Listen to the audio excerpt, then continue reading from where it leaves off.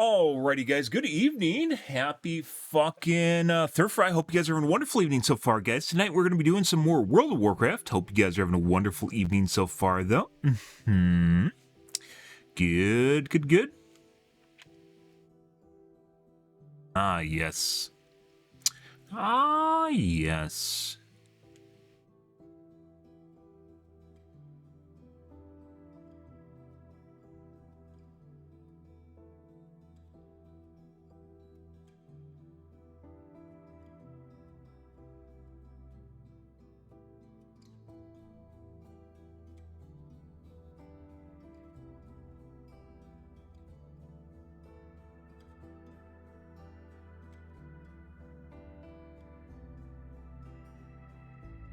Good evening, KSA. You're a resident sleeper.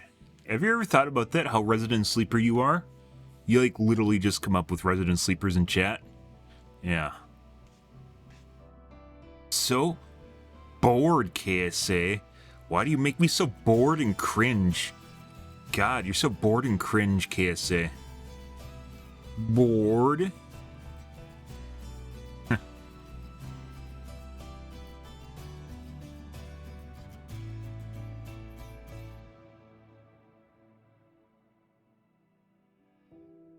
So bored and cringe.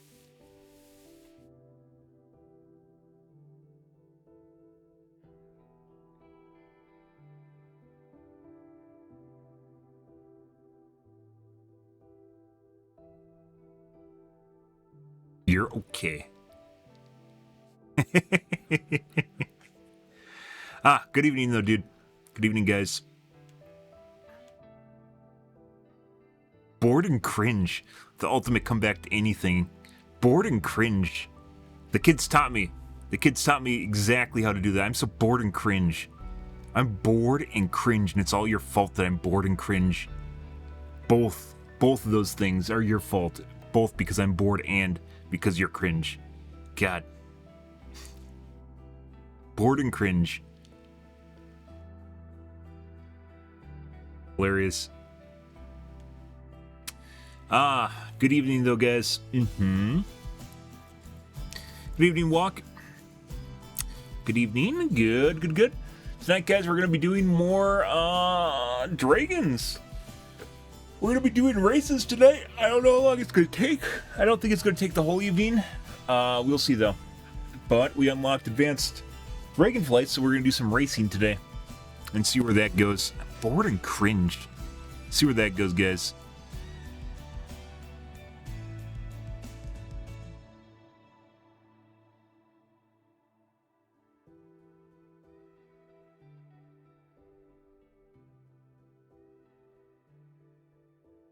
First, we're going to take a look at the Reddits, though. Excuse me, the tubes and the Reddits. We'll see how that goes, though. Let's see if there's anything up. Videos have been kind of loose right now because we're waiting on the launch of the 7000 series. Hard Run Box apparently splitting hairs with their versions of DLSS and FSR.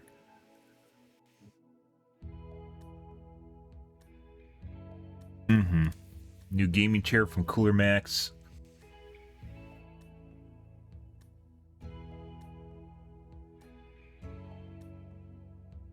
Five reasons Marvel Phase 4 sucked.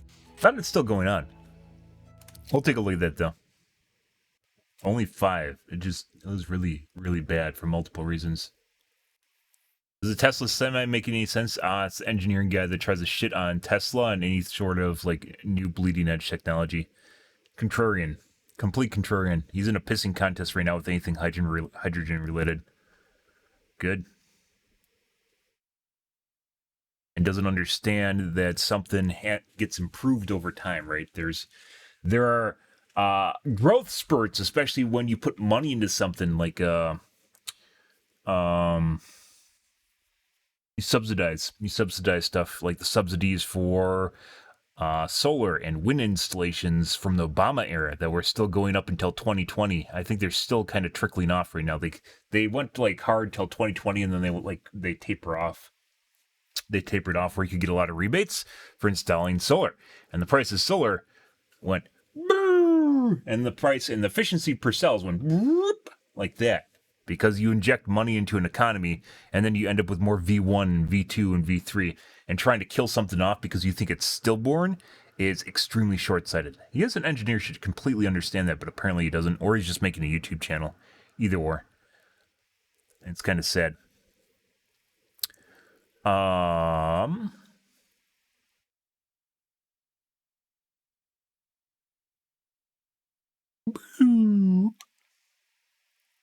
Panties.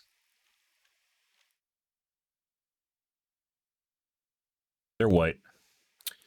Let's take a look, guys. What is AV bitching about? Pay more for something because you think you're getting quality. Uh-huh. And it turns out to be utter garbage. I bought this Williams set. Splurged $104 for a set of deep 1/4-inch drive sockets. Now, I like the Proto, but I prefer the Williams on account of Williams being the industrial. It was a zombie brand. It was a tool company. Kind of went tits up, and then they sold the name brand off to Snap-on. Now, Snap-on took the name and revived it as their industrial side. So kind of like what TTI Industries does with power tools. You know, they got the Ryobi for the home gamer. They got the Rigid, and they got the Milwaukee. They kind of tie up the whole width and breadth of the market because they can have a downscale offering or an upscale offering. And these happen to be made in the same factory as the Snap-on. So they got that nice short nut well. But enough about me. Well, this is the set they sell to me, all sealed up tighter than a nun's habit. No 9/16. Oh, rather no 1/2 inch and no 7/16. It's a 10-piece set, and I got doubles of the 3/16 and doubles of the 11/32s. Not only that, but they're all different.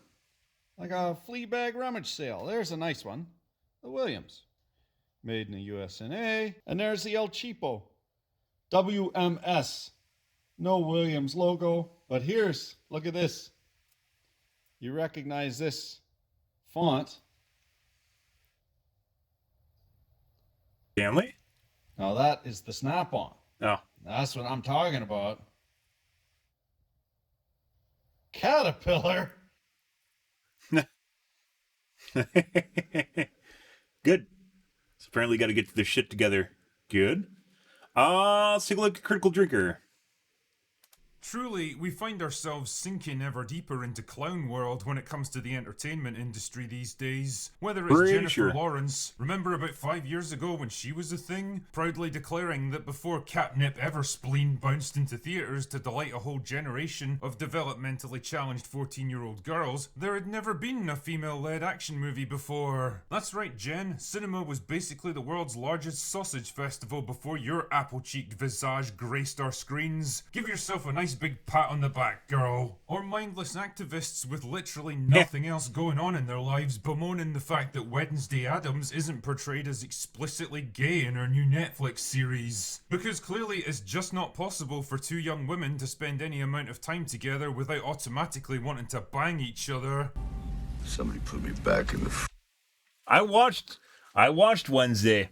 And I very much thought that they were going to fall into some sort of fucking romance. I was like, holy shit. And at the end, I was like, holy shit, they managed to do that without doing that. Yeah, I literally thought the same exact thing. And it is sad we've gotten to a point where people can't have a relationship, a same-sex relationship without it turning gay. And yeah, because imagine you can have a bromance or whatever the fucking equivalent is for a woman. You know, you enjoy a guy's company, right? Because, hey, look, you're friends, right? Imagine that. Imagine just being friends as two guys or two women. Yeah, two gals, two guys. Just imagine that, yeah. It kind of fucking weird, but we've literally been trained to the point where if you think like two people are really close together and they're the same sex, they have to be gay. What, like two people that are really close together and they're opposite sex, you know, you wouldn't think that they have to be in a relationship, would you? Right? Unless you feel some chemistry going on there. But, yeah, it's fucking weird.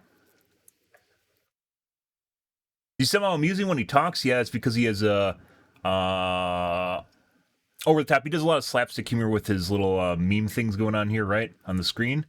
But at the same time, he's also, like, he tries to portray himself as being drunk constantly, because critical drinker, right? And he's also Irish. But hey, amongst all the unbridled madness, hubris, ignorance, and stupidity, there's the occasional grain of truth and common sense to be found. Oh, fuck you, KSA. You're talking about AVE? Yeah. Yeah, AVE is kind of like a hillbilly, but he's pretty well versed in a lot of different things. That's why I watch his channel, because he's actually relatively smart, and then he does something really stupid shit, but he's also relatively smart. Like this article from The Direct, which claims that Marvel is extremely unhappy with Phase 4 of the MCU and is planning to retool subsequent phases to fix their screw-up. And I've got to admit, my first reaction to this was, no shit, Sherlock, I've been saying that for the past 2 years now. Aside from 1 or 2 success stories that managed to recapture some of the old Marvel magic, not to mention turning an actual profit, Phase 4 has at best been a relentless deluge of bland, forgettable sludge, and at worst, a mounting series of creative and financial disasters that are turning people away in droves. Now, I could just sit back and laugh at the fact that Disney Marvel's greed and arrogance have finally caught up with them, but the drinker is a benevolent dictator, you see, and rather than just make fun of their failures, I thought it'd be better to turn this into a learning opportunity for all of us. Yeah. So strap in as I take you on a whistle-stop tour of the top 5 reasons why Phase 4 sucked. Number 1, lack of creative direction. I said that before Phase 4 even began, that after the big blowout action of Endgame, there was no real overarching storyline left to drive things forward, no big looming threat that the heroes would eventually have to band together to combat, and as a result, there was no particular reason for people to stay invested in it. And well, it turns out I was proven exactly correct. The Infinity Saga was a piece of storytelling genius because it allowed even the most mundane and unremarkable movies to feel like they were part of something much bigger and more important. A rising tide lifts all ships, as they say. It always felt like it was building up to something huge. You found yourself tuning into movies that you might otherwise have skipped, because you knew that sooner or later there would be some plot development, post-credits scene, or character revelation that would drive forward that big overarching narrative. And naturally, you didn't want to miss it. But that big narrative came to a close with Endgame, and what they really needed to do with Phase 4 was move forward and establish a new threat, something just as big and dangerous. This is the power creep and power curve in Dragon Ball Z, right? They defeat a new enemy comes by that's bigger and more powerful, and then they're made to look like they don't have any idea what the fuck they're doing, which is something they can't fucking do. This is like basic Shonen 101 shit, right? Dragon Ball Z has done this for decades at this point because it's established, and comic books very much are designed for the shonen genre, so basically young kids / teenagers, right? Very easy to understand morals and implications and good versus evil, friendship, friend power, easy to understand debates between two individuals. Like, it's not super in depth, so kids can even, well, not kids, teenagers can even understand it, right? Yeah, and at the end of the day, it's generally you have two sides, and one's more powerful than another side, and then they have to figure out how to get better than each other, right? And in comic books, they just completely threw that aside. They don't give a shit about that anymore. There's no character building. They're all just pre-built superheroes, just like you fucking buy them at McDonald's or something, and they're just as cheesy. They're just as cheesy. Yeah, I don't fucking really understand it, but here we are. And for some strange reason, probably because a lot of people never saw anime and they don't really understand why anime would possibly be better at this point in time, we're stuck in this constant loop of comic books, and they kind of one-up themselves because, Thanos was basically stronger than everyone, although for some strange reason, apparently Captain Marvel was basically stronger than Thanos. And then she just didn't decide to show up until the end. And once again, there was an established kind of power level between the characters, and then one side had to get stronger in order to defeat the other side, right? Yeah, that was the end of the day. One side had to get stronger to defeat the other side. And now we don't have that. We don't have anything. There's nothing left. And everyone is just a super strong, pre-built superhero from McDonald's. And it's fucking boring. As it would turn out, it's boring. I have no interest in the new fucking DC. And then they start pushing agenda, too, on top of it. They started pushing woke agenda, or if you prefer, left-leaning political agenda. If you prefer that over woke bullshit, left-leaning political agenda. And they started pushing that more so because they don't have anything left and they don't understand how to make like a ground up make something where, hey, look, we reached the pinnacle here. How do we have another pinnacle? You have a bigger mountain. That's what you do, right? That's basic fundamental. There's other ways of doing it, but the most basic level in like Dragon Ball is you have a mountain peak. And then you go, hey, there's a taller mountain peak, right? And then you go up that, you climb that mountain peak. And then you go, hey, look, this is actually a lot smaller than this mountain peak, right? You know, it is mechanical and it's circular, but it works. It works at the end of the day because a lot of things in life are circular. You fucking get up, eat shit, sleep, you know, fuck it. Literally, life is circular at the end of the day. And it's about how much you can tolerate while still making it enjoyable, right?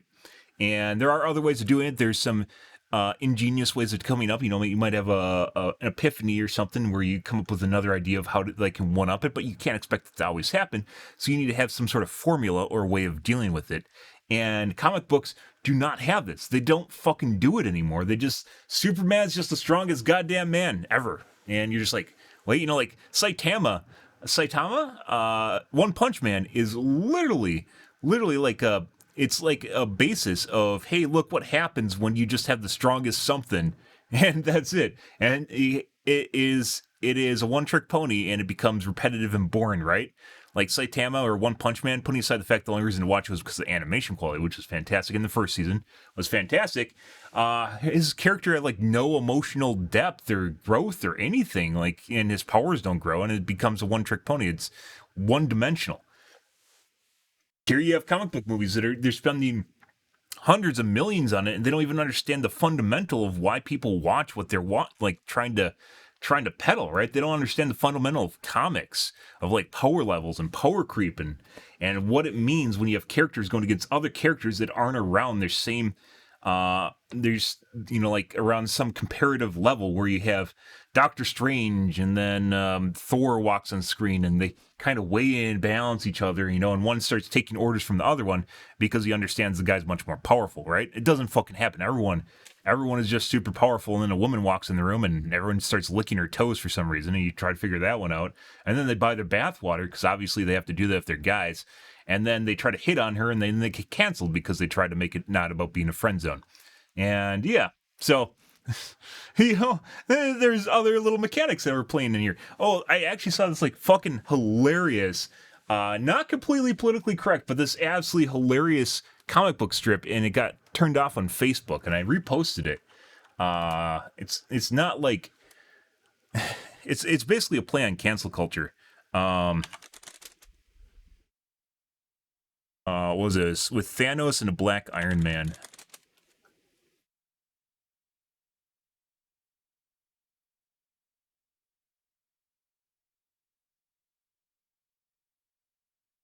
Here it is.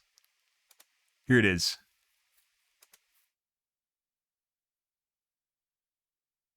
Yep. Is this the original one? I don't think so. I think this has been reposted so many times.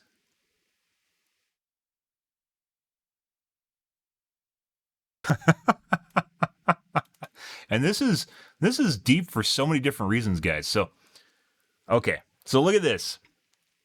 This is Thanos. This is a fight scene, by the way. This is a fight scene in Endgame, I believe it is. It's one of the Avengers movies. I believe this is Endgame. And Thanos grabs the guy by the head, and he's the Iron Man by the head, and then he unmasks him and says, "I'm tired of you people." And he says, "What do you mean about you people? What do you mean by you people?" And then at the bottom here, there's a reporter that says Thanos pressured to give back Infinity Stones. Thanos claims he is not racist because he has a black friend. There's just a picture of him just like staring off in the distance, basically because this is a play on cancel culture where he insulted the wrong individual in the wrong way, and it wasn't even related. It wasn't even fucking related to what's going on here. But yeah, this is where we are. And it's funny because this is what the world has come to at this point. And you might go, nah, there's no way. Cancel culture isn't real. And that's fucking not true at all. That's not true. That's our basically modern version of vigilante justice right now. It's cancel culture. And I have to mention all the time when this stuff like this comes up, we get political, is I am centrist. I lean left or right on certain issues. It depends on what you're talking about. And both sides are crazy when you get past moderate. Both sides are. It doesn't, not left, not right. Both sides are. Trumpers, and now, like, Biden wasn't nearly as bad as Trump was, but Biden's also not someone that I would also re-elect if I have a choice. But He's the better of two evils, so that's where we are. But yeah, like, on so many different levels, guys, this is fucking hilarious because, like, he's trying to snap out half the people in existence, and then he literally gets fucking canceled. Like, you're just like, huh. There's just a picture of him. Thanos pressured to give back Infinity Stones. Thanos claims he's not racist because he has black friends. Yeah. Holy shit. Hilarious. Let's see. This is reposted a couple different times. One of these has to have like a bajillion upvotes on it. This is on Facebook, and here it has like 39 likes. And then on a couple different ones, one has like 246 likes. This has to have came from somewhere. This has been passed down, obviously. Someone's just been memeing over and over and over again about this. But on the Facebook post I saw where this was posted, it had 250,000 upvotes. Not even joking. It's one of the highest upvoted posts I've ever seen on Facebook. Yeah, and Facebook, the comments were so out of control, Facebook moderated it. Not the page. Facebook turned off the comments on it. So you can't comment on it. I was like, holy shit. Like, literally trying to stop you from talking about stuff because it is so egregious. It's just like, it just doesn't even fucking make sense. And this is exactly an example of stuff just not making sense, right? Like, he's trying to eliminate half the population in the universe, has nothing to do with identity politics in any way, shape, or form. And then he gets canceled by a black Iron Man, which doesn't even exist. But it's funny because Marvel's basically replacing all their heroes with other heroes, if you guys aren't aware of that, because the multiverse, right? So every hero can be different things. Yeah, because people want that. Yeah, so in an alternate timeline somewhere, you're a fucking crocodile like Loki, right? Yeah, the fuck you are. Fuck off. But he just gets canceled by a black Iron Man. Absolutely hilarious. And he's purple, too, which makes it even more hilarious because Thanos isn't even, like, he's not white or Asian or whatever. He's just purple. And then he gets canceled by a black Iron Man. Absolutely fucking hilarious, guys. And, yeah, like, this doesn't have that many upvotes. I don't know where the original post is. There's definitely an original post somewhere. But on the Facebook post I saw, this had 250,000 upvotes. Insane. Let's see. Maybe I can find the Facebook page post. It was another...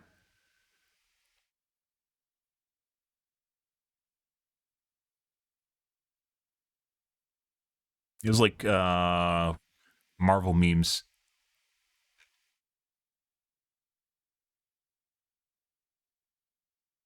Facebook might have ninja'd it so you can't see it at all unless you're logged in and part of a certain group.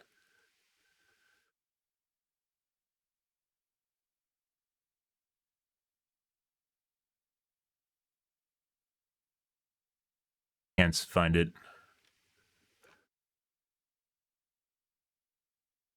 Marvel memes. Yeah, I don't normally find stuff like this that hilarious, but this is your modern version of a political cartoon in a newspaper, by the way. Back in the day, people used to put them in newspapers, you know, and you have your little political cartoon, the ones that you didn't understand as a kid. Yeah. Can't find it now. Facebook might have hidden it. I know I have it on my page. But so many different levels, guys. On so many fucking different levels. This is absolutely fucking hilarious. Absolutely fucking hilarious. And this is where we're at now. And you might say, no, that's not right. And you're just like, yeah, no. Let's see. Heroines of Marvel movies. Images. There's a nice little lineup where you can just basically see all the women that have taken over Marvel at this point. There you go. Yeah, Marvel heroines. This right here. And there's almost no white guys left, by the way. Yeah, don't worry about it. No message you can read from that in any way, shape, or form. Let's see, who are the notable ones left? There's Daredevil and Star-Lord. And by the way, you could go, oh, what about Tony Stark? Tony Stark was replaced. All the big ones were replaced. Their names were replaced. Thor was replaced. Captain America was replaced. Hulk was replaced. Marvel characters replaced with... Probably should do this real quick. There we go. Here's a nice one. Luckily, the one thing that they haven't really touched is the X-Men universe. Even though X-Men's technically part of the Marvel universe, they've kind of stayed away from it, and that's good. So there's still something left there. But yeah, even T'Challa was replaced in Black Panther, which no one really wanted. He should have been recast, and they just replaced him with with the chick Black Panther now. Yeah, and then there's also the chick Loki. If you guys didn't get that, they basically just changed out Loki with the female version of Loki in the Loki series. Yeah. Yeah, pretty fucking hilarious. Yeah, don't worry about it, guys. Just don't worry. Oh, you're crazy. No, that's not what's going on right now. But I guess here we are. And compelling as Thanos and the Infinity Jesus Christ, Stones, guys. something that would grab the audience's attention, providing a new avenue to build up the tension and anticipation. But yeah, what we're talking about right now is basically building up tensions in the mountain you're climbing as comic book heroes or in shonen. When you talk about like teenagers or some sort of battle that's happening where you climb up the mountain against an impossible force, which is the mountain, right? You're climbing the mountain to go over the peak. And then each time you go over the peak, there's a bigger and bigger mountain. That's Dragon Ball Z, right? In a nutshell. It's circular. And once you figure it out, I guess it takes a little bit of the magic away. But at the same time, you don't really care. It's Dragon Ball Z, right? It's supposed to be fun and entertaining and different. And it's, in my opinion, much more entertaining than just watching Transformers. So, yeah, like as a kid or that part of you that appreciates action, you can understand that, right? It's easy to understand. They don't have that in Marvel anymore. They just decided they didn't need it or didn't understand it in the first place. And they really needed to make every movie feel like it was tied into that storyline somehow. Instead, what we got was a meandering and often disjointed series of movies and TV shows with no particular narrative thread or overarching theme to tie them together. Except left-leaning agenda. Where you saw your childhood heroes slowly changed out with someone else that basically is a cardboard cutout and usually a woman. Yeah, so They felt like Phase 4 was a ship without a rudder, drifting aimlessly wherever the winds took it. It also didn't help that it was kicked off with a trilogy of crushingly weak entries. First up was Black Widow, a holdover movie featuring a dead character that might actually have been successful if it had come out 5 years earlier, and it wasn't shit. Then there was Shang-Chi, a movie so completely bland and forgettable that I genuinely struggle to tell you a single thing about it. The cast was boring, the writing was boring, and it felt like a movie that had no real purpose for existence. The fact that it failed to even reach 500 million is a telling example of how unpopular it was. And lastly, there was The Eternals, which sank under the weight of its bloated cast, boring and meandering story, and ridiculously inexperienced director. There were a few half-hearted attempts to build up the multiverse as the new battleground to be fought over, but it never came through strongly enough or consistently enough to really make an impact. As a result, Phase 4 was basically a collection of movies with no real sense of identity, overarching story, or unifying purpose. Except the agenda where you realize your cast is getting changed out. And so it became a lot easier to tune out and skip films that didn't interest us. None of them do. Me, the result None of them do. I think the only things, I still need to watch Spider-Man No Way Home. I heard that's very good, and I never watched it. Unfortunately, apparently that's one of the best movies of Phase 4, and I didn't actually watch it. I watched Everything Everywhere All at Once or whatever it is, and that was pretty good, but it wasn't anything that'd be like, hey, that's a Marvel movie. Like, I want to go watch it because Marvel is just an interesting curiosity in and of itself. There's not really any Marvel that's interesting anymore. It's just all shit, and DC is the same way. And while they're kind of toning things back compared to Marvel, it's still just garbage, and DC was never usually as good as Marvel in the first place, so... yeah. Many projects like that, because... Number 2, quantity over quality. In the first 3 phases, Marvel released a total of 23 movies over more than 10 years. Whenever I see this guy... that, because... Number 2, quantity over quality. Whenever I see this guy, it reminds me of A-Train from The Boys. And not just because he's black, but his like get-up kind of looks a lot like A-Train's get-up from The Boys. Yeah. Like, it immediately just makes me think of A-Train. The first 3 phases, Marvel released a total of 23... Isn't X-Men have female versions of him? Of who? X-Men is like its own little universe. It's technically Marvel, but at the same time, they don't really interact with each other at all. And it would be actually very weird if they do interact. Marvel or X-Men was kind of milked out, but in my opinion, they actually didn't do it as good as they could have. X-Men, I think, actually has a lot of life left in it. Because it's kind of like Harry Potter, only much grittier, in my opinion. And it probably is due for a reboot and not in kind of the agenda sort of way. because it's been laid to fallow for so long. And I think the only one of the best movies was X-Men Heroes of Tomorrow. It's the one where basically Patrick Stewart dies, or what's his name? It was kind of long and long-winded too, and is more of like a memorial. And I thought they're going to kick off a new series, and then they just didn't. Mr. X or Dr. X, Director X, or whatever his name is. The guy in the wheelchair, basically he dies at the end. Spoilers, by the way, but in my opinion, is if you're anywhere related or interested in X-Men, it was actually a pretty good movie in my opinion. And it's very emotionally driven and character driven. Movies gritty. Over more than 10 years. That's an average of just 2 per year. For comparison, Phase 4 alone saw the release of no less than 15 movies and TV shows in the space of just 2 years. And the result is that it just became fucking exhausting for audiences. Every few weeks it felt like there was another Marvel product shot out into cinemas and Disney Plus, and the more it happened, the less meaningful it became. The release of a new Marvel project used to be a big event. Yeah, some were definitely bigger than others, but it always felt significant somehow. But in Phase 4, it became more of a dull, monotonous routine, just another boring task to be gotten through instead of something special to be enjoyed.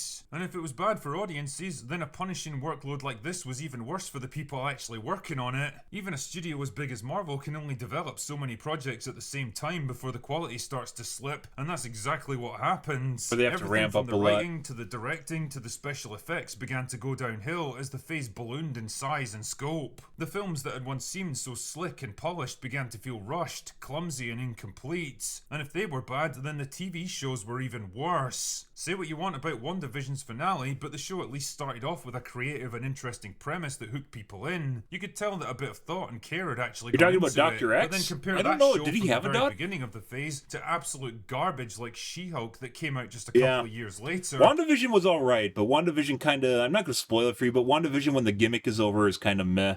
It just turns into another Marvel series in my opinion. But up until that point it's actually pretty good.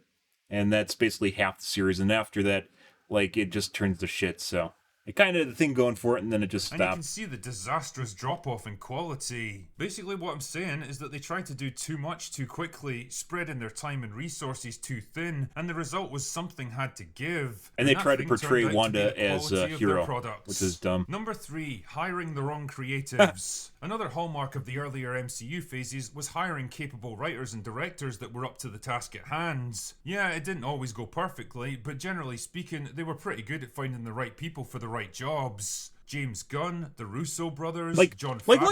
Look at this guy. So this is what I'm talking about, where you can tell when someone is a lot stronger than someone else, and they're just giving their feeble attempt to just try and overcome that peak, right?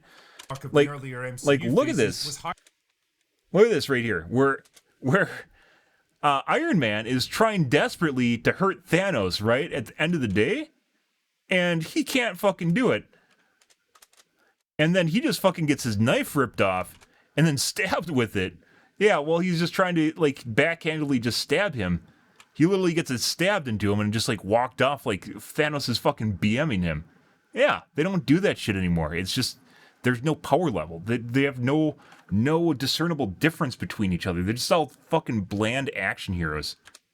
John Favreau and Joss Whedon were all great at what they did. They don't even understand the basics of what they're doing. Franchise. But with Phase 4, for some reason they decided to bring in a series of writers and directors that were completely incompatible with the task they'd been given. No shit. Kate Shortland had a grand total of 3 movies to her name, all of them low-budget dramas, when she was chosen to direct Black Widow, a $200 million action spy superhero flick. Fucking really? What did you expect someone like that was going to deliver for you? Or how about Chloe Zhao, whose main claim to fame was Nomadland, a movie about a woman who drives around in a truck and talks to people, who was suddenly put in charge of a massive, big-budget, effects-heavy superhero film with a huge ensemble cast. That's like taking It's almost like there's certain checkboxes that she checked that they needed in order to put her on the film. Weird, huh? It's like Rings of Power. $1 billion just pissed away because someone wanted to check boxes somewhere. Yikes. A convenience store worker and putting them in charge of a Fortune 500 company. Yeah, or no Loki, shit. an action sci-fi show about a former supervillain's search for redemption. Loki was alright, and then the female Loki took over. The fuck was that? No one watched fucking Loki because they wanted to watch the female fucking Loki. You want to see this actor who is from the Avengers films. No, he gets replaced by female Loki. He just turns into a bumbling buffoon who's an idiot and pisses his pants when anyone has a confrontation with him. What the fuck? What the fuck? Directed by Kate Herron, an obscure British director who specializes And the female in Loki feminist just saves him all the comedy. time. Well, talk about a natural fit. Kind of explains why the show ended up the way it did. Yeah. Yeah, he literally just gets fucking shit on constantly by women. He is like the most, what's a good word for that? He's basically like a dog. I don't want to use that comparison. Chinese love using that comparison, but he's literally like a fucking animal that constantly gets beat by his masters over and over and over again until has these whimpering codependent relationships with anyone that has an issue, like anyone that has a relationship with him. It's horrible. If you actually look at Loki, from the lens of him just getting torn down as a person, it's actually horrible. It's fucking horrible. It's like looking, like watching The Little Mermaid and realizing that the mermaids basically they're slave owners of sentient fish, right? Yeah, they're basically slave owners, and this isn't even a kids movie at the same time. And this guy literally just gets shit on constantly. It was all right, and then he just started getting shit on over and over and over and over again. And just emasculate them, guys. Just fucking emasculate them. If you guys know emasculating guys is sexist, and I love bringing that up, by the way. Women love doing that, but if you emasculate guys when you tear down his obviously masculinity, but his orientation? What is it? His sexual identity. You tear down his sexual identity. There's actually no word for emasculation for women, by the way. It's where you tear down someone's sexual identity. Yeah. So, if you ever see that, by the way, it's actually technically sexist, and if you bring it up, they'll call you like a baby or something like that, because usually the people that try emasculating you are usually feminists, by the way, but some other women could do it because it's a nice manipulative tactic, but if you're curious about that, emasculating guys is actually technically sexist, but most people don't see it that way, right, because we're guys, so it doesn't matter. But yeah, this entire film is literally just him getting emasculated and torn down and degraded, like, the entire time, and yeah. And a lot of people didn't see it that way, but what he's showing here is he actually went through this. This went on ad nauseum. This happened multiple times where the same shit happened over and over and over again. Or She-Hulk, a superhero legal comedy written by a team of people who openly admitted to not understanding how the law works or being particularly... Yeah, so like the X-Men series was always kind of average in my opinion. Just like the movies were kind of average. And it culminated with Professor X, or the last X-Men movie, whatever it's called. I don't think that might even be the last X-Men movie. Professor X, that's his name, by the way. Where Professor X dies. Spoilers, by the way. Where Professor X dies... was basically the culmination, and for you to actually really get emotional sentiment from it, you had to watch the earlier ones. But at the same time, the earlier ones weren't all that great, so are you really missing out on anything? That's why I said the series is due for a reboot. Interested in superhero storytelling, or understanding how fucking humor works, presumably. My point here is that while it's good to give newbies and unknowns a chance to prove themselves instead of just relying on the same predictable talent pool every... This is the thing, though, and I agree with him that you should give newbies a chance. No one vets shit anymore. Like, the writers have, they don't get vetted at all. I don't understand what it is. Actors have tryouts, right? But they don't really have tryouts for writers. They just kind of, you end up with people producing a $1 billion TV series that have no fucking idea what they're doing or writing. And what the fuck? Like, Jesus Christ, it's like they forgot the writers actually make the shows or something. Every time, you also have to be realistic about what these people are actually capable of. Hiring directors that have only worked on a handful of indie movies and expecting them to take command of enormous big-budget productions is a recipe for disaster. You have to build them up, give them a chance to get up to speed, instead of just throwing them in at the deep end and hoping for the best. Number 4, replacing established characters. Yep. Time waits for no man, and never is this more obvious than in the world of acting. After 10 years and more than 20 movies, a lot of the original MCU cast were looking to move on and leave their superhero days behind them. Normally that would be a good opportunity to refresh your lineup, bring in new superheroes and change things up a bit. But instead, Marvel's goal seems to be to just slot a different actor into the same character. Steve Rogers is retired as Captain America? No problem, we'll just have someone else take up the shield. Tony Stark is dead? Don't worry, we've got Riri Williams who can do all the same things he did. Natasha Romanoff is gone? That's fine, we've got a newer, cheaper version ready to go. Hawkeye's getting a bit long in the tooth? That's cool, we'll just have someone else with the same exact skill set take over from him. Chadwick Boseman passed away in real life? Not an issue, we'll just have his sister become Black Panther now. And I can't shake the feeling that there's something really cynical and soulless about all of this. Like having someone take over as your favourite superhero is as simple and mundane as upgrading your phone to a newer model. Whatever history and attachment you had. So when an actor moves on, I think that the character can be recast. An actor does not own the character, in my opinion. And you can recast a character as a different actor. I have no problems with that. What Marvel did, however, was they just took the actor and replaced the character with a new character. They just basically replaced this person's roles with this other character that they just made. Instead of replacing the character with the same one, right, with a different actor, they just decided to replace a character with another character. And it's not the same thing. The old character is somehow expected to be ported over to the new version, and it feels more like an assembly line than a living narrative. Personally, I'd rather Captain America just ended as a character rather than forcing Falcon to become something he isn't. I'd rather see the last of Iron Man instead of some cheap second-rate pretender taking up a mantle they didn't earn, and I think audiences are starting to feel just as jaded. Believe it or not, they're more than just mindless consumers that'll automatically move on to the next product. They're human beings with emotional attachments to these characters, and the more you try to manipulate them, the more pissed off they'll get. Number 5, identity politics. Show me a male hero in the MCU and I'll show you a dozen females that are portrayed as smarter, stronger, and better than him in every way. Show me an American getting chastised for violating the rights of foreign citizens and I'll show you a platoon of Wakandans doing the exact same thing and getting applauded for it. Show me a white man being put in his place for being patronizing, overbearing, or morally questionable, and I'll show you a metric ton of other... She's a villain, by the way. Wakanda, or not Wakanda, the Scarlet Witch, if you watch the show, definitely is portrayed, WandaVision is definitely portrayed as a villain, not portrayed as a villain. She is a villain through her actions, but she comes across in the show as a hero. And most of the audience don't realize that what she's doing actually makes her a villain, right? She literally held a town hostage. Spoilers, by the way.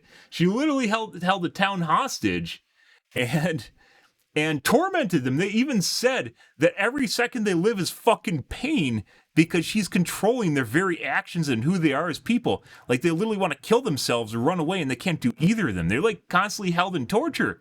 And there's no repercussions for her doing that, by the way. Yeah. She just has this fantasy land of dolls that she just plays with, and there's no repercussions or anyone even saying, hey, this is a bad thing, right?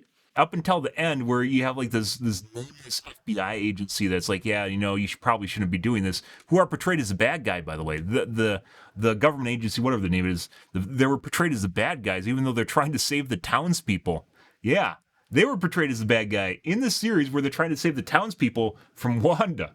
Yeah, and most people thought Wanda was a hero. What?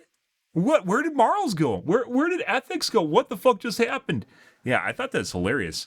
Because, like, when the series first came out and, like, most people didn't view it that way, just bring it up made people, like, just, like, stop and, like, dot in, like, their head while they're thinking about it. Because it was fucking hilarious when that was happening.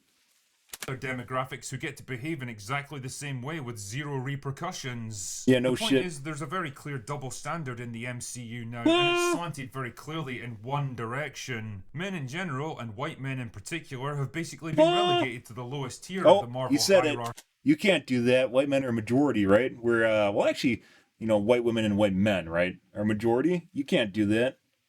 You can't say that. Now, stop. Match them up against any other demographic, either in a battle, a test of intellect, or a simple argument, and I can pretty much guarantee they'll come off worse. Yep. Every single time. And Or they're what's a really villain, awesome here and then is they'll when be Marvel showing their literally place at that. contradict themselves in their own universe. Falcon and the Winter Soldier made a huge deal out of American reluctance to share much-needed resources with people who need it most, while Wakanda gets to do the exact same thing and nobody bats an eyelash. Wanda gets to mentally and physically torture an entire town of innocent civilians and be praised for eventually letting them go, while the man who tried to stop her is apparently the villain of the piece. Yeah, you realize if you watch WandaVision, actually isn't that bad as a show. But if you realize, like, the moral implications of how things were portrayed in the show, it is completely ass backwards. This guy is the hero. He tried to save the townspeople. Wanda is a villain. And, like, it's not like Little Mermaid sort of shit either. It's pretty straightforward when you realize, like, even the people in the town were talking about how they're in pain. You aren't just like, hey, yeah, no, they're fine, right? They're fine. No, they're literally being tortured and held there against their will in basically a dungeon, a living nightmare, right? In hell. They were literally in fucking hell. And she is portrayed as a hero, and this guy's a villain. One of them is a villain. There's two people. They're two FBI agents, like head people. Yeah, they're portrayed as villains trying to save them. Yeah. That's, yeah. You might think I'm crazy, I'm just sitting here ranting, but this actually happened. This is a thing. You can go watch WandaVision and literally just look at it and it'll just completely, like, WandaVision, as I mentioned before, like, the gimmick is actually pretty cool, but when it came down to the end of the series where they're, like, picking sides and shit like that, it didn't fucking make sense. Yeah.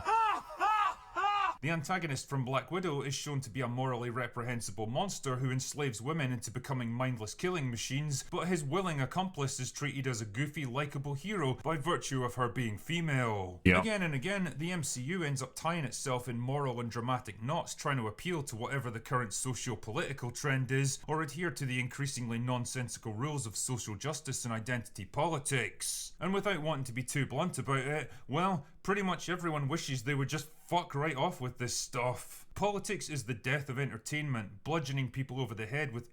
Like I said, we talked about this earlier where you have a political cartoon, right? That little strip in a newspaper back in the day, back when comics were in newspapers and newspapers existed. Yeah, the little comic book strip that was a political comic strip. It was like three cells or 4 cells, and that's it. And we have entire movies and entertainment that's built on basically political identity, political agenda. And I don't know why people don't really see this or they find it entertaining. But regardless of what side you stand on, like, you have to eventually get tired of people just shoving, like, their fists down your throat, right? Like, just constantly being told what to think, what to do. It's like having your mom constantly tell you that you're wrong or something. I guess some people really like that, but this is one of the reasons I can't handle Marvel movies anymore. Is because it just feels like I'm constantly getting lectured while sitting there. Like, I'm just a bad person for being a white guy, and I'm like a hetero white guy. And I'm just like, holy shit. Like, what? I'm just supposed to feel bad for existing, I guess. This is just penance I'm paying, and I don't know. Issues and messages they're sick of hearing about. And all of this from a multi-billion-dollar company of questionable moral standing, written by pampered narcissistic idiots that have never experienced a moment of true hardship in their entire lives, and performed by vacuous morons with grandiose delusions that they're changing the world by performing in forgettable corporatized trash. None of these elements by themselves are enough to sink a franchise as big as the MCU, but collectively they represent an increasingly heavy anchor that's pulling them down. The more they try to bombard us with preaching, pandering... Having or showing lack of thought or intelligence. It's another word for mindless. Vacuous. It's actually a pretty good word.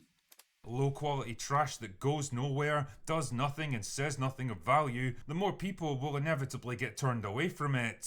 So if there's a lesson to be learned from all of this, it's that you really can have too much of a good thing, and the moment a studio starts putting content, money making or political activism ahead of quality storytelling, they're already sowing the seeds of their own demise. And it seems like those seeds are in full bloom for Marvel now.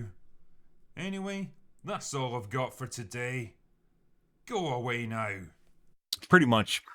Hopefully we'll just rotate back to some healthy dose of equality where you can have a strong male and female protagonist in a show. Instead of flopping from one side to the other side and then just trying to shit on, like I said, like identity politics, guys, like the way that men are like portrayed nowadays, like white men are portrayed nowadays, it's like every guy is like a sexist CEO that slaps his secretary's ass from like the 1950s. That feels like the way that I'm like as a white person, as a white guy. It feels like the way that I'm constantly being portrayed. Yeah, like my identity. If you talk about my skin bag, right? And that's not who I am as a person. I assume that's not what most people are. But that's the way you're feeling. It's like if you take the 1950s sexism and you just flip the sides from, guys being sexist towards women. Now you have women being sexist towards guys. It's like a reverse of the relationship, and I don't know why. Very weird. Anyways, interesting enough rant. That gets long in the tooth, so we're done with that. Alrighty. Let's take a look at the Reddits. I also had an upload going on here. That was a little bit longer than I hoped, but there's a couple tangents in there I think that were worth talking about.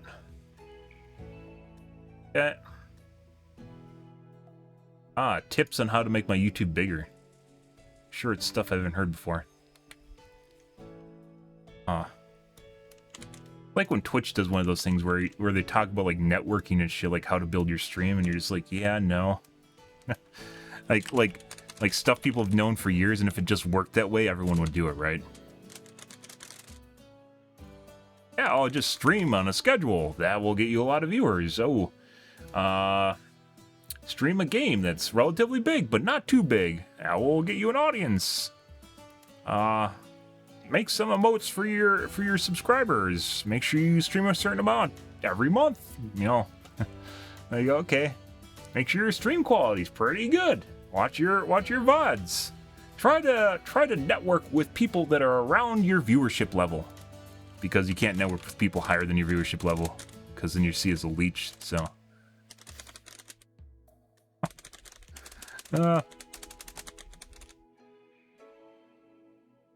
They could literally have me on a podcast, guys. They don't want me, though. Been here for a decade. You don't always grow into some giant streamer. That's not the way it works. I was bigger, then I got smaller. And then I got bigger, even bigger. And then I got smaller, smaller, and then a lot smaller. Smaller, smaller, smaller.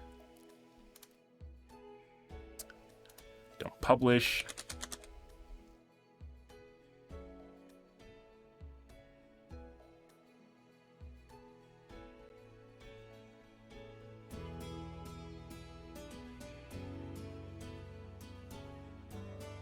Oh my god. My Overwatch 2 video about the patch notes got 7 views, guys. Wow. Wow. Doing good. That's a record. Actually, it's not. But it's like a record. Just realized that those lights on the moon mean there's actual colonies there. Like cities?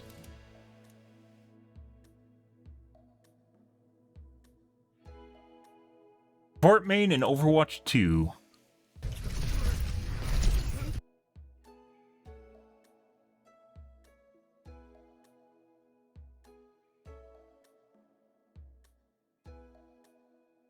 Use pings, by the way.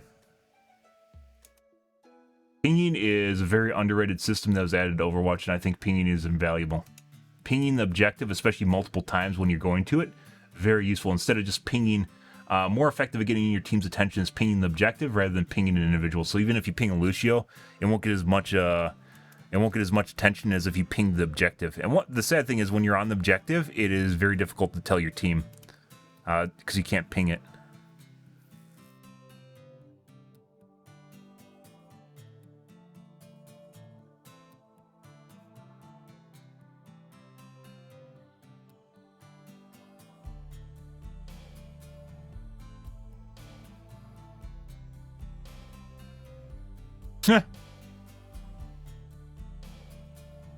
And at this point, by the way, you should just be pinging. It doesn't even matter what you hit, just keep pinging. So I don't wonder what the fuck you're doing. And they can hit X like I need healing or help or whatever it's gonna give you.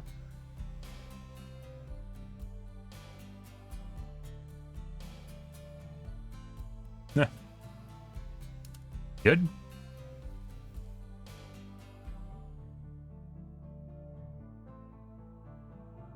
Why is this cape so well done on Kiriko? All her emotes, Victor posted it, but clipping through the floor with Ramada. V1. They'll fix it.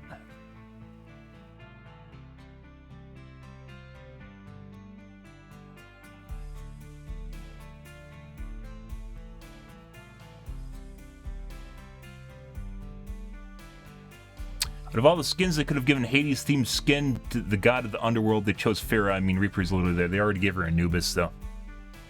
Which we talked about skins yesterday. God of Death, right? Although I think she has a couple Egyptian-themed skins, so. And Cleopatra. AMD Reddit's.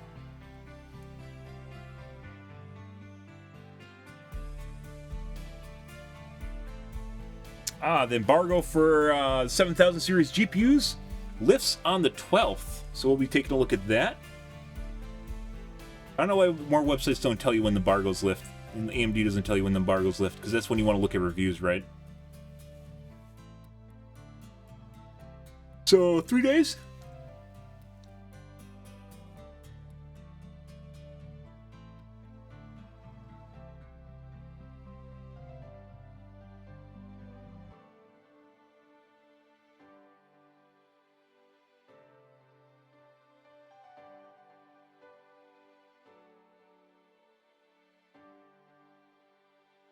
See it on X3 still being produced, or it will be completely unavailable once the current stock is sold? They're probably still being produced. It's my guess. Up until the 7000 X3D series takes off.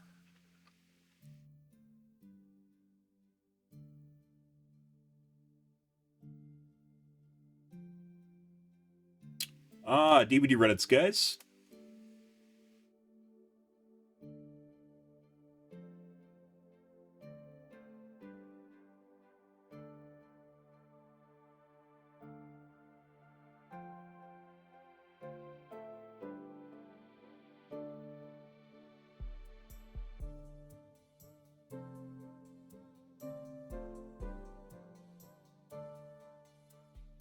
Okay.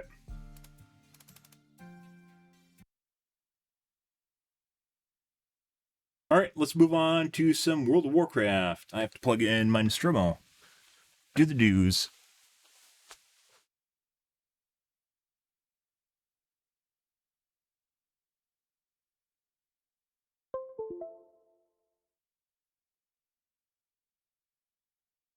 I just realized my backlight was off, guys. You guys probably couldn't even tell. Okay, let's see.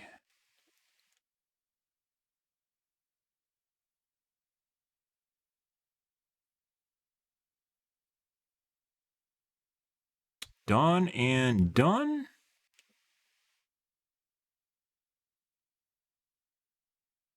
Yeah.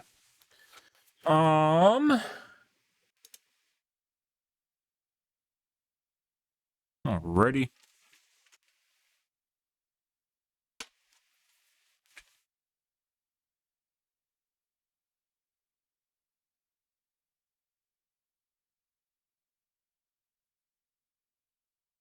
I need to wash out my coffee cup here too, guys. Grab a soda.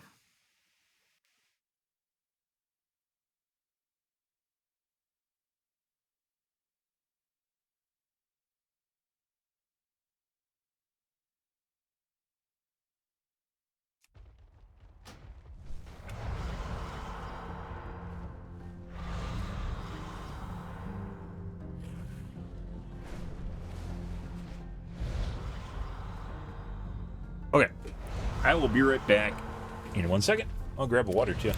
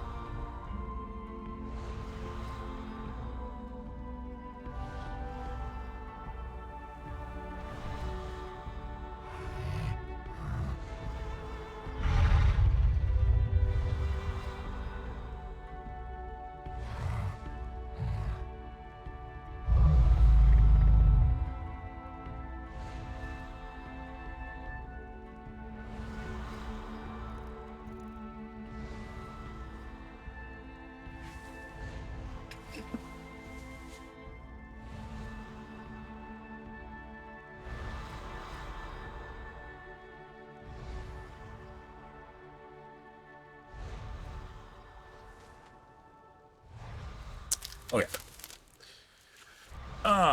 Much better.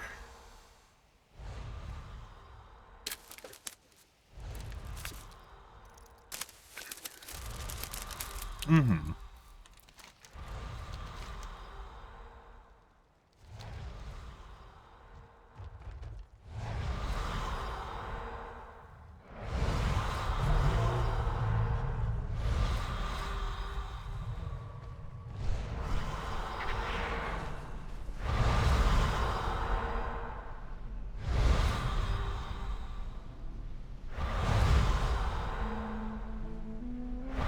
Huh. So someone brought back basically an AIDS virus with them. I have all the time in the Isles. That jumps the targets? Well, it doesn't do anything because we're in a city. Oh, well, it might have.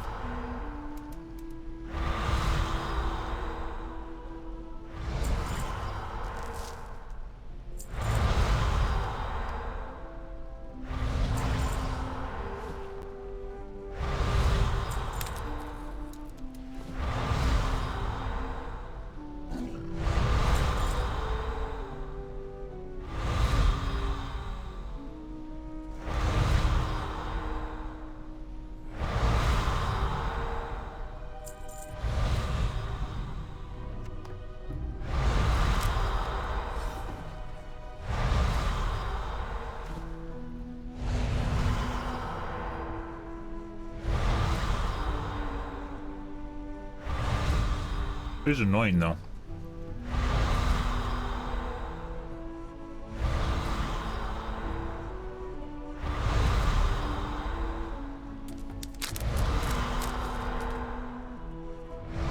Okay. As I mentioned, guys, This is when we are going to be doing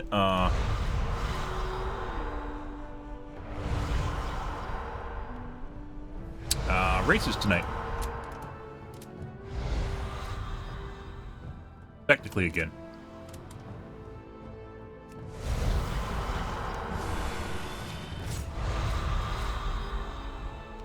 I think we're gonna pick up our waygate right away. I don't know what the... I think it's based on rep, how many waygates you get. It's a rep grind.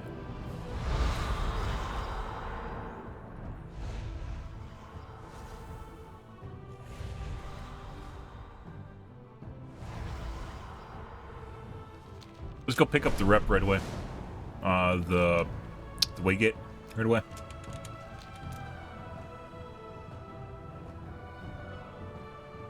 About here.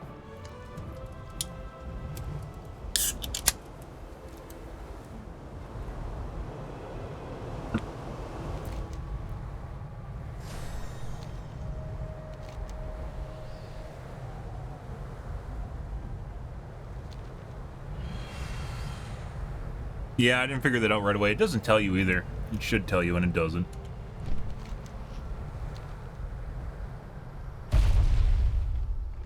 How can I help you? Have you seen my wrench anywhere? All right, I'm actually going to take a look at where these go. May your flame burn bright.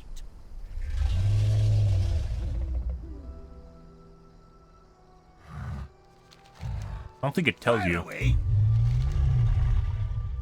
Keep those Like, it tells you irons in the Skytop, fire. but it's not an easy to find location. Like, you have to look for it. I should actually go over to these.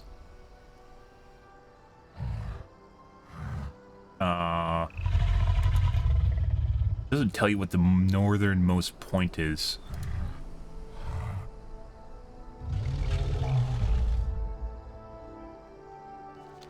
How can I help you? Have a good one. Is there an Azur's Have archives? you seen my wrench anywhere? Keep It doesn't those use the irons in actual fire. location names. They're like specific points of interest.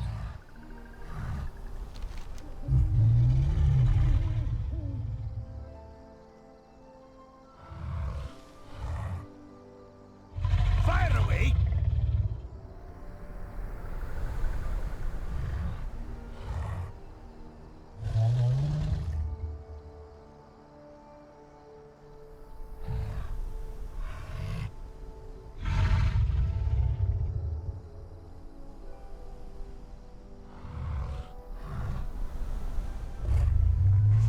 Who's the name of this NPC? Thalen?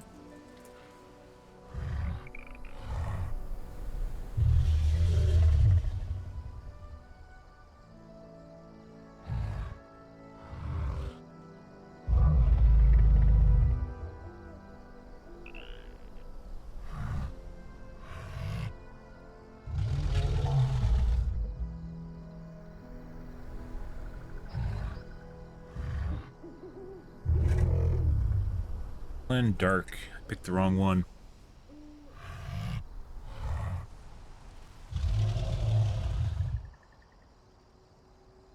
There we go. I want one in Thaldraszus. Let's see. Guns Fringe, Algirtha. I have an Algirtha. No!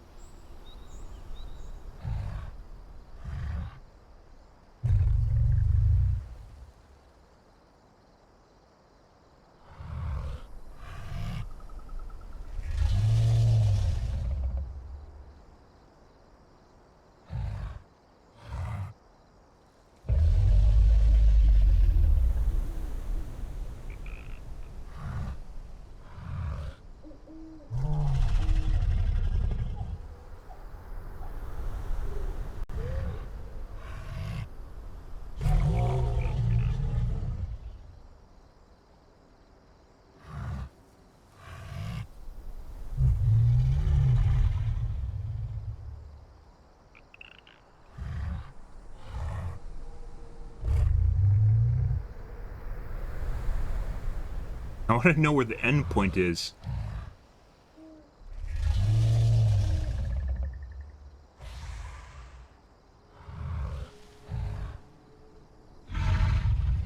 Coordinates. A map pin. Town command. I want to see it on the Wowhead map, you son of a bitch.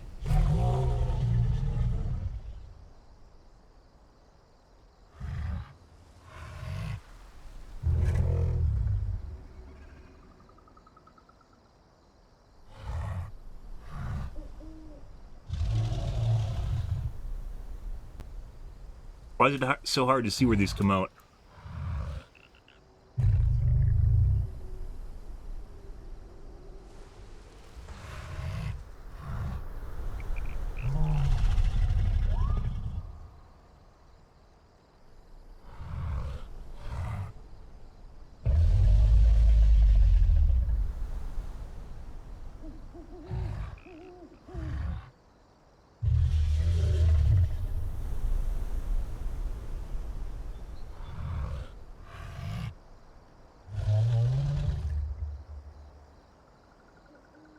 May your flame burn bright.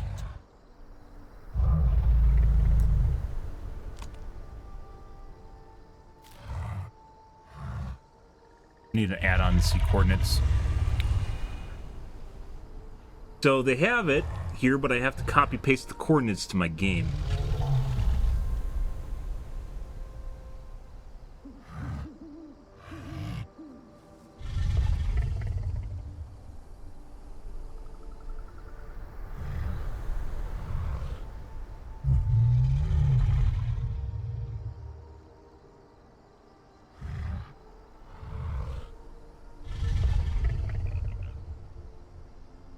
Christ.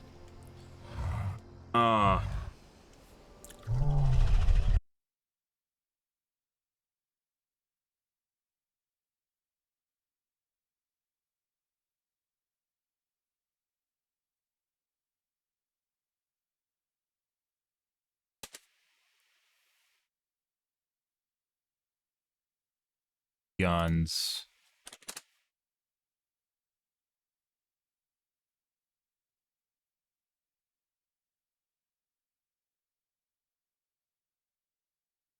See, like, you'd think it'd show you on a map, and it doesn't. This is where the quest is. That's not where the waygate is.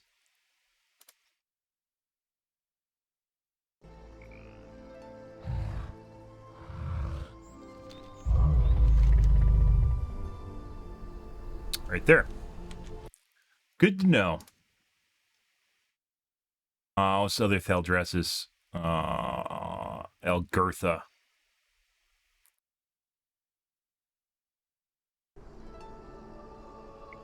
Algirtha. Good to know. I think we're gonna pick up Algirtha. How can I help you? Have a good one. Keep those irons in the fire. Too bad. There's nothing that actually tells you how to do this in-game, and it's very difficult to do it on Wellhead. Love it. Okay. That was a waste of time. And the mob's dead already. So. Fuck you. Alright, let's go do our time trial again. The Isles. Advanced course. Supposed to be obstacles and other shit. See how this goes.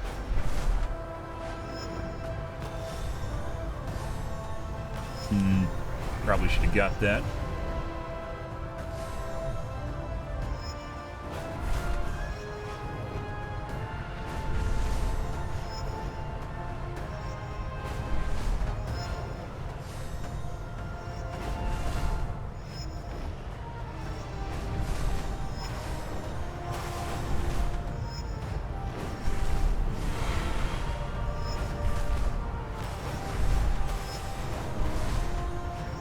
Oh no. Oh no.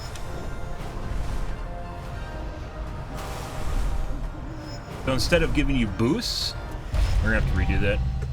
Instead of giving you boosts, they give you basically just more, I have. they give you more refills, apparently. I don't think there's a single boost in there. They give you vitality refills.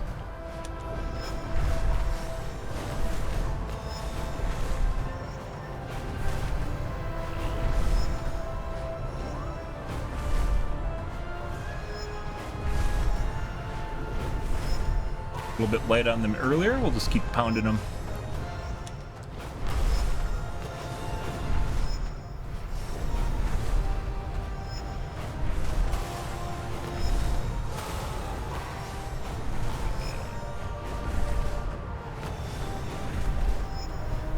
Cruising, guys. Bam. Bam, bam. Much better. Let's go get our quest down here.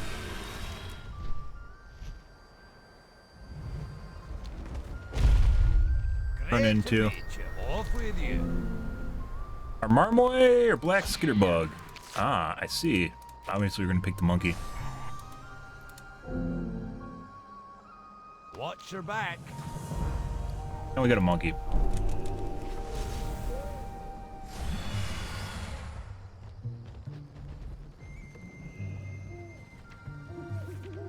Good day to you. Smooth sailing. What can I do for you? Keep the wind in your sails. Safe passage to you. Look always to the sea. Lord Admiral's favourite friend. Smooth sailing. Keep the wind in your sails. Oh. I see. Do you have anything I can buy yet? Ah, more shovels. Are we out of shovels? We are out of shovels.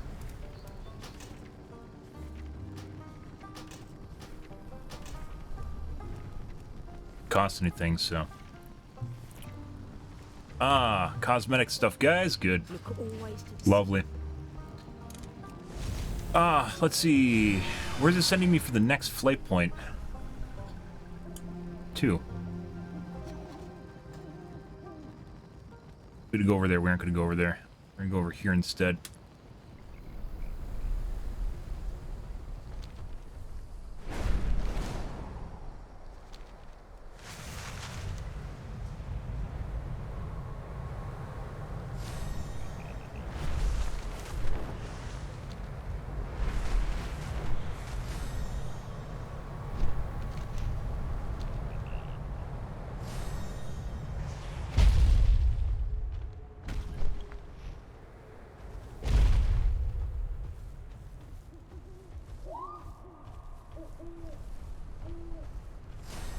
Aspects. No! Uh-oh. shine down on you. Restart.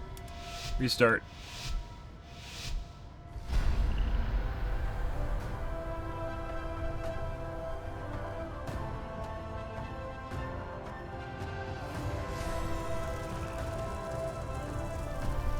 Wrong course, guys. The Isles There we go. welcome you.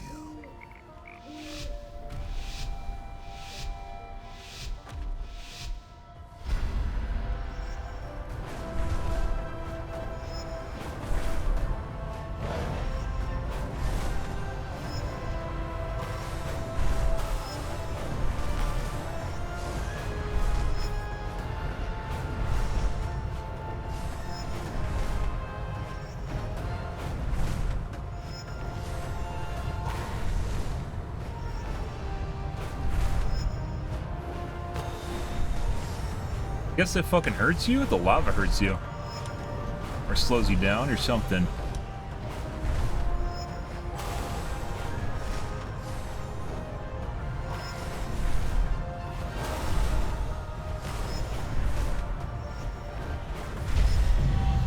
Right?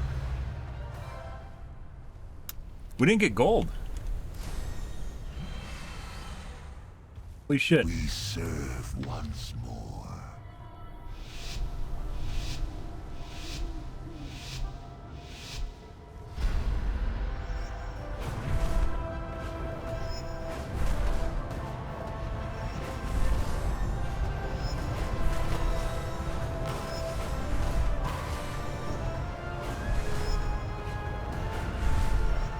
There, Barney. I think it's these fucking geysers you have to be aware of. And I'm fucked. He just passed me. Laughing his ass off. They got stuck at the same spot. Hilarious. The waters flow again.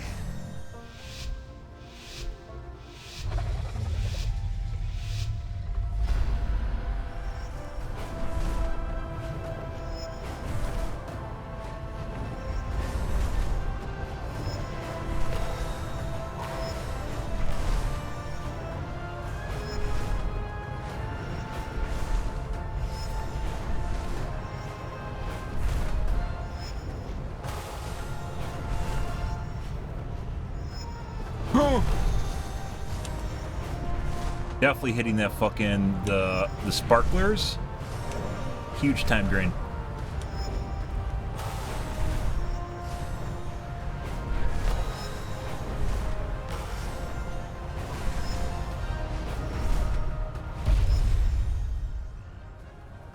Oh. You never It's that fucking give up. sparklers, guys. You hit those sparklers, it fucks you. I wonder if we should do a maybe we should do a triple? Oh, buddy. Triple costs 3, right? Phew, like that? Oh, yeah. I haven't tried doing that. I don't know if that's faster.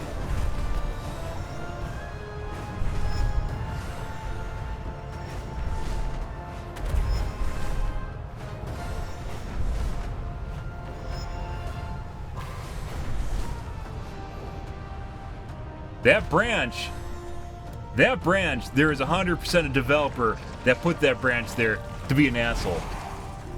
Fuck you, developer. That is a cheeky branch right there. The Isles have awakened. 100% a developer just put that shit there to be a cheeky fuck. It's like even designed like, it looks like a rake. It literally looks like a rake.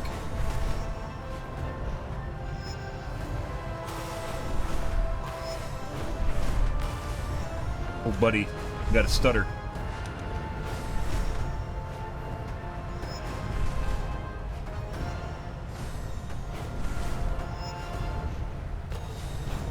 I see you. Huh. I think we missed the geyser. I'm not sure though.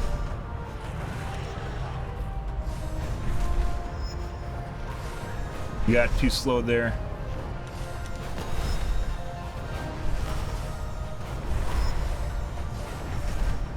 Boom. No. Still too slow. We serve once more. Yeah, it's like right around the curve. You have like a boost around the curve, and I didn't have one.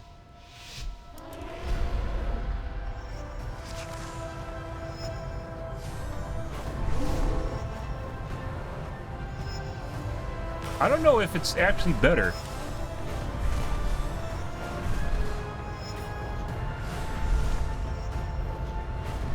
There we go.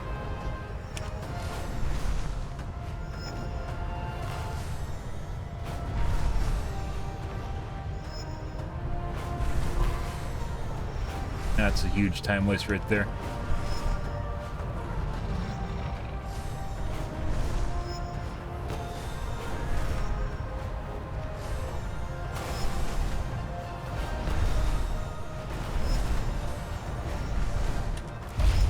Bitch! We shaved off a little bit. I think using the barrel roll at the beginning doesn't actually help. We're gonna try pacing ourselves instead. What? That's not gonna work.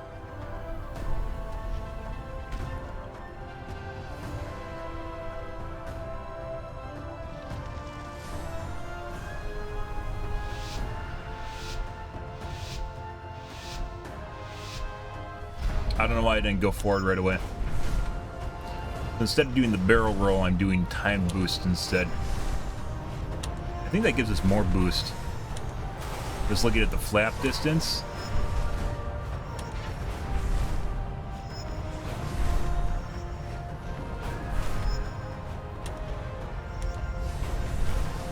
Oh, you can't miss that.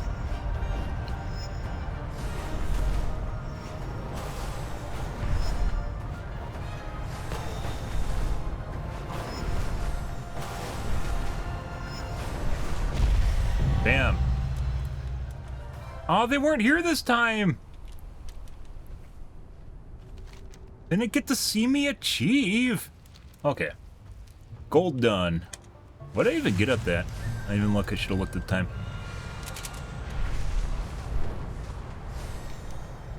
Yeah, I think not using a barrel roll at the beginning actually helped us out more.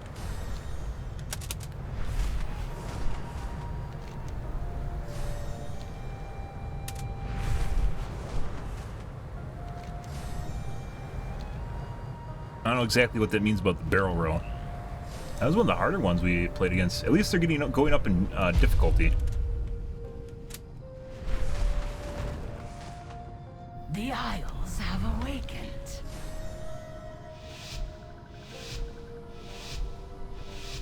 Nice. So we shaved off 2 seconds?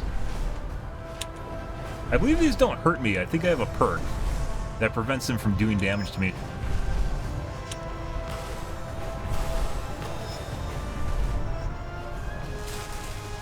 No, they definitely hurt me. No, I don't have a perk.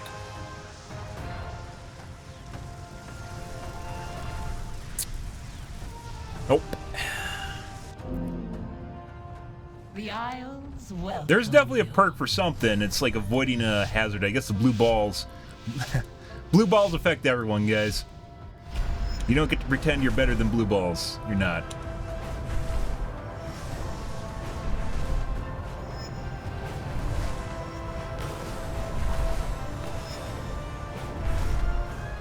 No.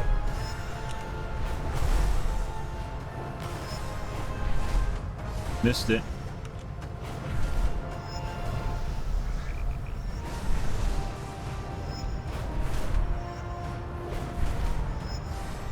Missed it again.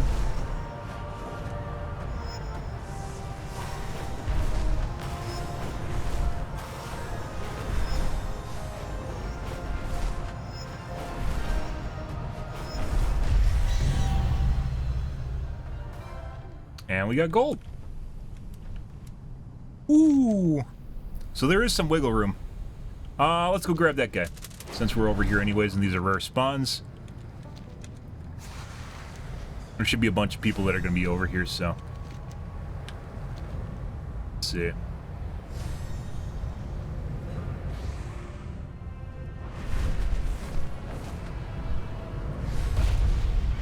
Take it, guys! Take it! Take it! There we go. I got a take, so...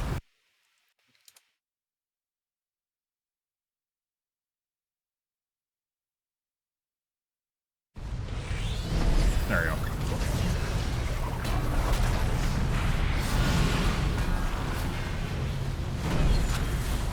Is there a place for melee to stand? Oh my god.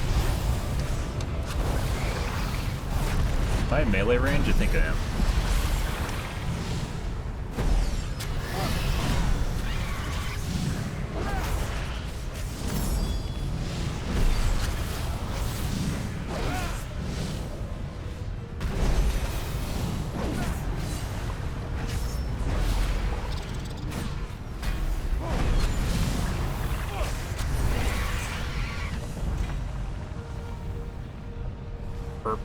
Derp.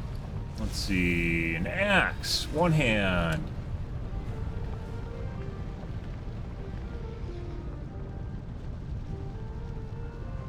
Yes, please. That's a pretty big upgrade.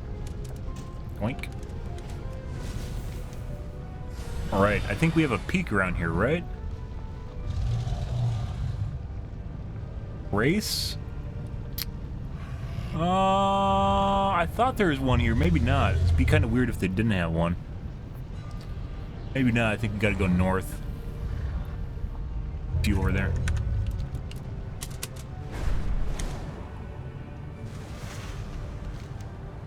Oh, okay. Well.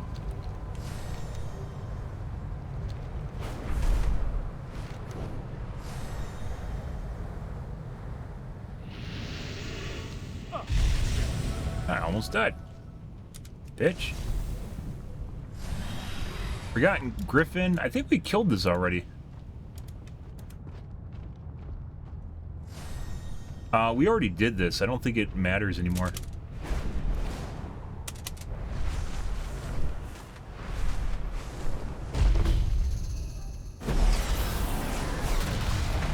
We killed this guy before. I remember being here, so I don't know.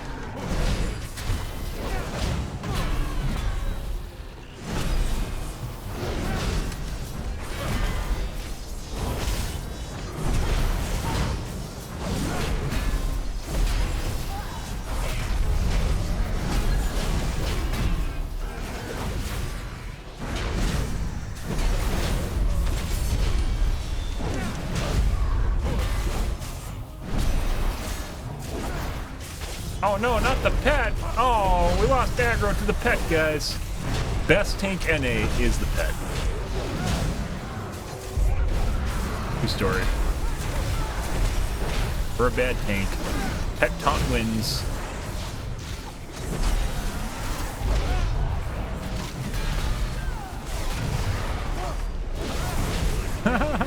It always makes you feel bad when you lose aggro to a pet, but that's just the way the game's designed. Pets like literally have the highest aggro in the game, just hands down. They're never really ways.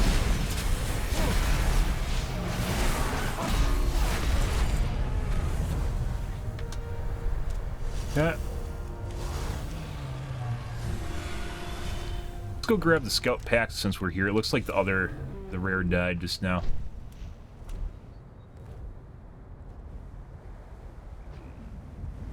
Where you at?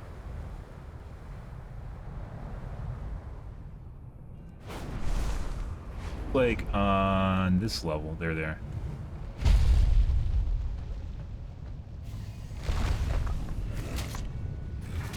Okay.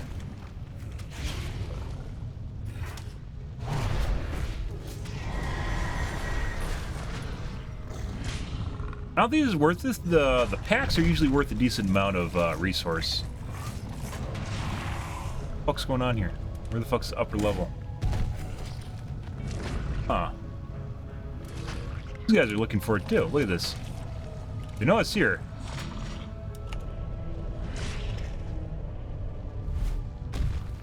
So they must not be personal packs. They must be for everyone.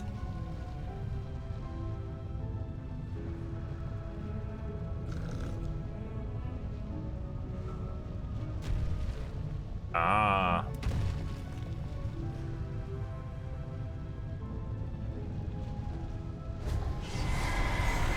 I think when we looted the Griffin before, it didn't actually give us anything, so.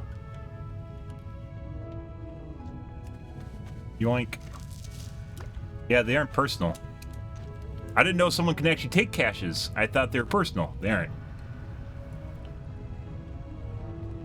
Literally like 5 people trying to steal the thing at the same time.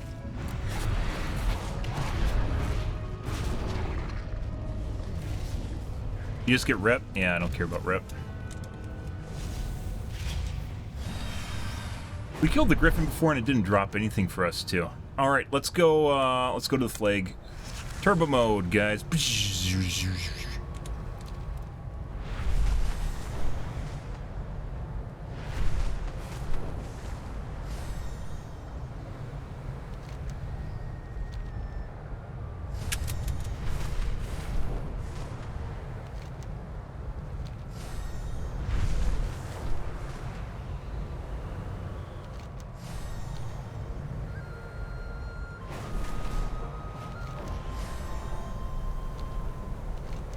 So I mentioned before, guys, we're just doing our advanced courses now.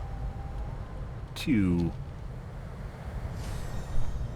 There it is. The waters flow again.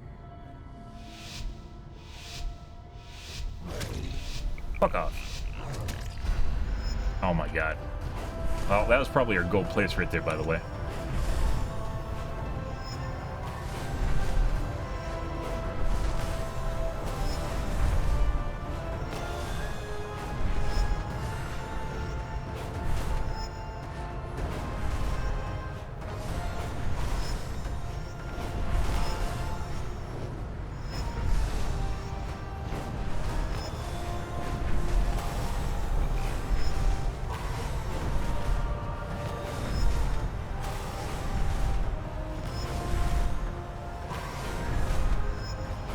Bit extra. Oh, yeah, we had way too many boosts at the end. And if we did get stuck on the ledge.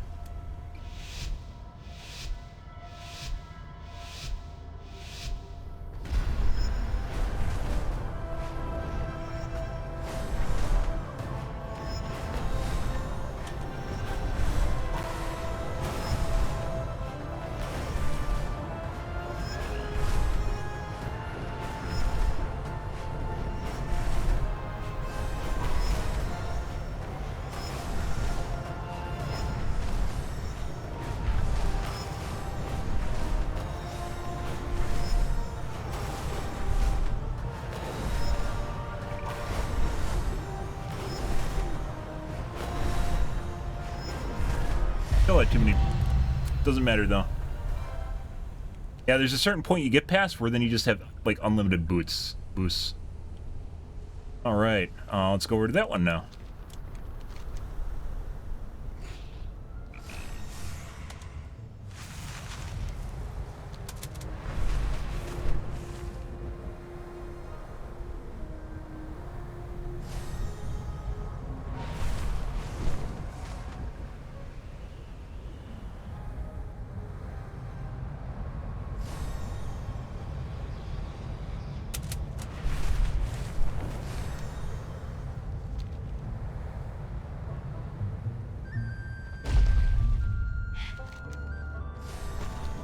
The Isles welcome you.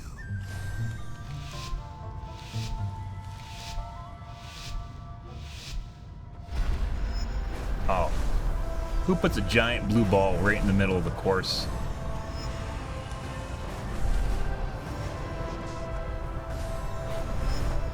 Boost gauge is lower. Okay.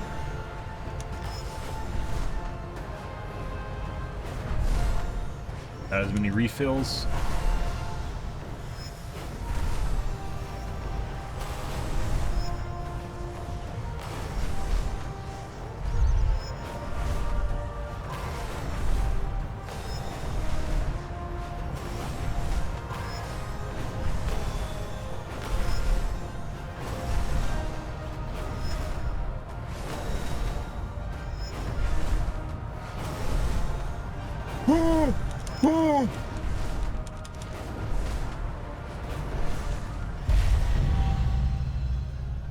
Oh, come on.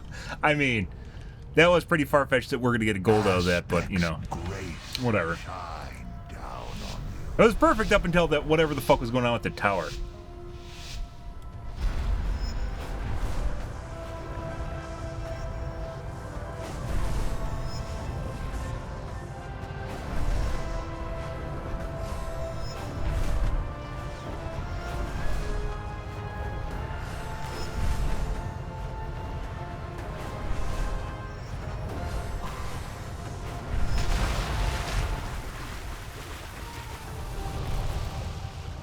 Okay.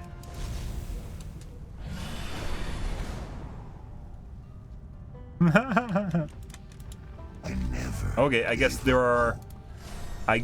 are water spouts.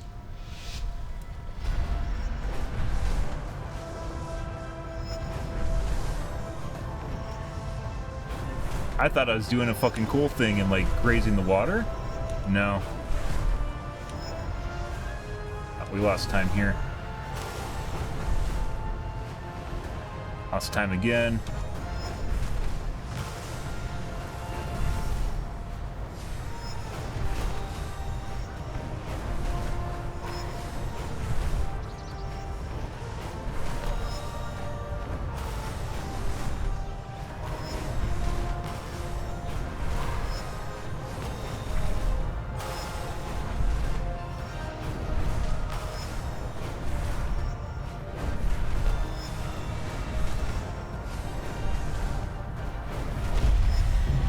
There we go.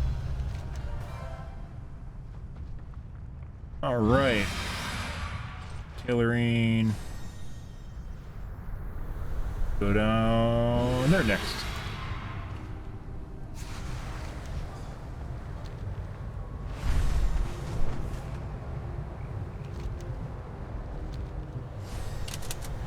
It almost feels like the barrel roll, like, you know, putting aside the race that we had earlier, it almost feels like the barrel roll is, like, worse than just using, like, a boost to gain speed. Because you get 3 boosts for the same price as the barrel roll, right? Obviously split up a little bit more, and the barrel roll is kind of cool, but...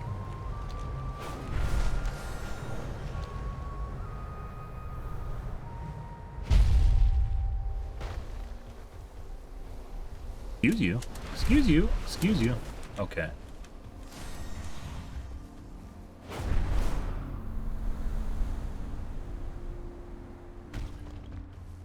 I think this is for, tailoring. The Isles have awakened. I never gave up hope. Continue to serve. I don't actually have... professions.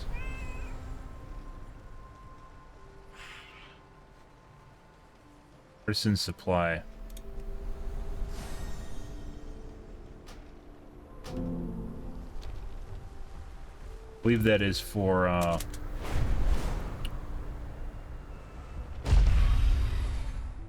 Welcome. It has been so long. for profession dailies.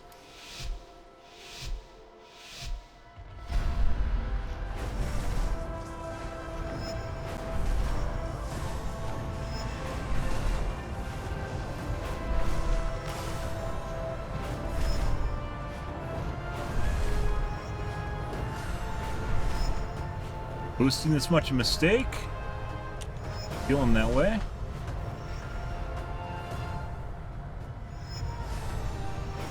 Like trying to figure out how much boost you get on a course is actually part of the thing.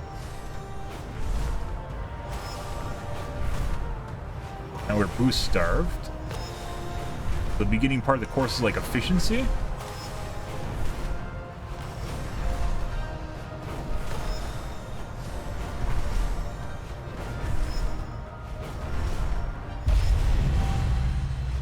And gold.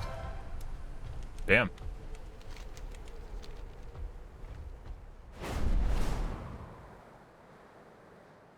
And we did that wrong too. We could have done the beginning part of that course faster if we wanted to. Aspect's grace shine down on you. I see.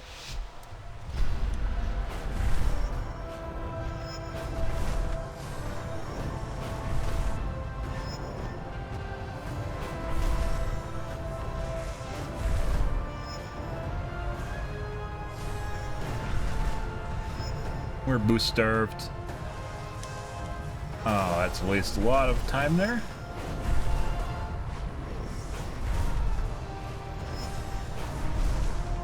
Missed a boost. We needed.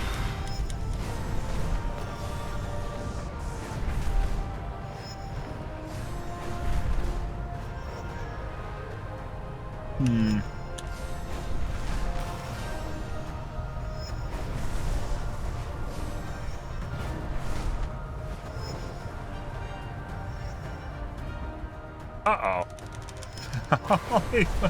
Uh-oh. What is this? Well, that's the first course where we stalled. That's interesting. So it kind of more efficient? More efficiency course? Interesting. The waters flow once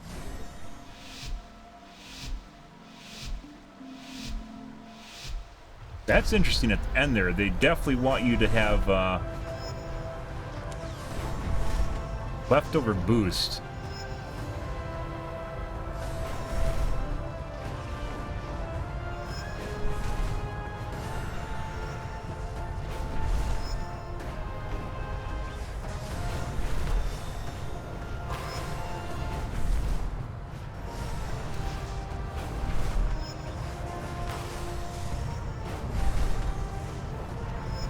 That probably means there's a decent amount of wiggle time.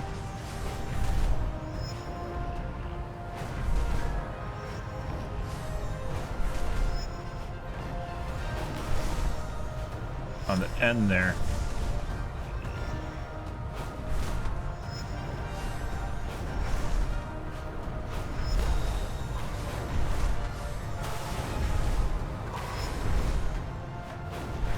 This is Mega Boost. Ooh, almost gold. That's tough.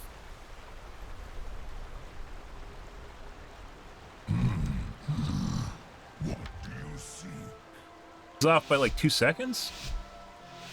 1 second and a half.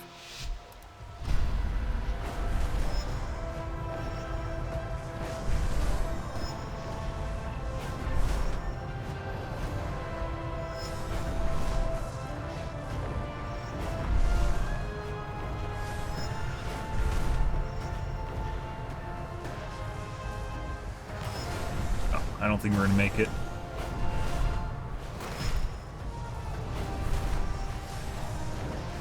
Missed a boost there. I don't wonder if they missed it the first time.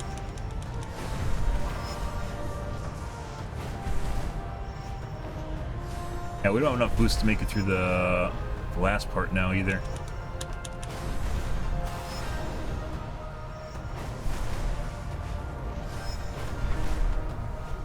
No.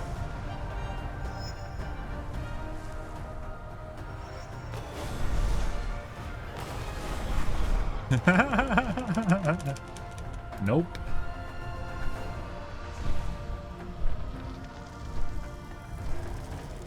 Interesting. Massively failed that now. It's like timing your boost at the beginning here properly.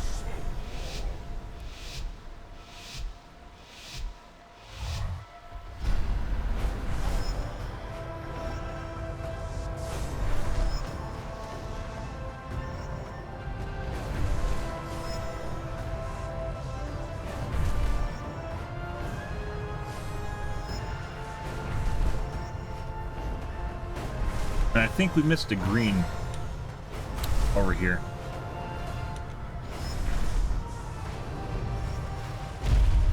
Right there. That's the one I missed.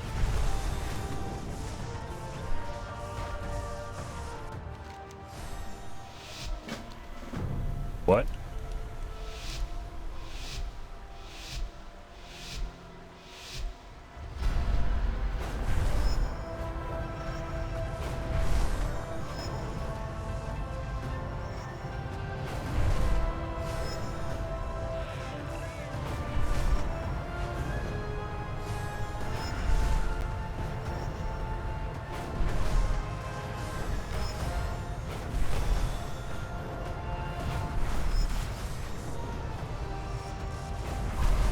Right there.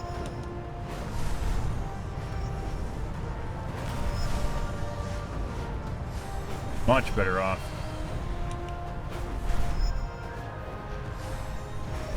See if we can time this properly.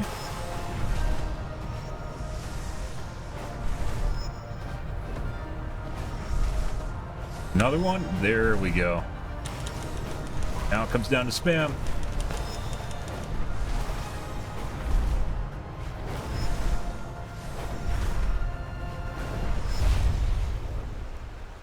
Oh, close. That beginning part, guys, the beginning part, putting aside we picked up that extra boost, the beginning part here is definitely about efficiency. Boosting efficiency and picking when you're using your thing. This is more difficult. I don't even know if it's boosting right there is actually appropriate, too.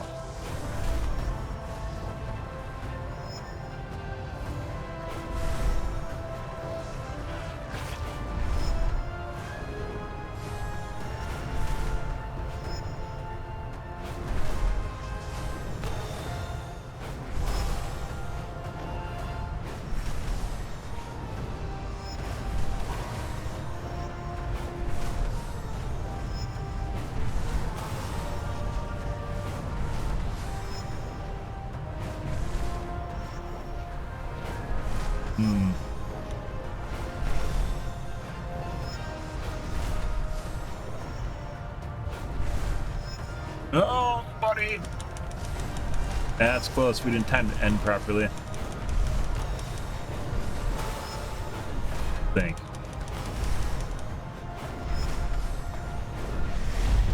There we go. Got it. Only off by 0.007 seconds, and we would have lost gold. Not even close. Not even close, guys. Good. Block that spot. That's for daily. Fuck you. Alright. I guess we go over there. That was a pretty rough one. That's pretty good. The beginning is totally about efficiency, though.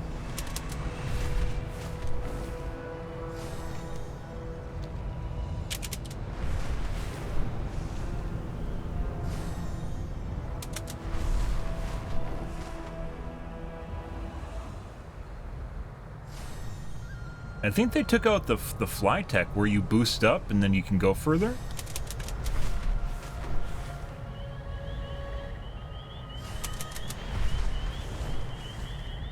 I'm just not doing it right. It's right here.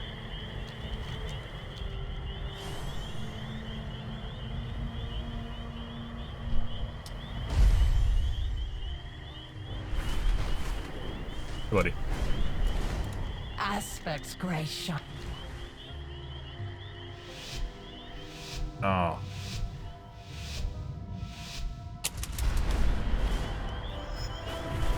See if that's the right call.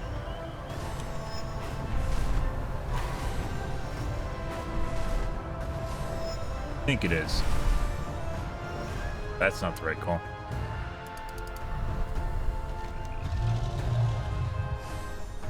Ballsy War Party.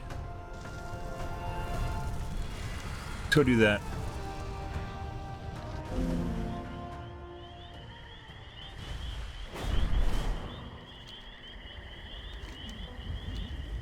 We're in the area.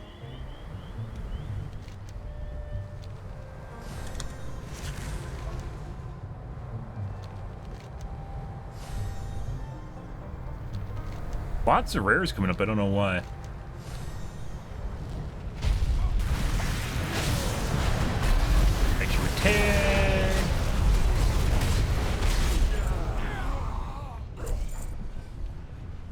Oh my god. I think you have to take certain mobs, and we didn't take the certain mobs, guys. Fuck. So I don't know what the beige question marks are. Greetings, friend. Oh, that just means they're low level. Days be long and your hardships few. We aren't gonna do this right now. I'll come back to it though. We're gonna clean up our leftover quests at some point. Yeah, so I don't think we'd I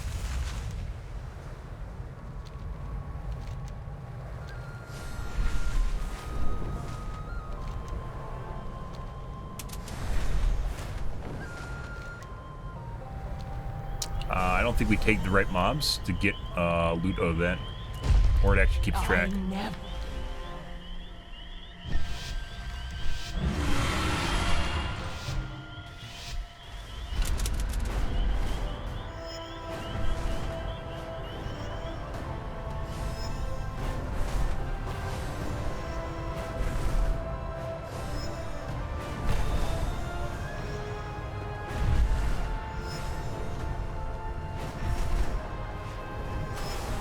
Tricky.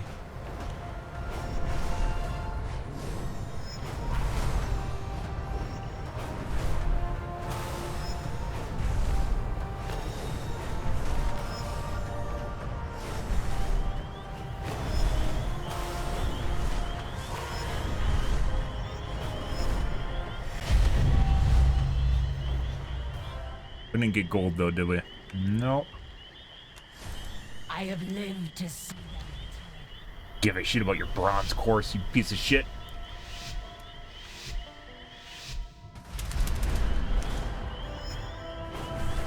I think the gimmick there is the first flight point.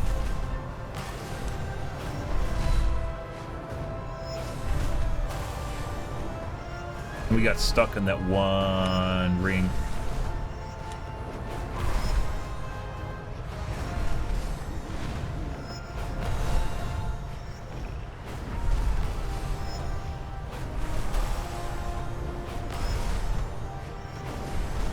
Turbo.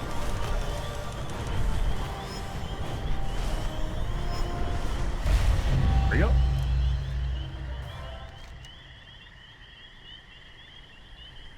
Alrighty. Advanced tour. Alright.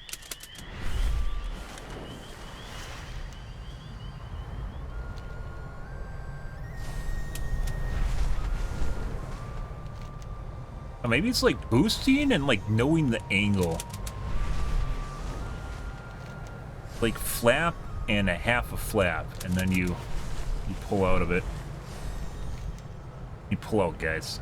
So you have to know when to pull out of the boost. I just did it wrong. When you don't pull out right, you lose a lot of speed.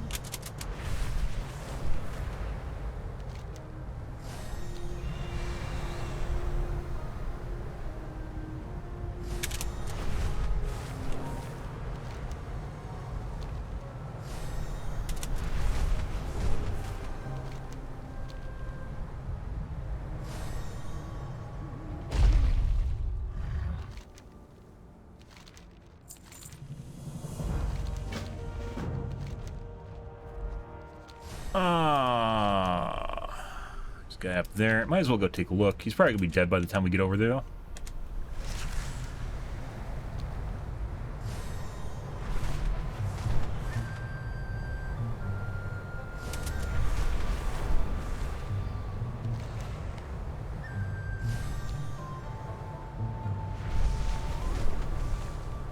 If you do it right, you continually boost while you're going into the pull-up. If you don't, you lose the blue.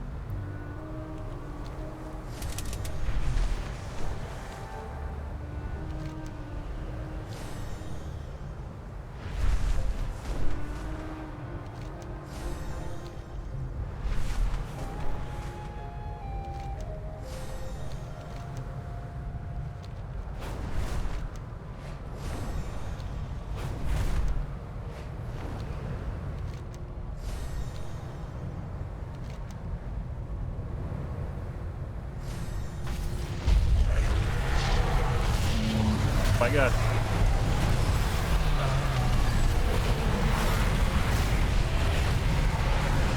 Well, the cooldowns need credit. You can get credit. Oh my God. There we go. Actually, get everything in this area? No way. Good. Inextinguishable gavel.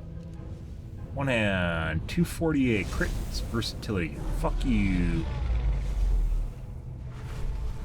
You look at the meaty damage. I guess this is for healing or so. Yeah, it's healing. It's intellect in it. Okay. All right.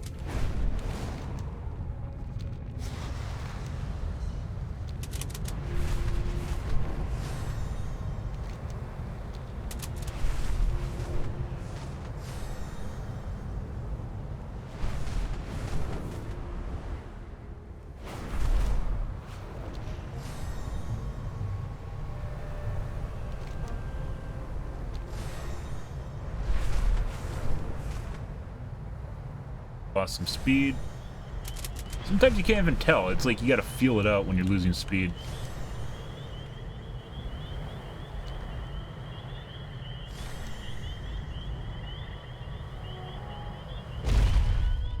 I have lived to see them return. Oh, it's gonna be interesting. It's gonna be interesting trying to figure out how to do those rings, the ring gathering ones. Obviously, there's a right way to do them.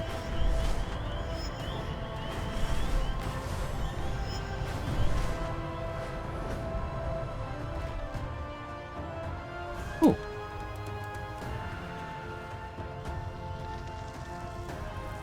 I stopped here for supplies, guys. The Isles have awakened. Give me 6 supplies.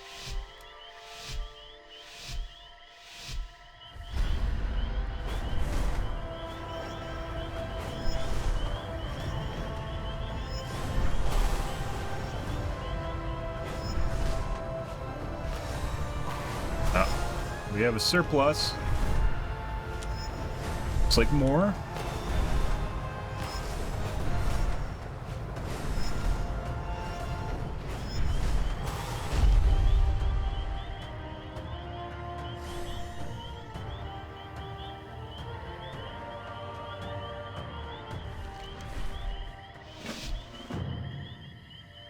What?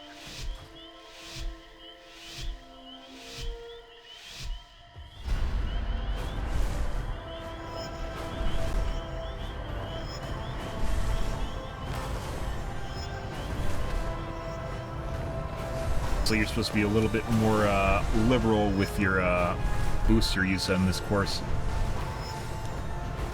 Then it might starve us at the end too, which would be hilarious.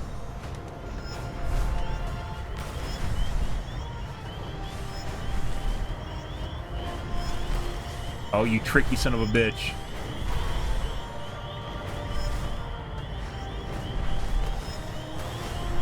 The FPS test, guys. This is all about FPS. I might actually have to turn down my graphics. Jesus Christ. The Isles welcome you. A couple spots where we stuttered. We hit pillars on a building. I feel my graphics logging at some points there.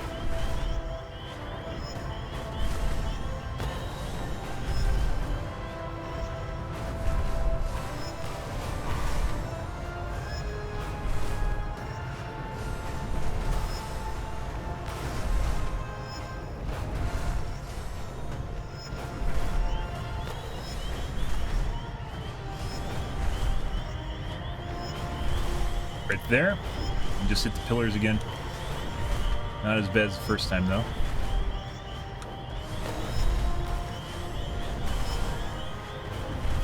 Hit the ground again.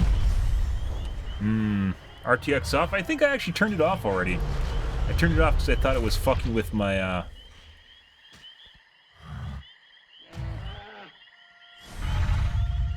Yeah, ray tracing's already off. We might have to turn down our, render scale.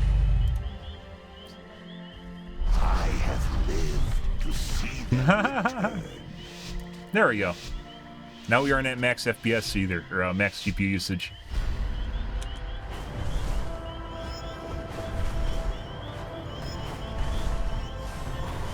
It's like a completely different game. I must have been getting like 30 FPS or something.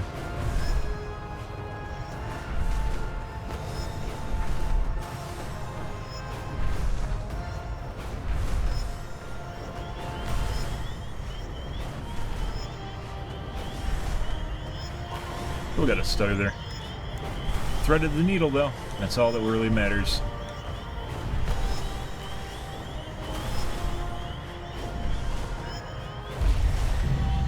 Bam, bam. Bitch, don't test me.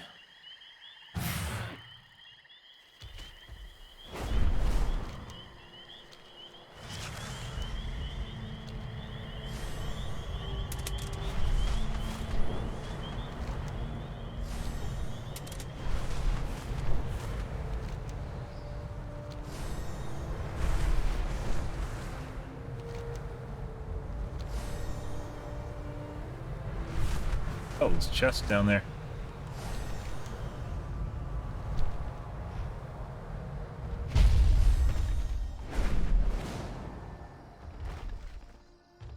The Isles have awakened. Go. Had to take off the training weights.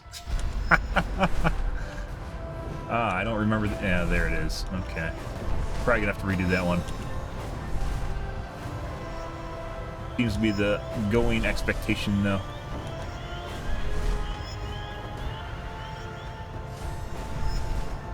Short on boost.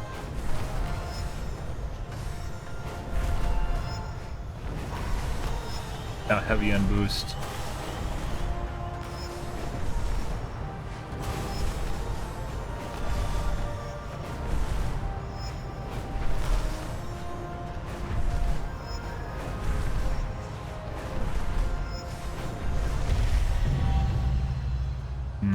Yeah.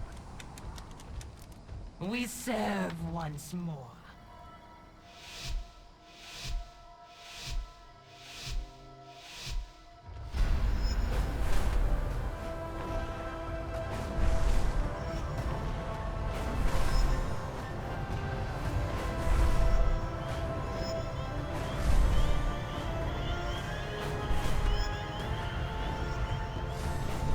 No, right there we're short again. That beginning part? I think I just missed a lobble.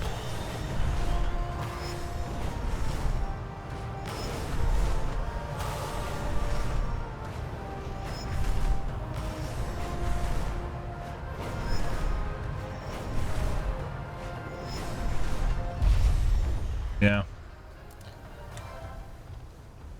Let's see. I never gave up hope. The beginning part, we need to polish this off, like going through the tunnel here.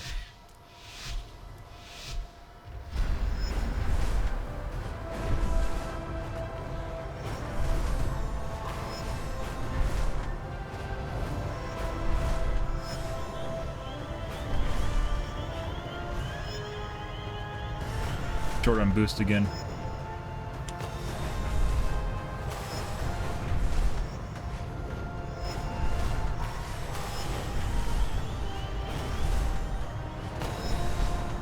This is constant boost burn right now.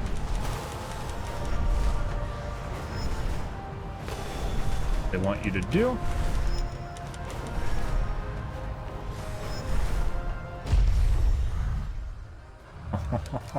So this beginning part, where that dust at the bottom, you can feel it slow down way too much, and then right here, at the beginning, getting through this like treat area. And also there's latency when you go through this area. Oh my god, there's vigor there. I remember that now. Oh, Jesus. Yeah, that saved us a shitload of time.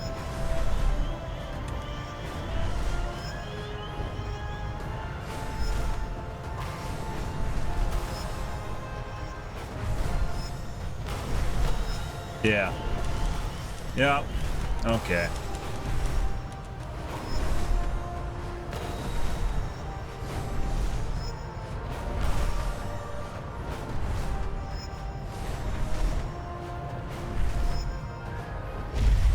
Exactly. There's a little... At the bottom there's a drop, and there's a vigor below. Completely forgot about that. And I was trying to do it without that. Yeah, and we still had even more wiggle time after figuring that out, so... Yeah.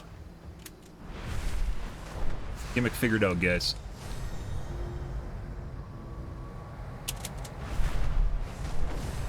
I forgot about that. I figured that out the first time too, and then I forgot about it again. Good. The hidden piece of vitality just sitting down there. Vigor.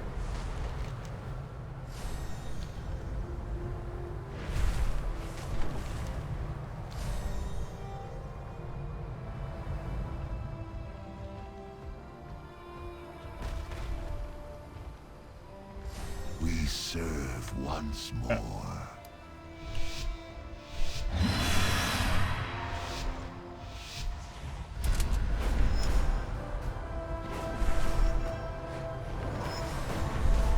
Ooh. Sneaky. Oh, God. Oh, that's there to fuck you. Good.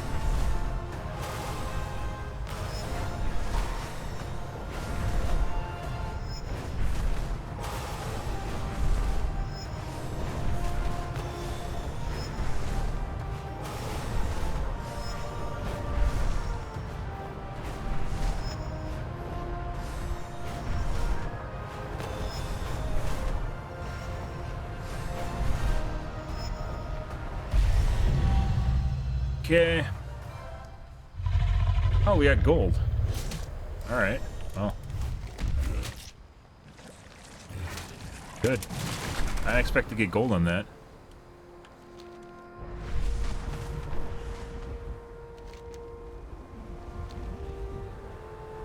One of the easier ones. There's a couple spots we could have improved on too.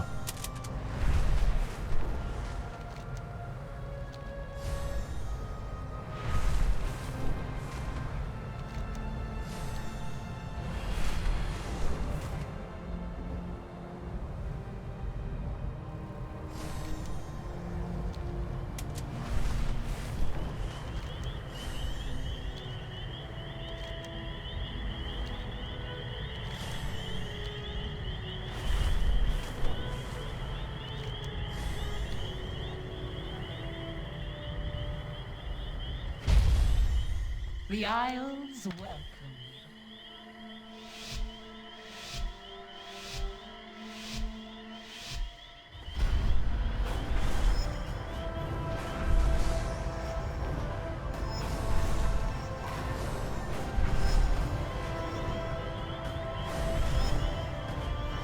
That's missed one. Bottom of the waterfall, gonna have to remember that.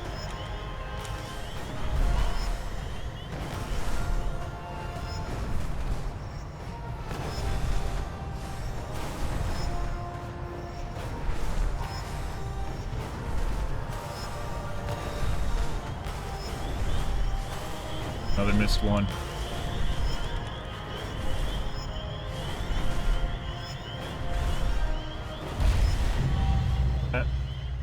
Aspect's grace shine down on you. Missed a couple at the beginning.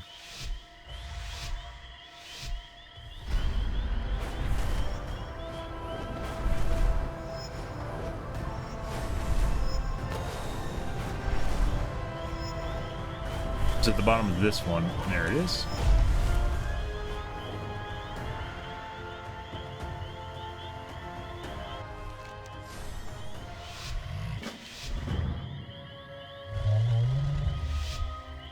And it goes on anyways. Weird.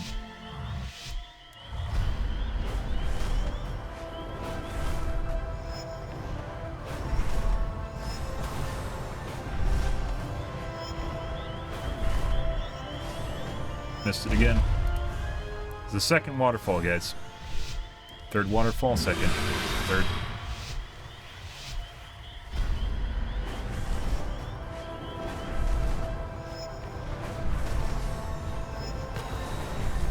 Not this one. It's the next one. Holy shit.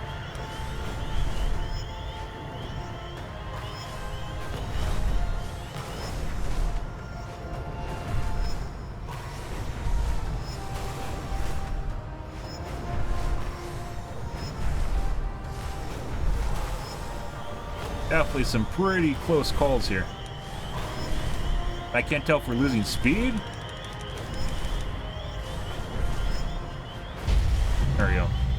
or if we're fine. Alright. You don't have to do the ring gathering one at the main base anymore.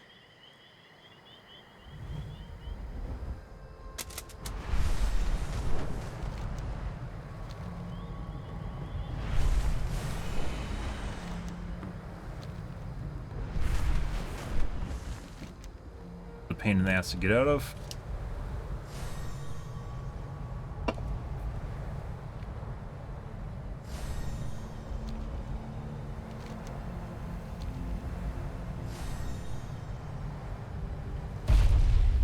Plenty of things to get stuck on here, guys. Oh, yeah? Those trap you? Those are boosts. We were already fucked up. I don't know, you're supposed... Maybe that pushes you up, I don't know. I've never seen them on the ground like that. It could just be a trap, too.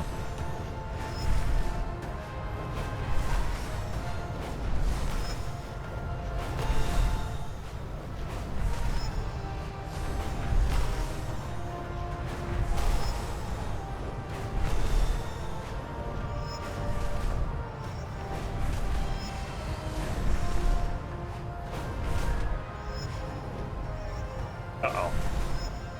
Uh-oh.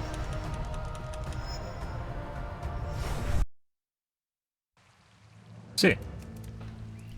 Okay. I guess the game wants me to relog, so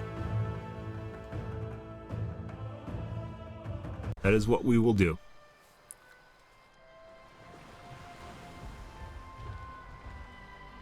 The Isles have... We got this thing here. We're gonna try and go through here and see what happens. It might push me into the air, it might not.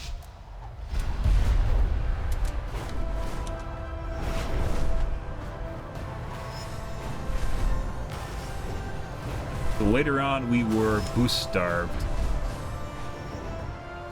Yeah. I don't know if this is worth,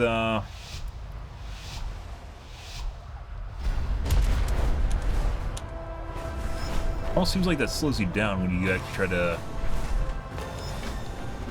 What the fuck? Fuck off.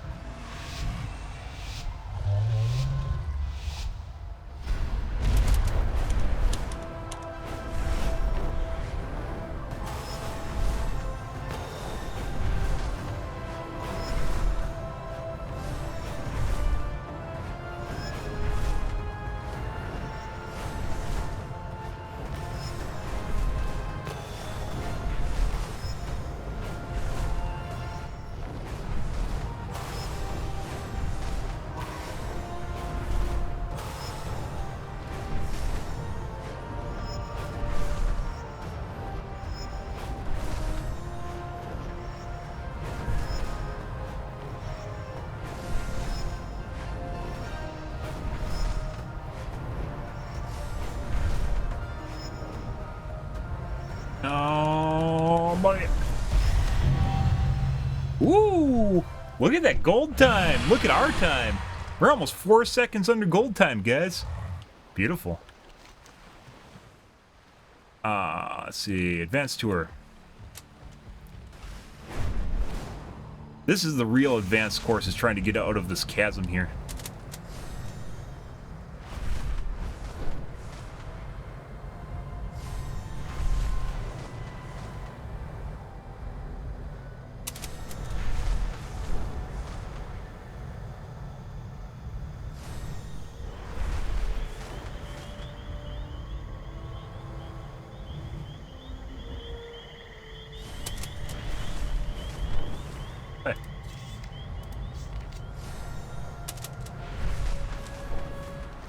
Made it out, guys.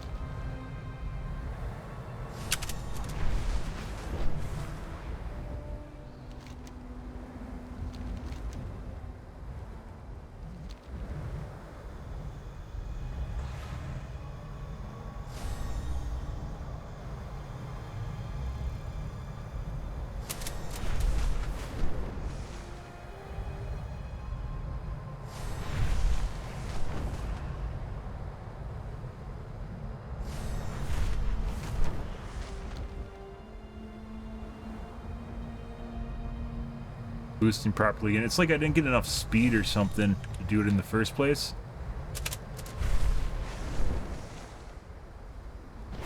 Try doing this.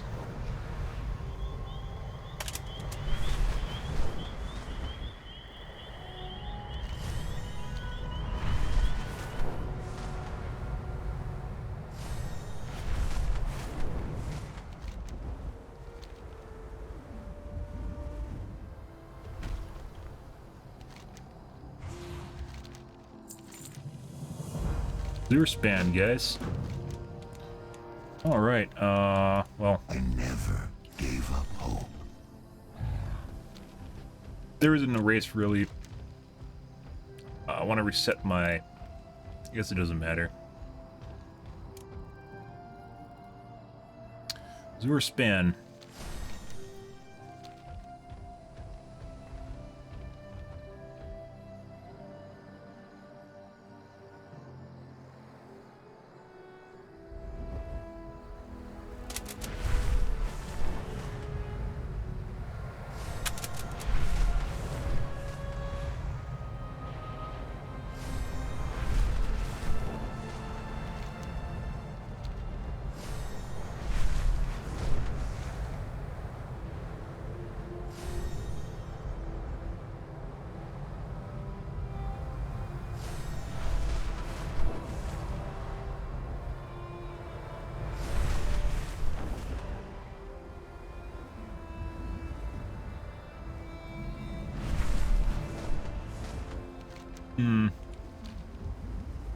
Like we never really got up to speed.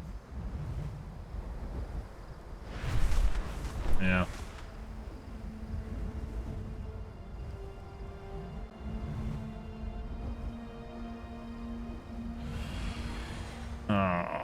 Or maybe we got too close to the ground. I think ground obviously kills your speed too. That's unfortunate. I think if you're too close to the ground, you just lose speed. Or close to terrain. It's not even ground like mountains. When we're going up the giant mountaintop, it definitely felt like the mountain itself was sapping our speed.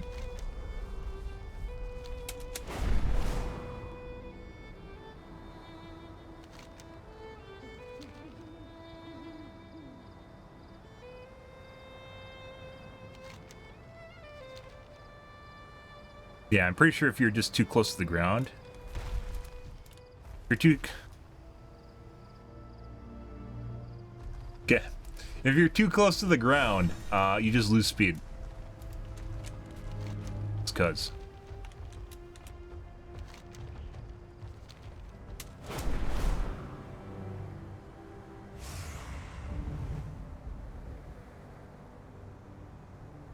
Fuck am I going? Into the Griffin Master. The Kirin Tor welcomes you. Cheating!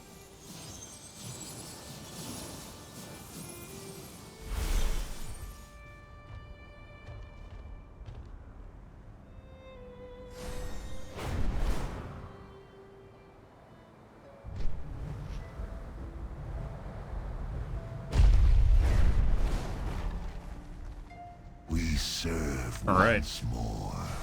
So far, the hardest course we played was the city or the roost or whatever that is.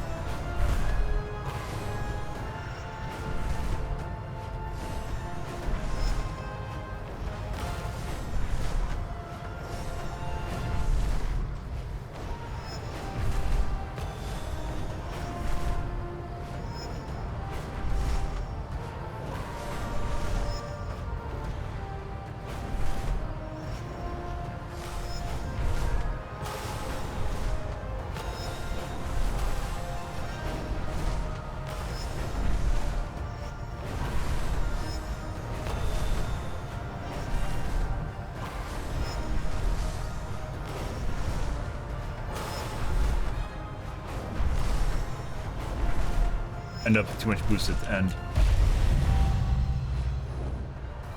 Oh, we did not go gold. The Isles welcome you. And there you're just supposed to spam. That thing up there, I don't think it's worth getting.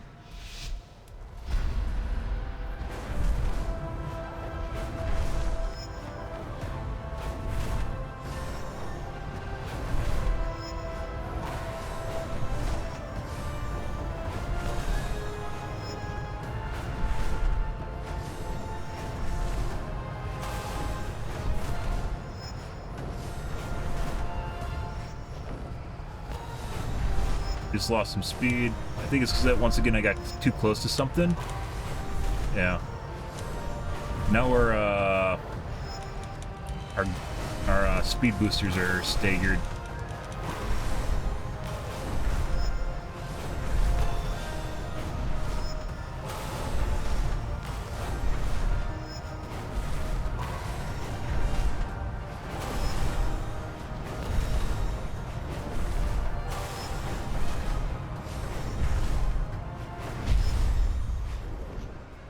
Almost. Yeah, I like hit something on the course and that slowed me down on the ground. Otherwise, we probably would have got gold just now. Maybe even a little bit lower than gold. Or faster.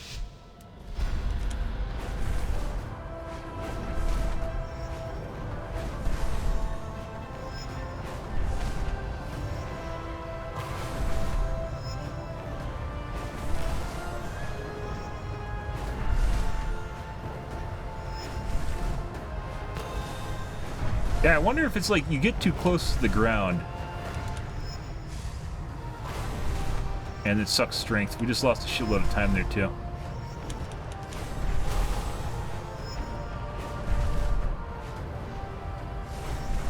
Lost a shitload of time again. This is where you just keep continually boosting now.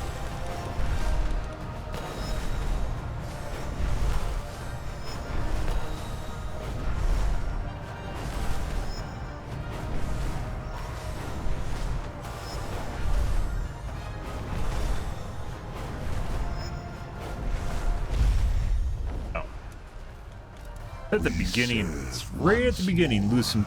Also at the beginning here, timing the boost right at the beginning to gain speed. Maybe if I went up and went down. Usually a bad idea. Oh, I could have hit the. Okay, let's try this again. I thought you aren't supposed to do that. Okay.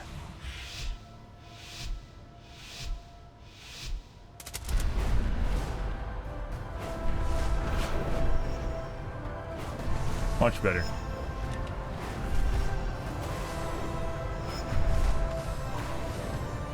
I think the hidden jutsu on this course is just going up right there, for sure. Yeah, we're just much faster now.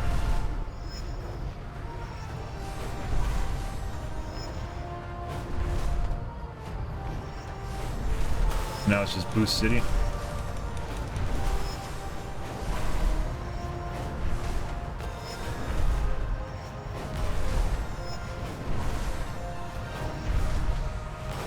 Can't even use it to boost up fast enough before you reach the end.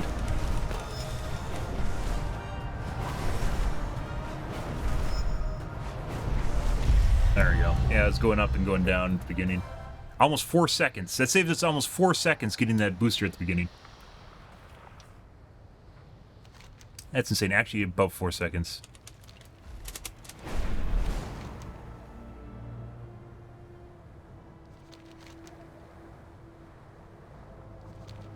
Of the Tuskar rank.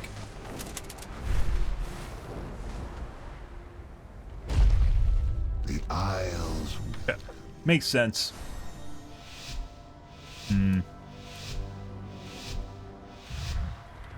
Seems like each one of these courses has like a curveball they try and throw at you. The efficiency one's definitely the hardest one though.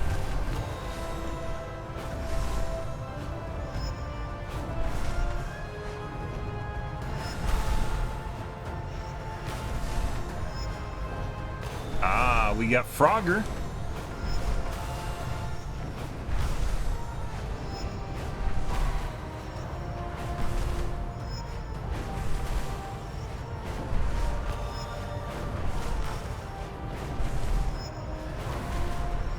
Looks like we're just supposed to keep boosting again.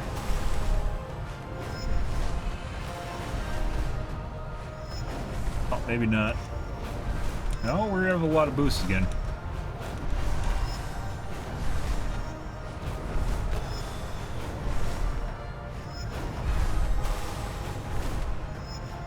We got boost in the bank.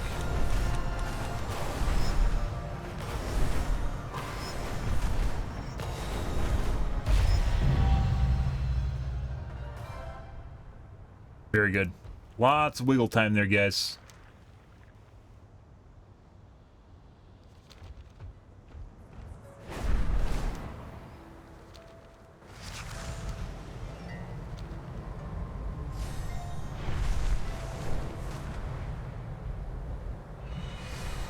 It's definitely being too close to the ground slows you down, for sure.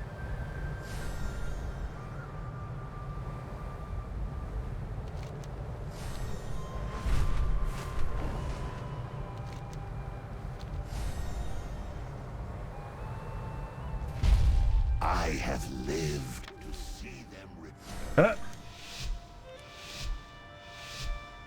You got fireballs again?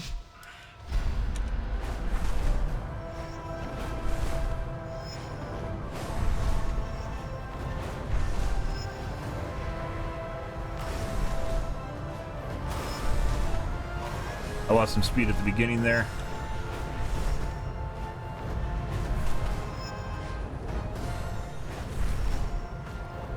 Hit a fireball. Yeah, this is a wash. We'll see what's up ahead though.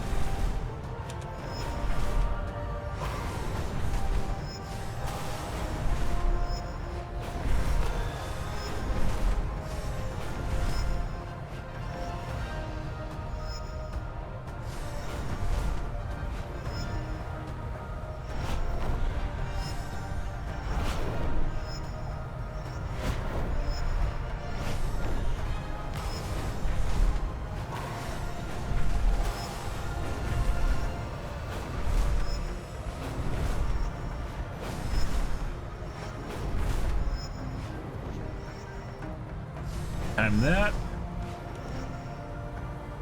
Yep. That's a trap. I still beat gold. The fuck is that shit?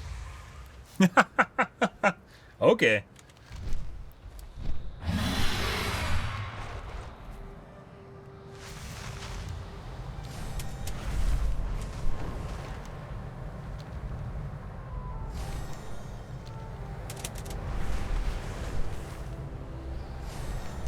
Still beat gold, guys.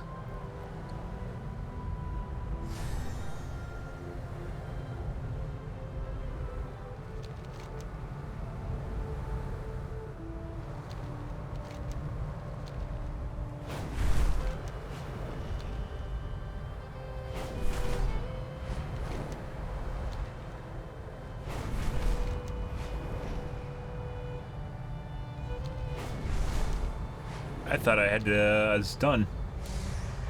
I thought it was all for naught. Lots of wiggle time in that course. Some of these could be tuned better too in terms of wiggle time. Some of them are really tight, and other ones aren't tight at all. And then some of them you have to learn a gimmick on. Once you do, it's basically doesn't matter anymore.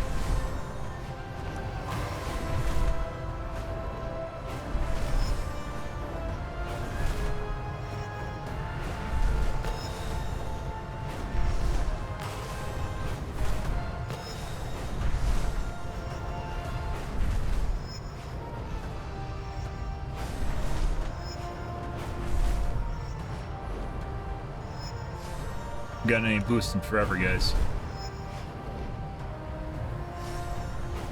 Might be an efficiency course.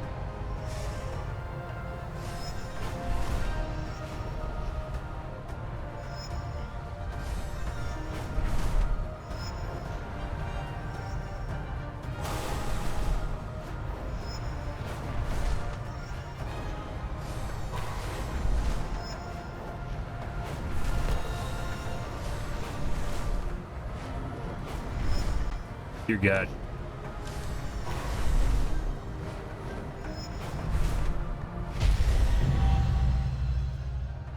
definitely can go faster. The waters flow again. Gotta go fast, guys. There's definitely, I like burned too much boost early on and then I didn't have any boost later on.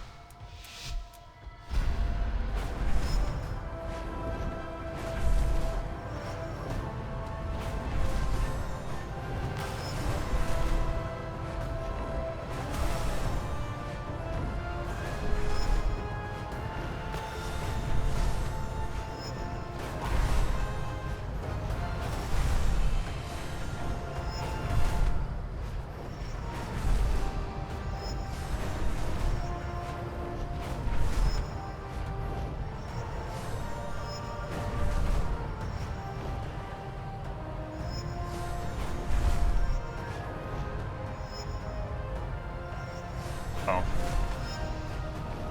I was doing pretty good.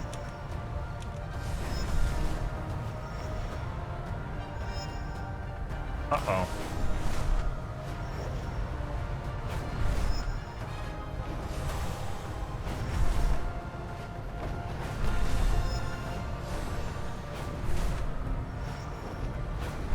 That's really fucking hard on FPS right there. I have lived to see them return. Almost. Was too much in the beginning again. Lost a lot of speed in the middle of the course too.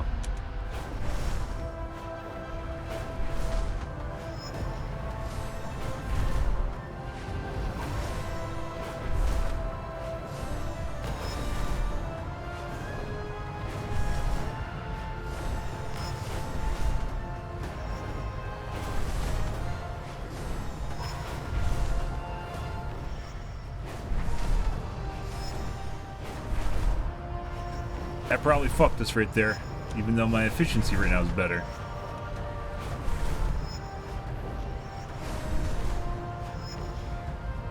We're out of boost again.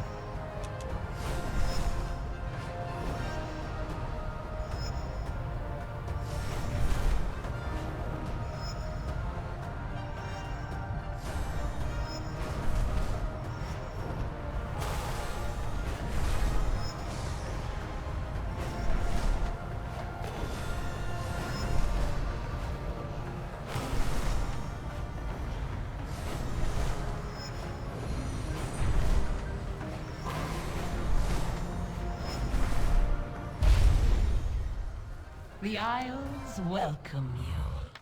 Yeah, pretty bad.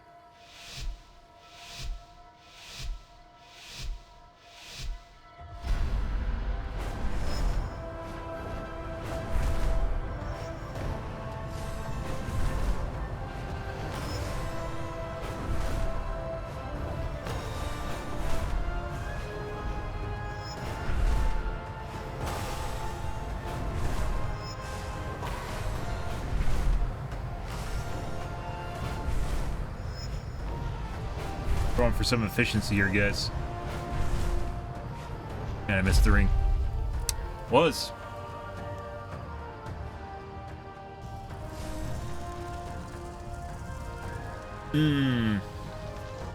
Going for some efficiency early on and hoping it pays off later on. We serve once more.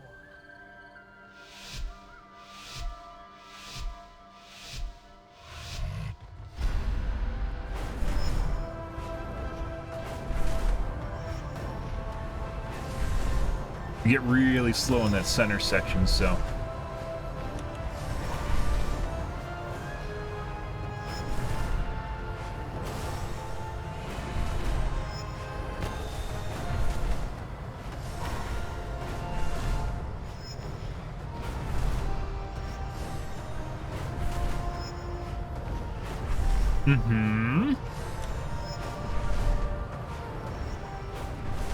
Right there was where we were struggling. Uh-oh, I'm out of boost again. Tooting my horn, guys.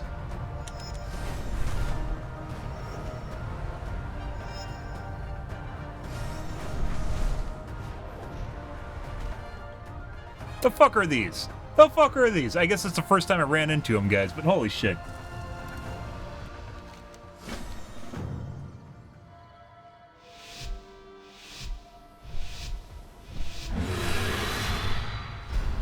pretty good. And then I just burned it all.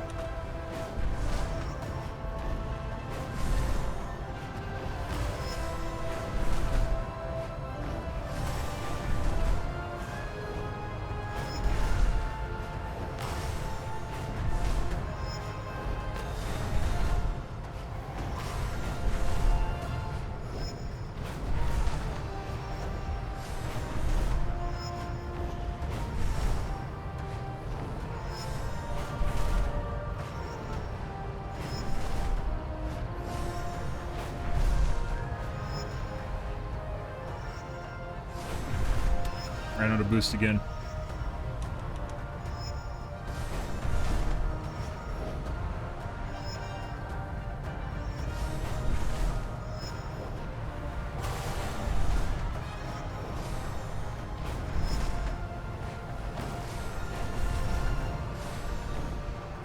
Boost is filling back up. Stutter.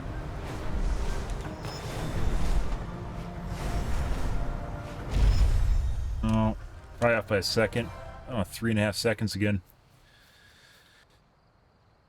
We had a 70.5 in there, guys. I never It's like the gave up little bit past the middle of the course is where I'm doing bad. May the waters protect you. This is a tight one.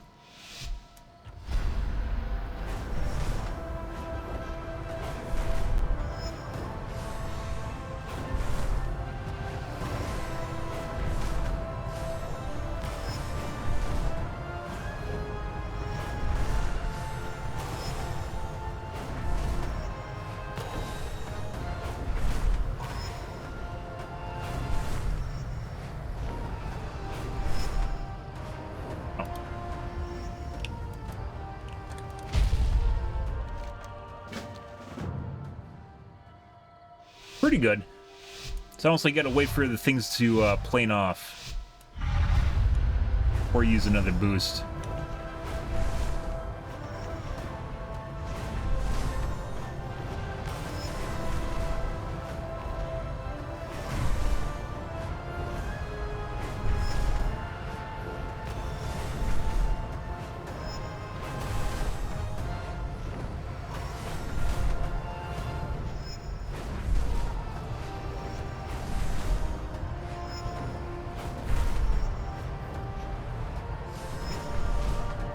Save a little bit here.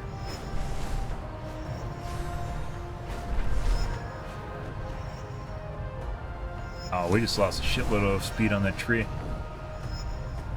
Oh, and super slow. Tree is partially to blame. I was also out of boost there.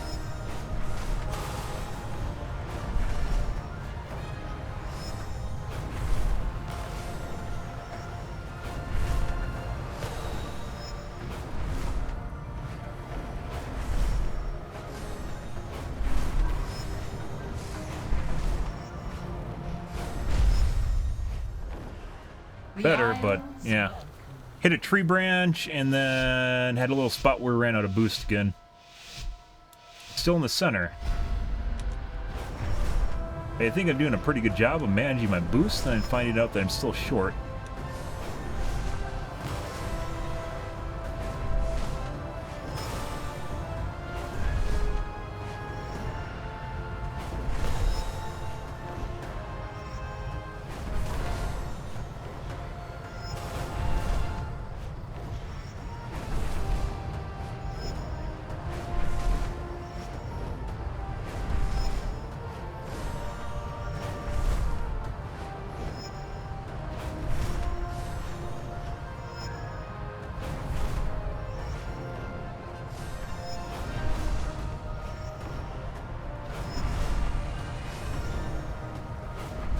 Normally where we run out.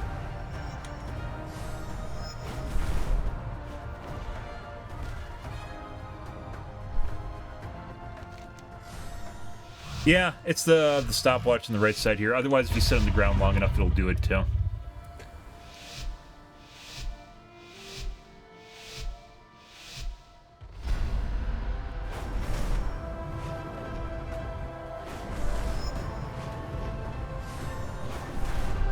Too aggressive.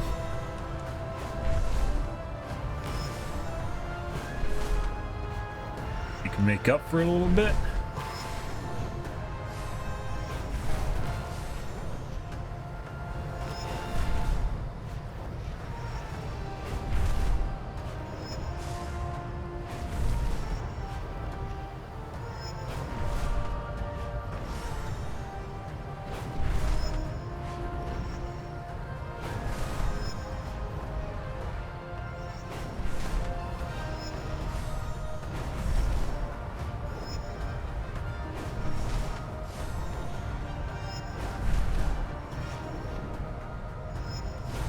Fuck you, stalactites.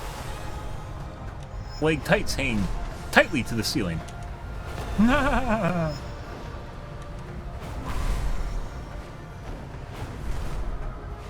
Might be it. Bam! I was almost 3.5 seconds slow. One of your spellbook inside Dragonflight. No, I don't have that yet. I think that's part of the main storyline that we haven't finished yet. This guy? Yeah, I don't have this guy yet. I don't think it really helped that much. You gotta, like, the races have kind of a flow, so even if I could rewind like 15 seconds, all it would save me is from hitting stalactite, right? I think that would just make things more infuriating. I gotta take a piss, guys. I'll be right back in a second.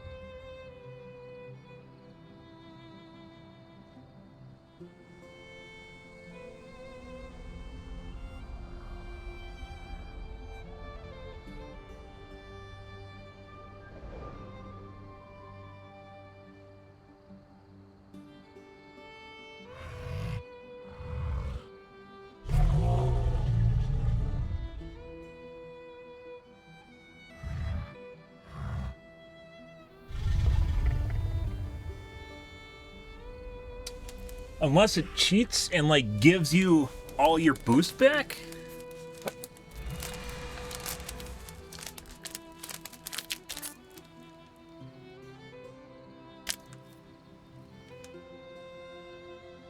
Oh, Jesus Christ. Wow. So you said it at the beginning of the race, and when you hit the second to last ring, you teleport to the first ring?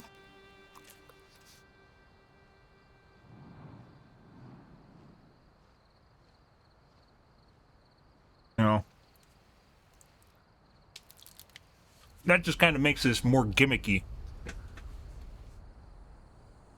And I'm sure people are doing it too, so.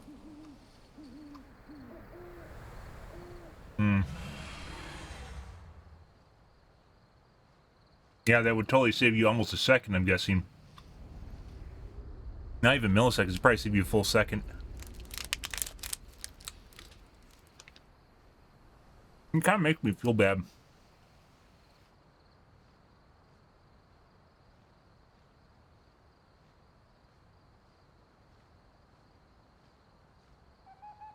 Yeah, maybe almost 750 ms, I'd say. So it's 3/4 of a second. Maybe a second, 3/4 of a second.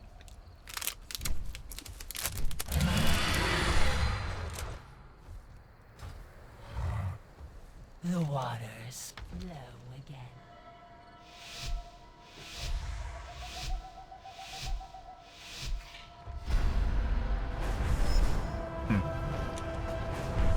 I could try flying up too at the beginning there.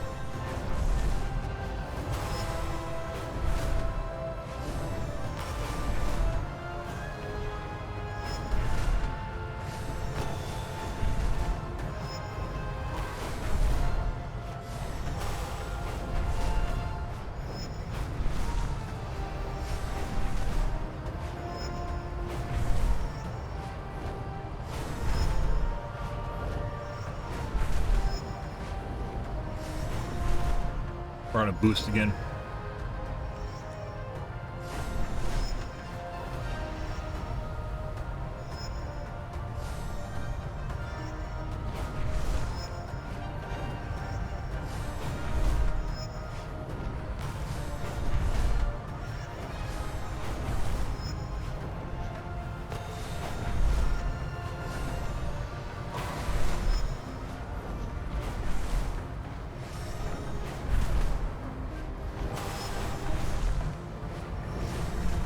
Yeah, that's like a second and a half, I'd even say. I actually did better, even though I fucked up that center spot, I did better. Let's try flying up at the beginning here. I don't think this is the right idea, but we'll try it. Instead of walking off the edge.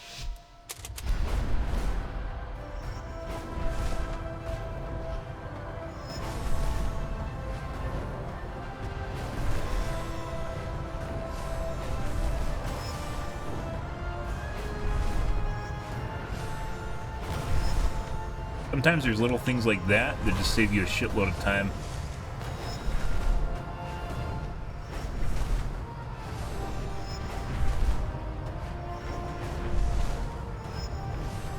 I'm not going through the arches anymore.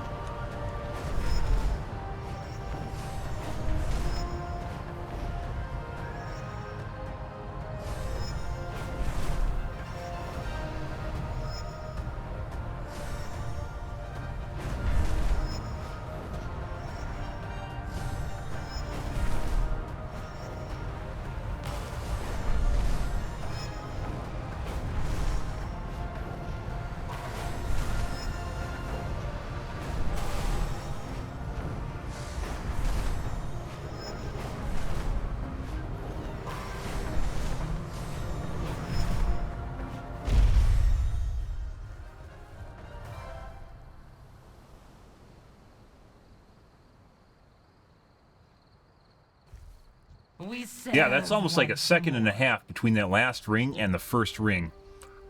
That's a lot of time save. That's kind of cheesy. I hope... I don't know if Blizzard intended it to be that way, but probably, because they probably playtested the shit out of the game. That's unfortunate if that's the case, where you have like a little cheat mechanic at the end to get people over the top.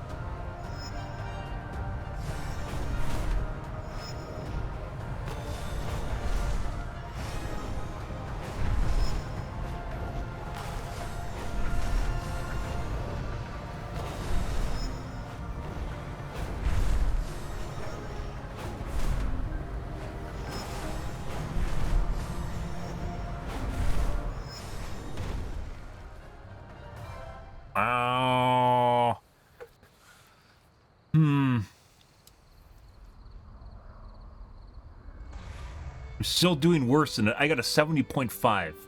Still doing worse. Okay. Time for some investigation, guys. Time for some investigation. Okay. Time for some We're on a boost again.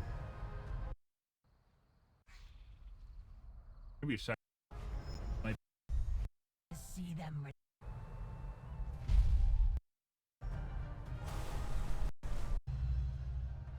Definitely can go.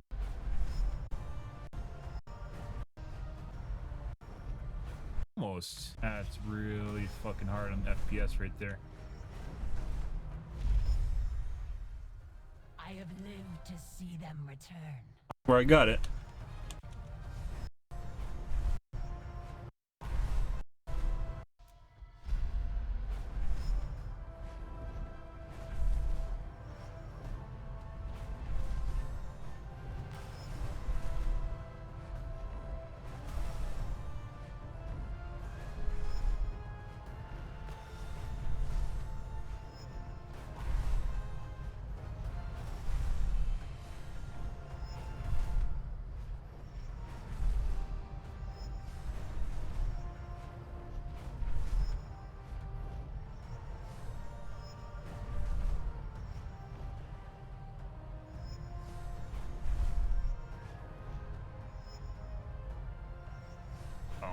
I lost a shitload of speed in the center here, too. Pretty good. Unless it had something to do with that quest popping up and, like, fucking causing my game to stutter, which caused me to save time. Which would be hilarious, by the way.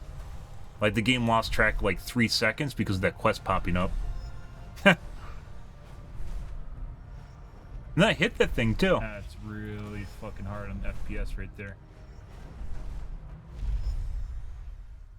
I have lived to see them return.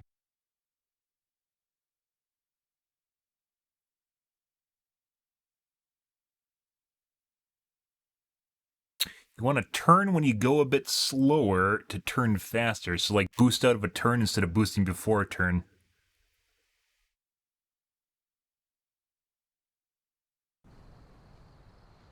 I have lived to see. I think that score has a lot to do with that stutter. I don't think that's... It actually looks like we did worse. Yeah.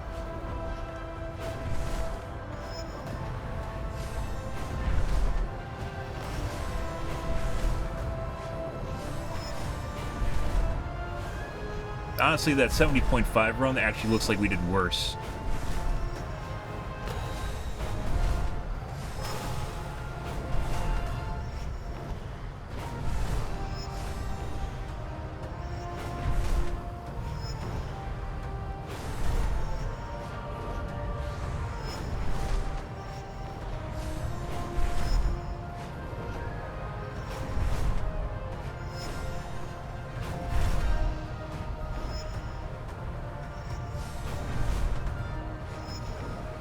That center part there is where we lose a shitload of speed right here. That's where I slow down a lot. If we don't use boost at the beginning, we get really slow on the uptick up the hill.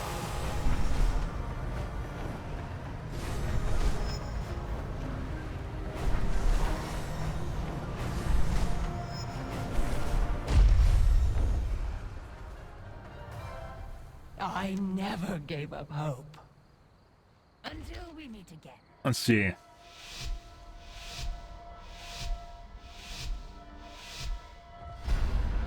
Almost feels like there might be some sort of weird mechanic that I'm missing here too.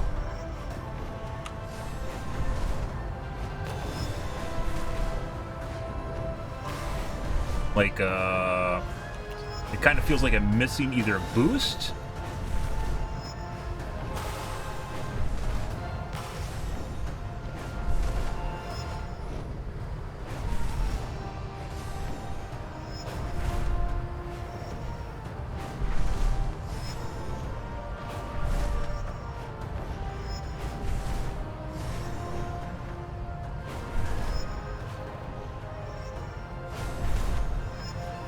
Right in here, like I'm missing a boost somewhere. Oh, that's definitely not what we want.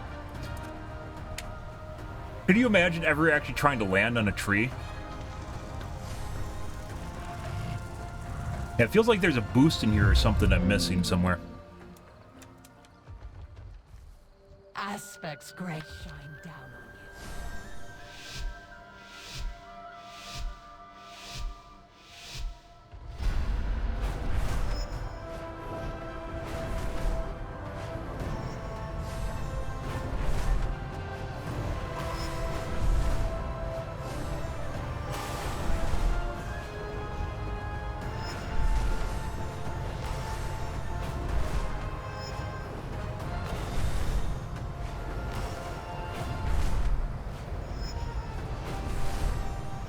Three seconds is a significant amount of time.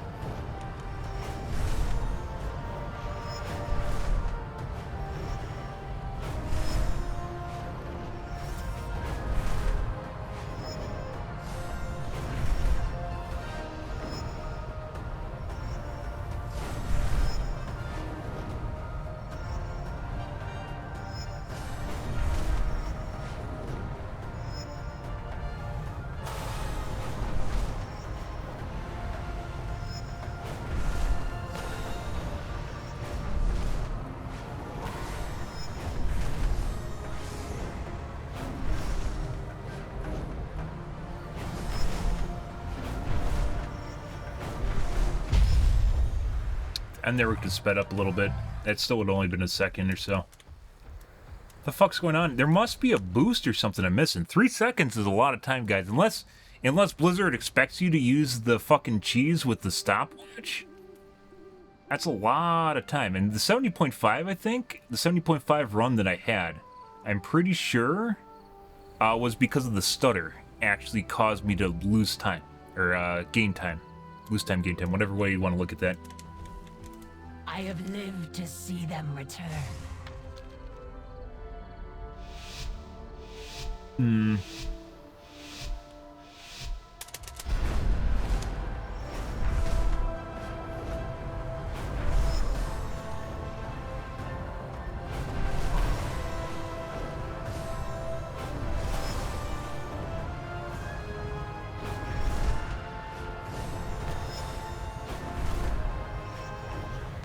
Even with the boost trick, I can't imagine that saving you 3 seconds at the end for a ring. That'd be absurd.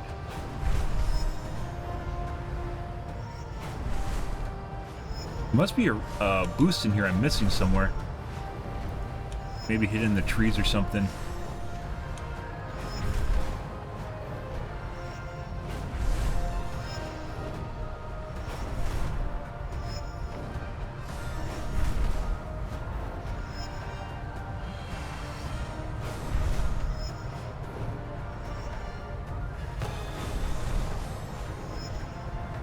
Even at the end here, up until right here, because we basically now have close to unlimited boost.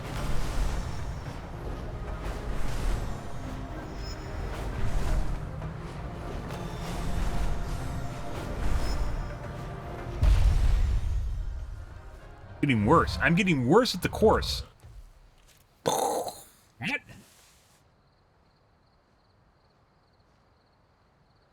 Now it's 5 seconds behind.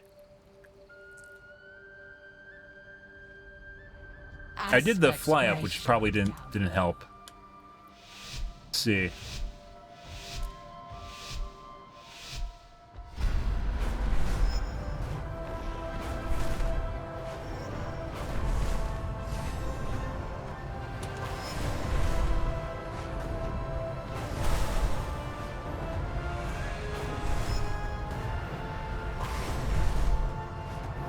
It doesn't feel like it saves time when you boost after the turn, though.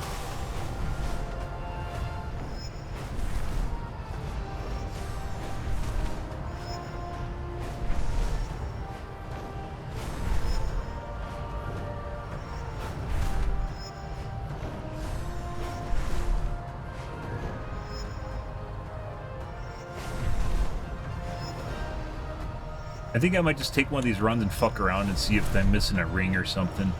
A boost. Oh, that fuck things.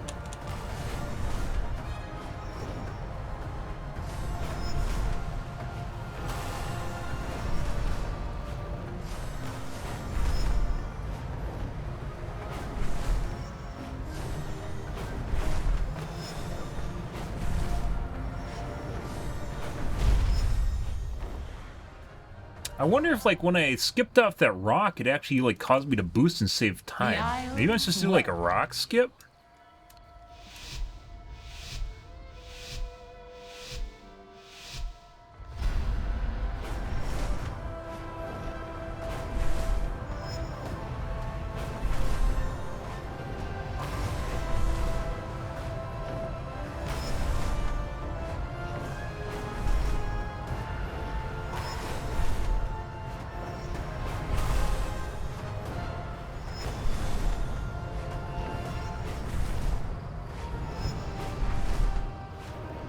Yeah.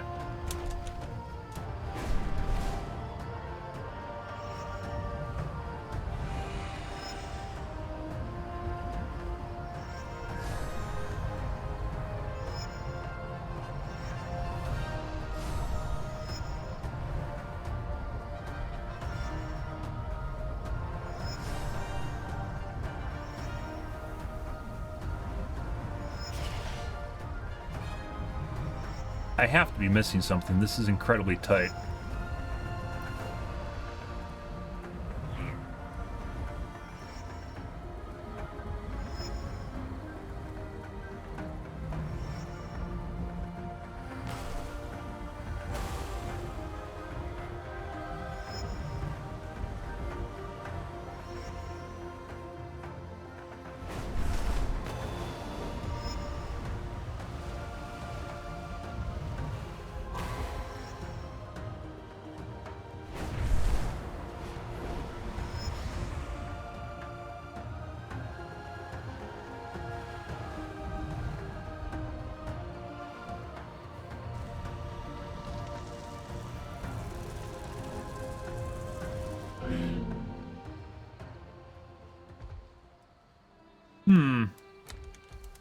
we serve once more. Toughest course so far, guys. It feels like I'm missing a trick or something. I'm missing something. I can't imagine it's that time rewind function. That'd be so cheesy if that's the case.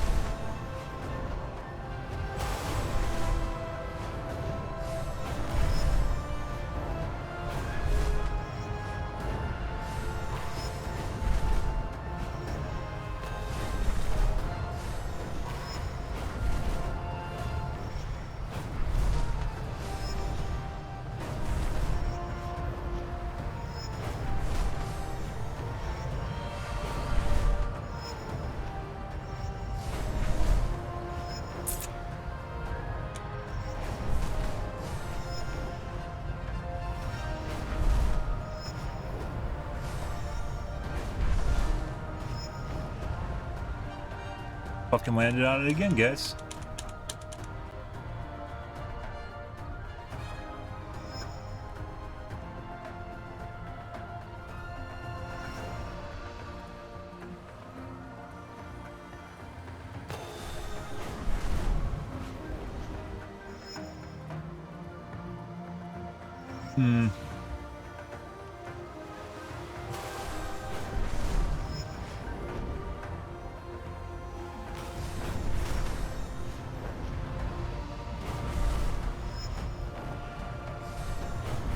That's not 3 seconds, though.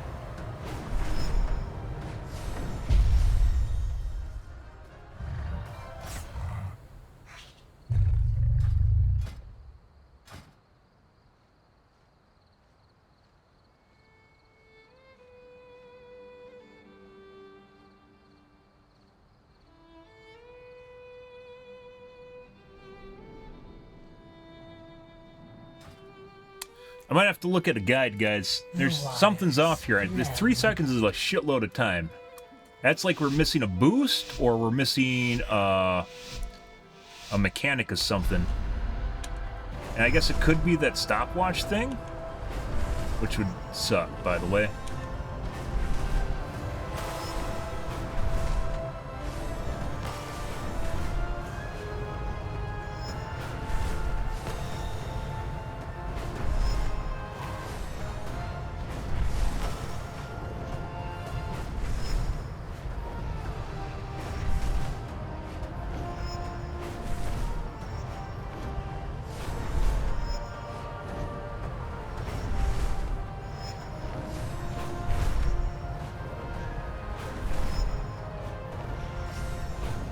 Extra boost, especially in the center here when things get slow, would actually save us quite a bit of time.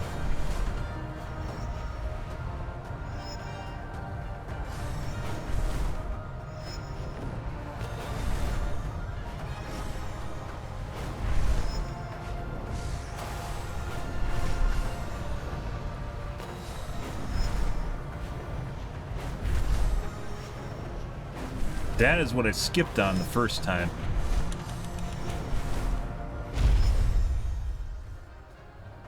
Shorter, but still 3 seconds. Okay, I'm going to look at a guide here, guys. I'm going to cheat. Sure, someone's already done all the courses and got gold on everything, so... Let's see. Scar...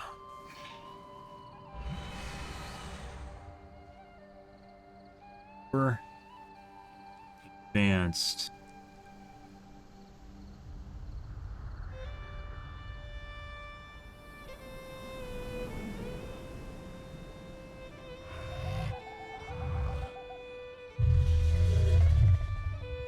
Oh, there's people that are trying... Oh my god.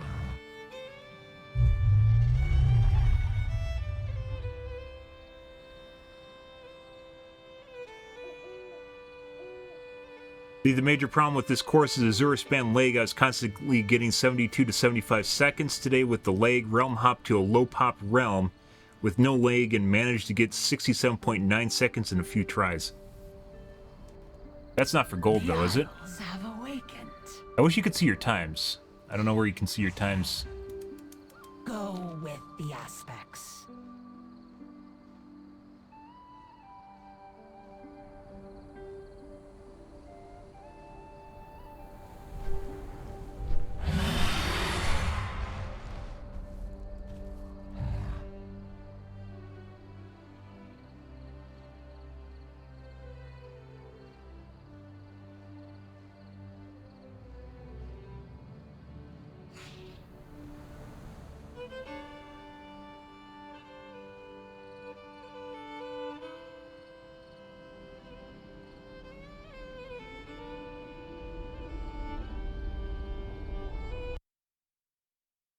All right.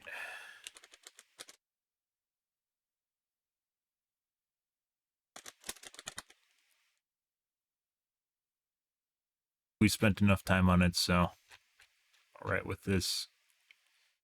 The Gar to advance gold.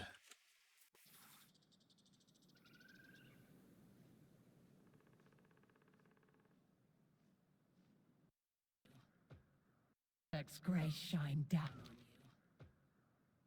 you.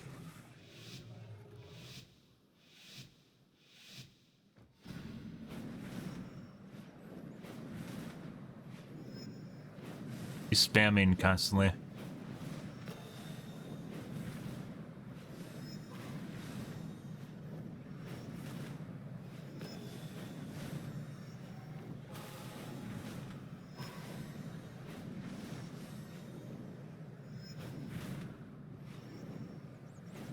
Went too wide.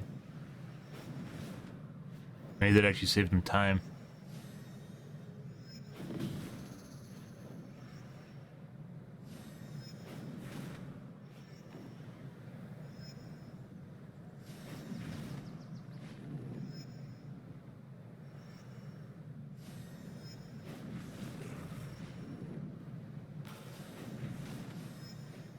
Looks like he turns wider than I do.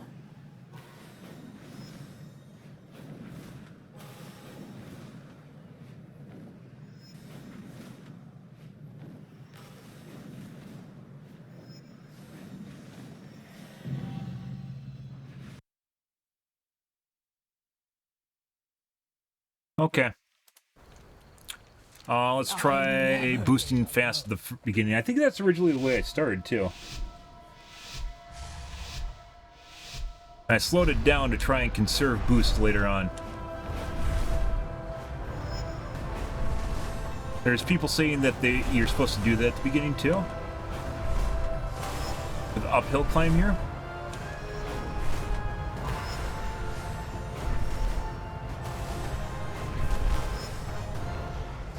It actually feels like I'm going a lot faster now.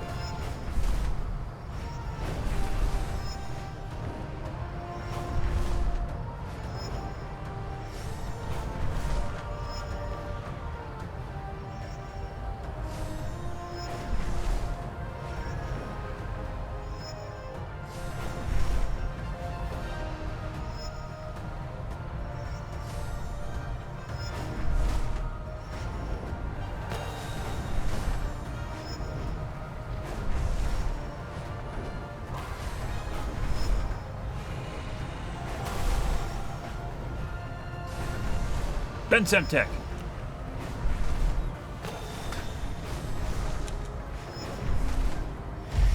Fuck you, game. Fuck you.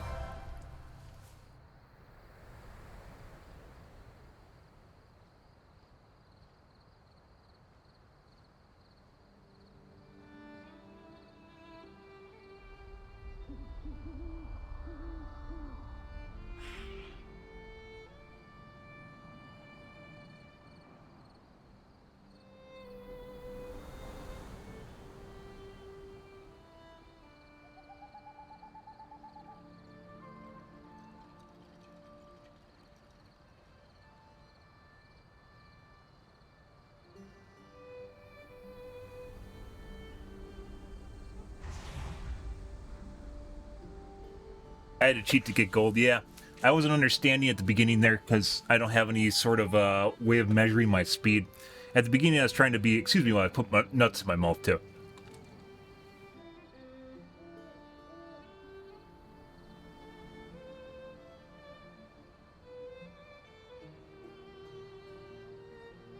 Not wasting boost on the beginning was more detrimental than not having enough boost later on. Instead of going downhill.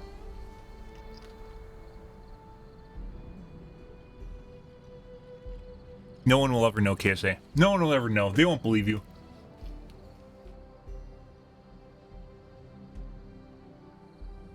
I would delete the VOD after the end of the stream. No one will believe you.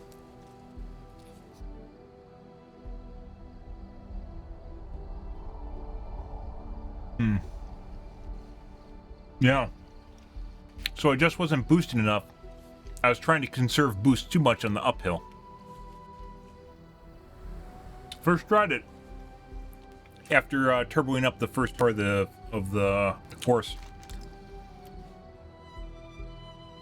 I've been on this course for what, like 40 minutes at this point? 45 minutes? This hands down the hardest course I've been on, but once again it's a trick. At the beginning there was using up the boost up the uphill. Which I was originally doing. That's why I got my 70.5, by the way. Might have been the leg too.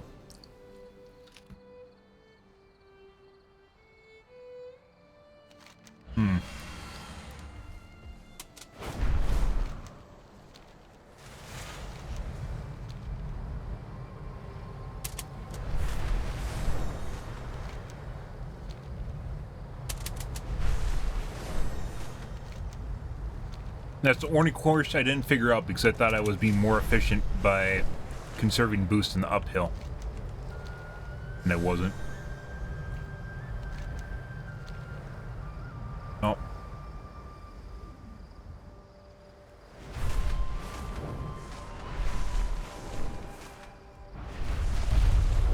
Aspect's grace shine down on you. Why aren't you? Because I wasn't moving fast enough?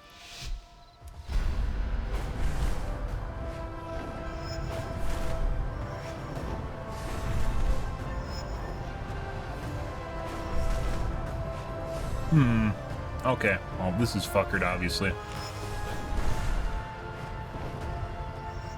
was going, I believe I was going uphill. I wasn't trying to conserve either, because I knew I was close to where I had to go. That's worth getting? Probably not. Might be, though. I'll have to wait and see.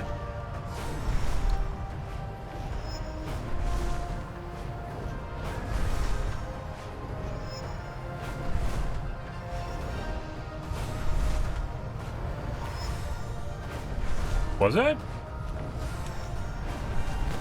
Sometimes I time my ability properly with regenerate, so it doesn't. I don't actually gain, but I also don't lose vigor.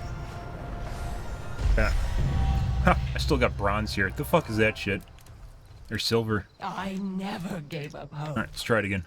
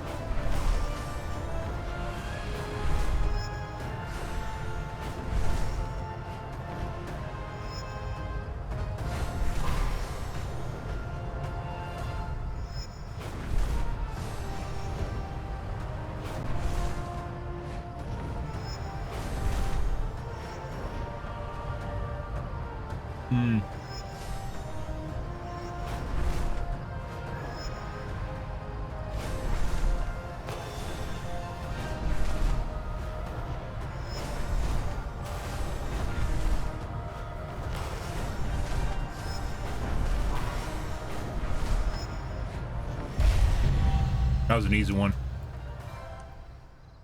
All right, ascent.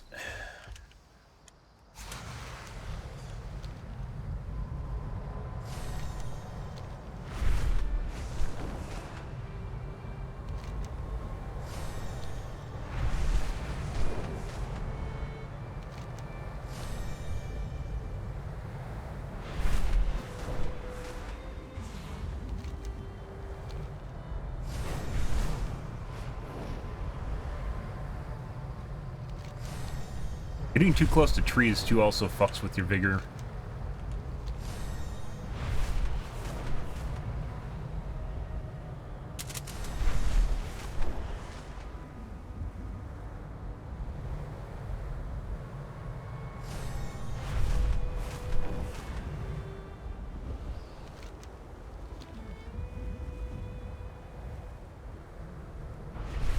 Uh-oh.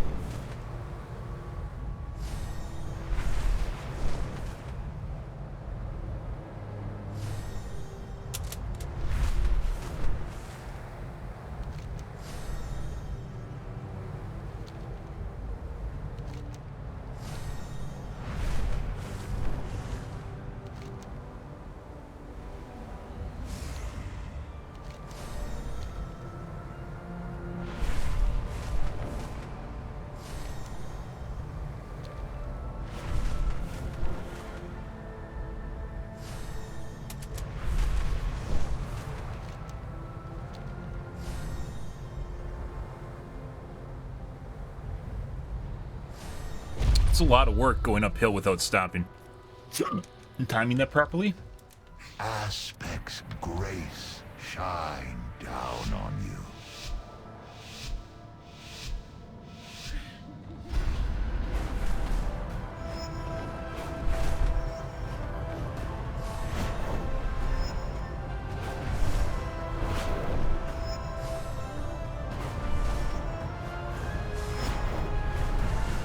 Ah, I got a fire hazard. That sucks.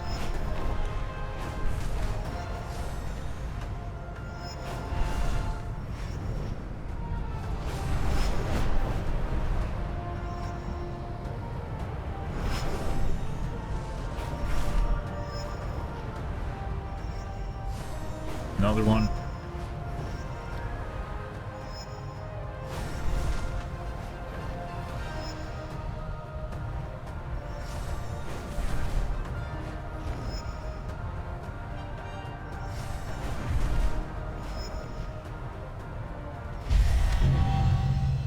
I still got gold.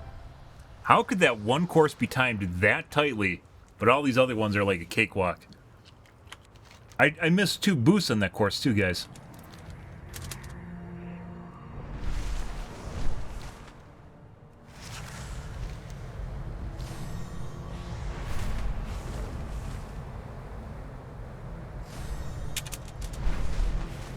It's definitely the closer you get to shit, it slows you down. Like, even trees slow you down.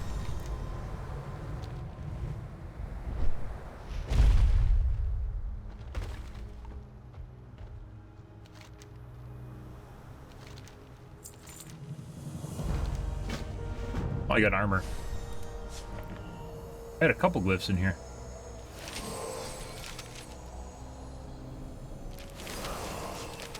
It took longer than I thought. It was that one fucking course. One course, guys. What do you seek? Aspects watch over you. Sewer span rally. Far away.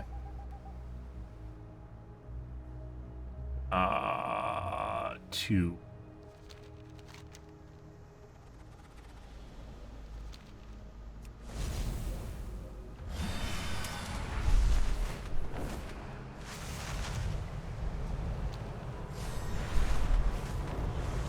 Sometimes, like when you do a boost while you are turning, makes you boost faster, like in the turn itself, not like out of the turn or before the turn, but like a banked into the turn. And you see your dragon go like this. It has like a hourglass look to it.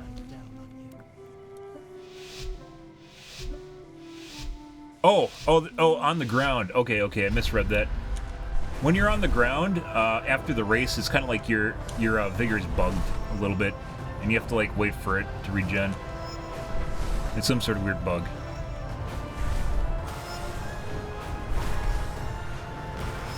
This is just a burn. Kind of looks like a burn. Oh, that leg.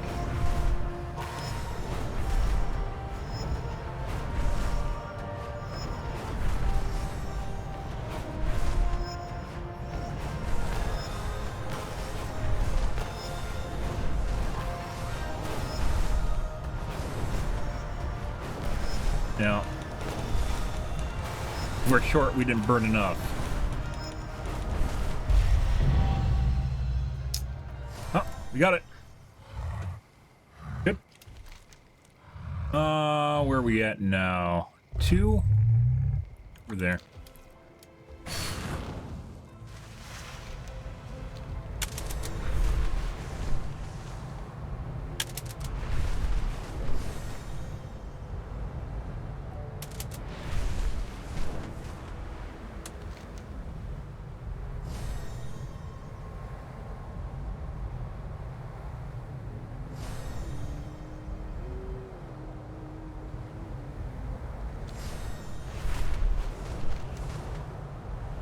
I was going the right way.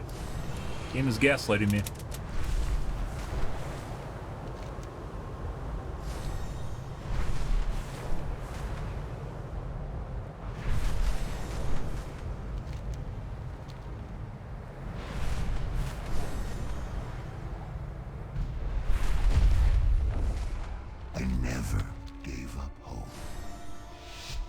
All right.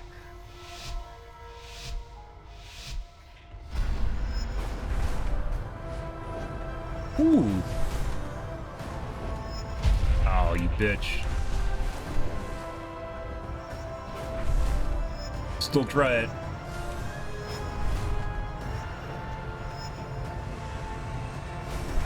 Stranger things have happened.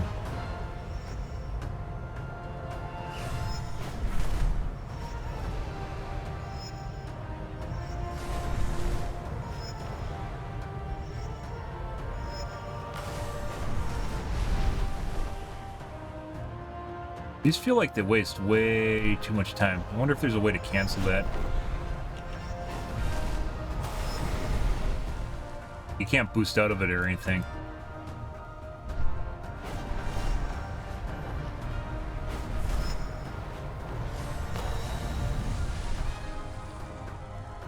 Probably could get around the side of it, maybe, and then you wouldn't actually take it at all.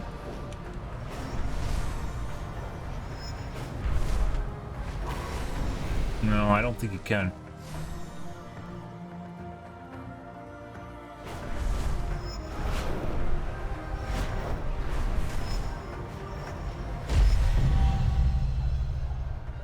Huh. Okay, no, I was actually 4.5 seconds slow. Okay. The Isles have awakened.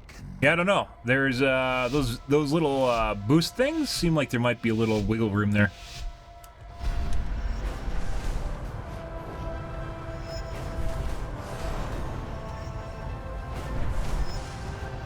Better.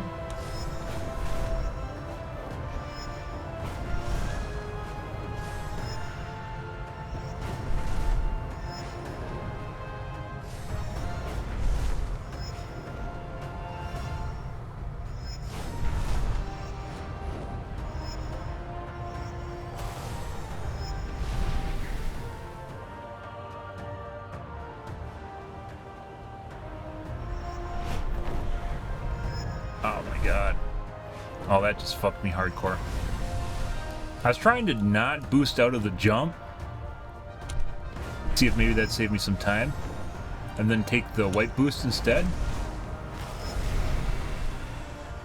It helped.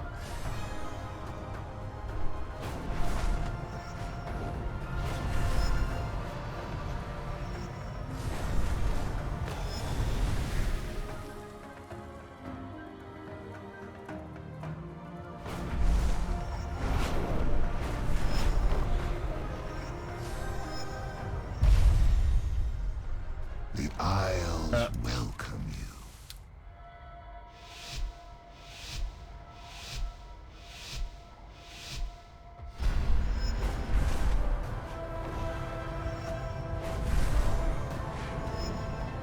Cleaner.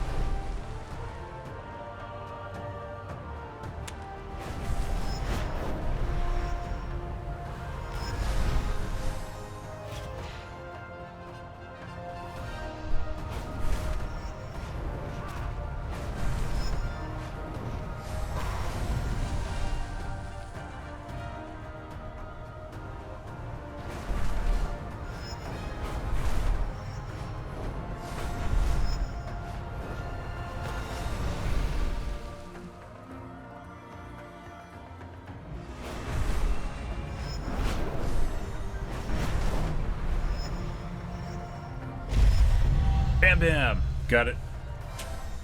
With seconds to spare. Good. Alright.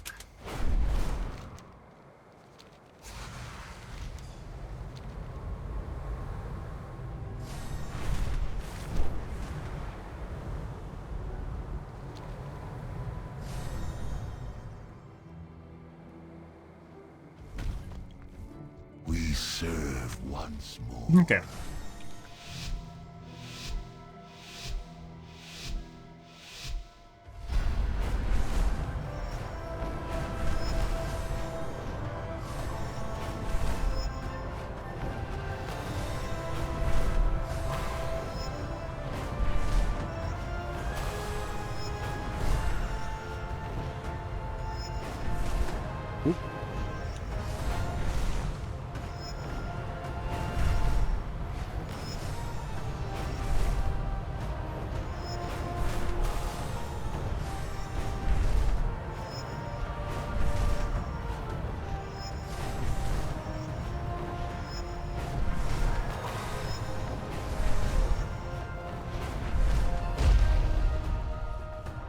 Oh my god. The fuck, I missed that. Still got bronze too.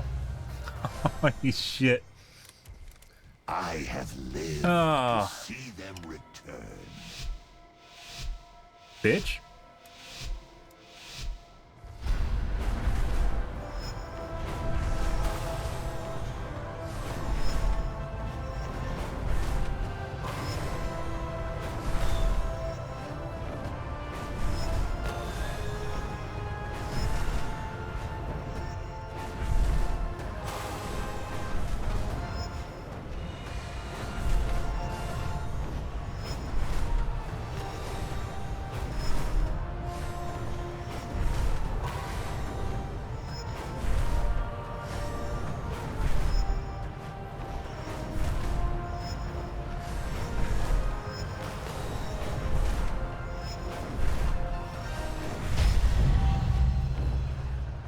Go sure. Aspect's grace shine down on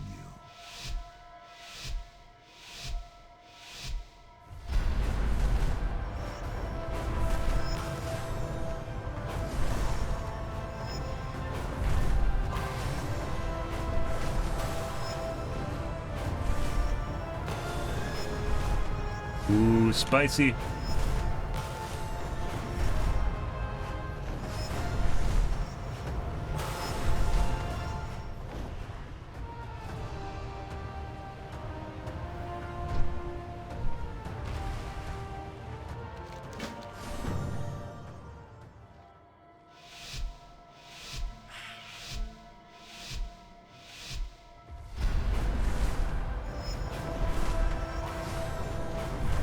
Looking pretty good too.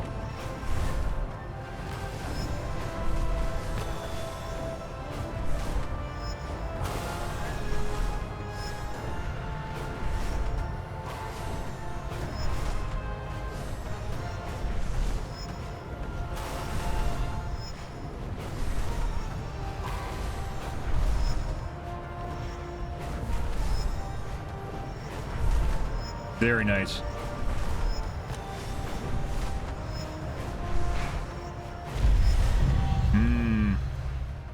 Good. Almost 2 seconds under, guys. Good, good, good.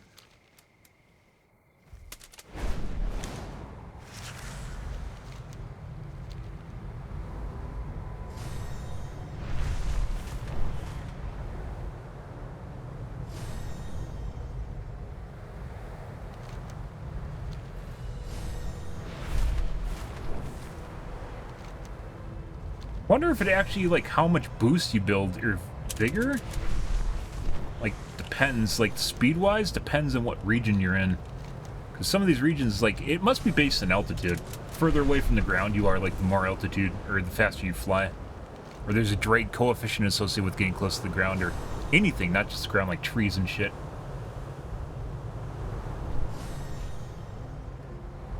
Like, Azure Span, for instance, when you get in those forests, it definitely feels like you burn a lot of speed.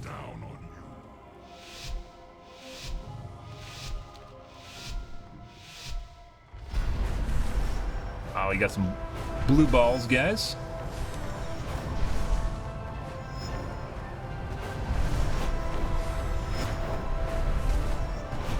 No one likes his blue balls.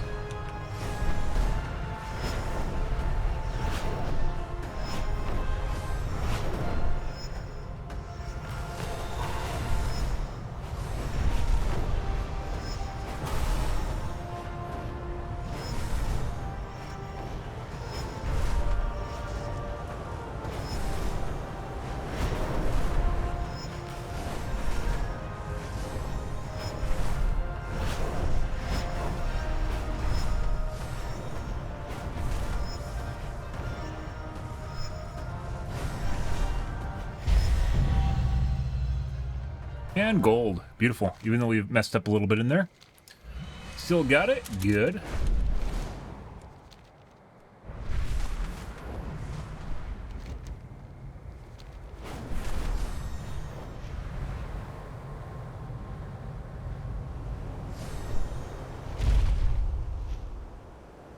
Keep forgetting that there's actually, like, land under here.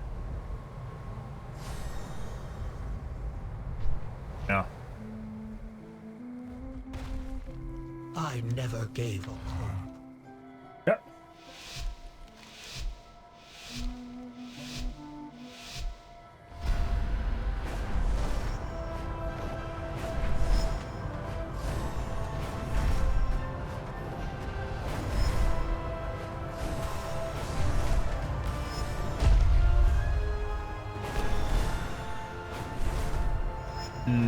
Not good.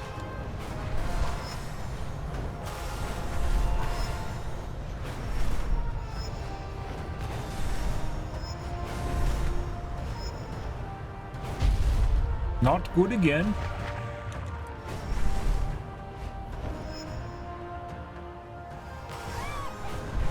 Holy shit. There's some pretty tight areas if you're going max speed.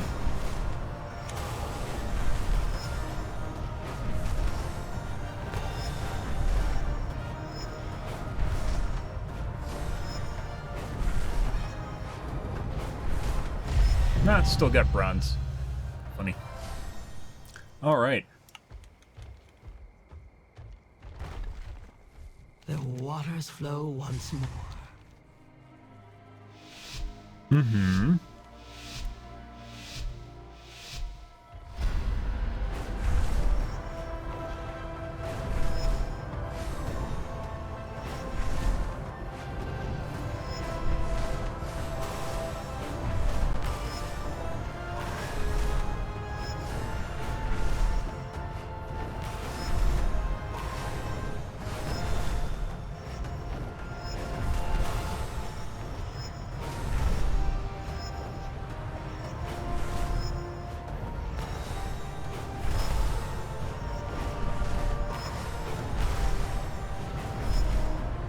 Holy fucking shitballs.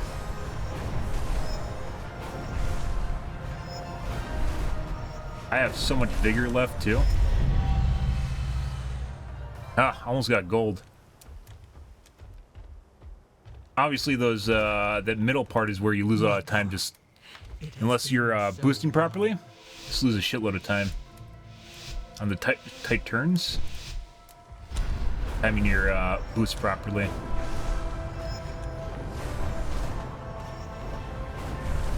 Easily feels like you make up for a lot of speed here, so.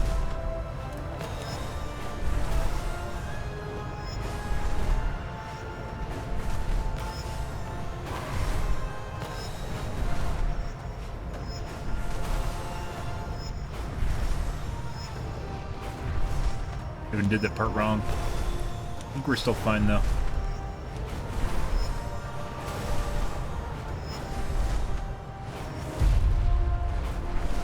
You aren't fine there, though. After you hit the ground, you waste a lot of time getting back in the air. No. Not even close. Actually, pretty close. Actually, kind of close. Not kind of close.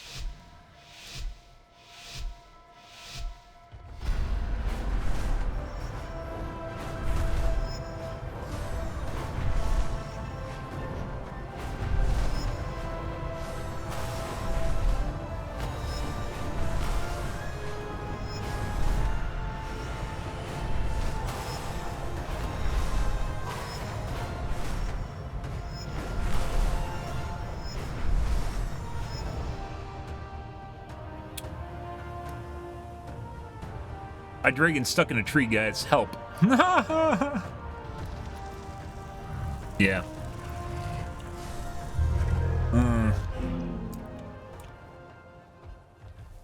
What do you seek? Pretty good up till then.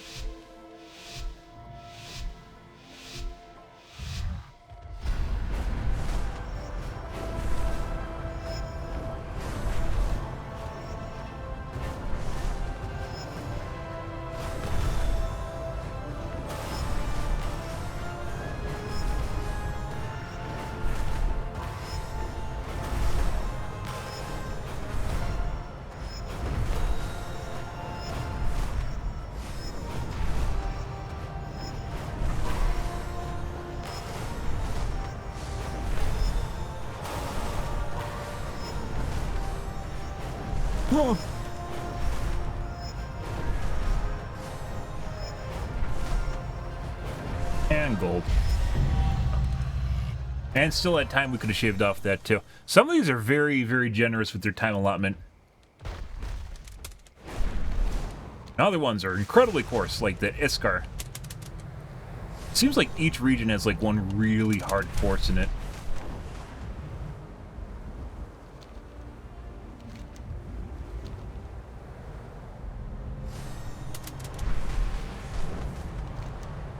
Actually, take that back. That flat point.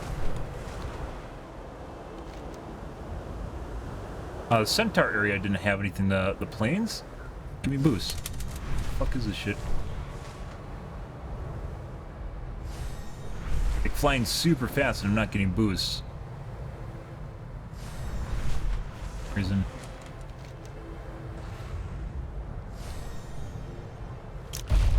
Yeah. The plains didn't really have anywhere that was hard. But otherwise, Span and the first area definitely did.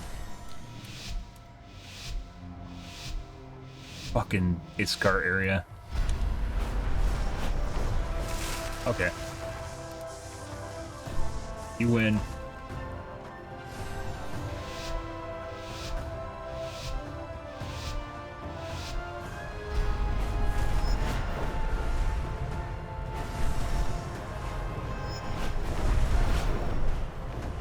Got some needle threading going on here.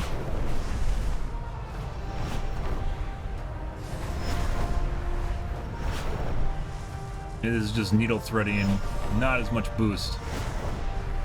There you go. Great. Hey, Thick. Yeah, Blizzard's trying to kill Stormwind, so that'll happen. Turned out phasing basically just a dead city because the new city has an auction house. Every other expansion, the cities don't have auction houses, and people tend to gravitate towards the city with an auction house. This is one of the reasons they don't give them auction houses. Even though you have like mounts and shit, people don't always go back to home cities or wait for a mount to drop, or own one for that matter.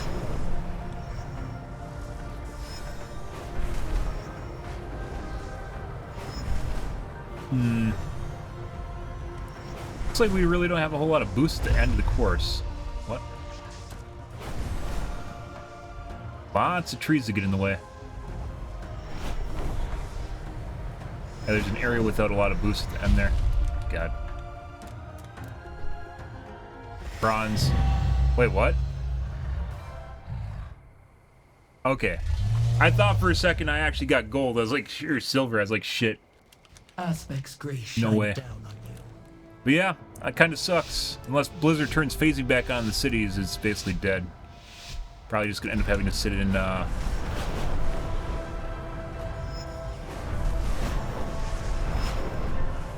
Bell.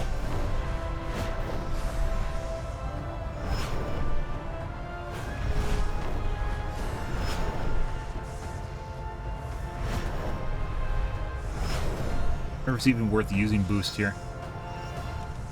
There it is. Now we have a decent amount of boost saved up.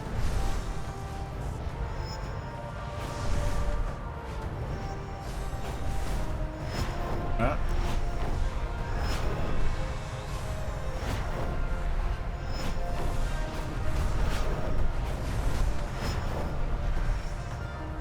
One spot without boost in here again. Right here? There we go.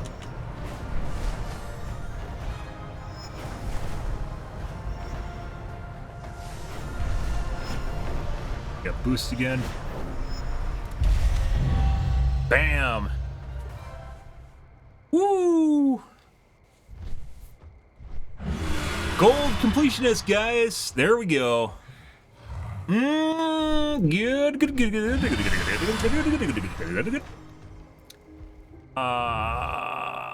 Cliffside. And then we got Bronze Racing Enthusiast.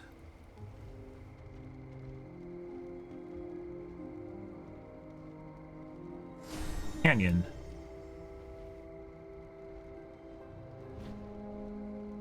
We also got gold and orange armor.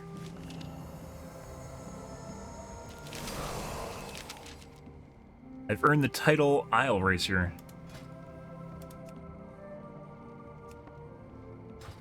How'd you get that title?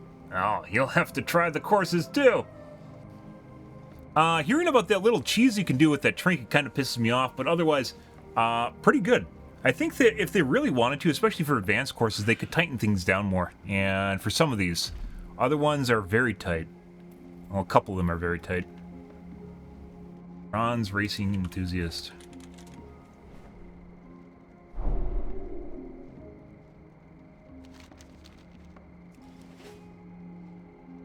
Achievements. Mile racer. That's what we wanted to accomplish tonight, guys. We got it done. One of the races we spent 40 minutes on, and I realized it wasn't boosted enough at the beginning. I don't raid. I haven't raided since Wrath. It takes too much time. As I talk about in this game, there's a fun-to-time ratio in which you spend an inordinate amount of time in order to have fun, like to get the gear. And the gear slows down to a trickle when you start raiding. The most gear you get is basically from dungeons, heroics, then mythics, right? And then Mythic Plus, and then raiding is like the hardcore shit. Although Mythic Plus basically turns into raiding just for 5-mans, essentially.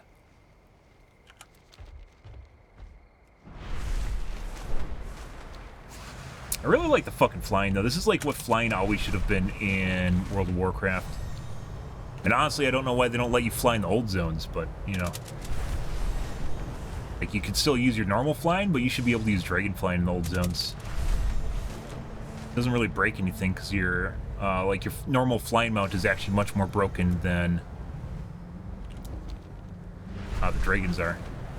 In terms of movement speed and... well, maybe not movement speed. But their mechanics. They don't have any mechanics. They just move fast.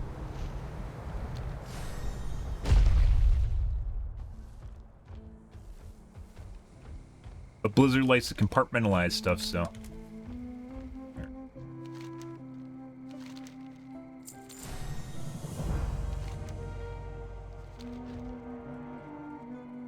Let's see, achievements...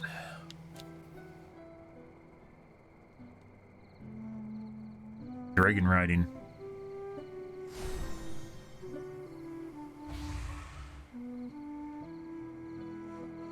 Alright, I guess we got everything. I thought there might be something more.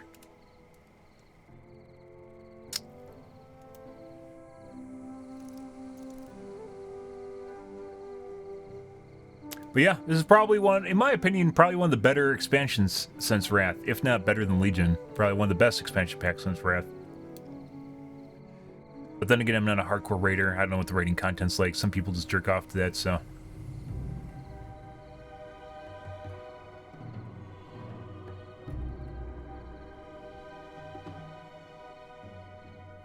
yeah. Good. Let's go take a look at our customizations.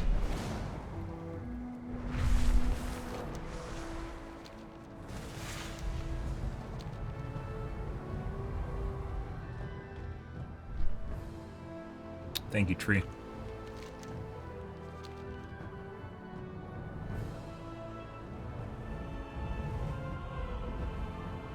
I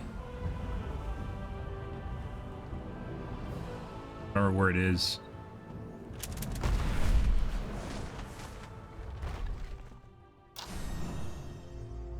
Alright, what do we get that's new? Armor color.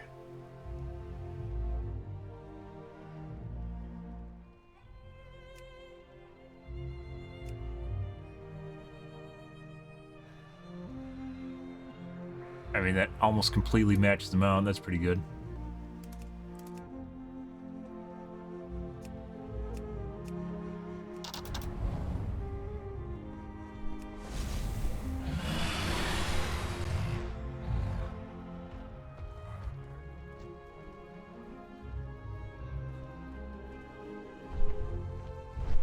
Oh, pets. No. Mine has a beard and a matching saddle. Ah. What did we get for gold? I think it was the title. And I think we got the armor just for completing it.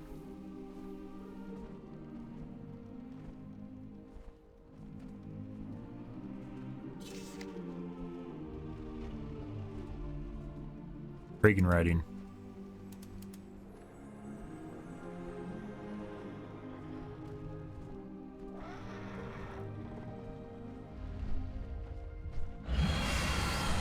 There it is, expansion features. There's the title.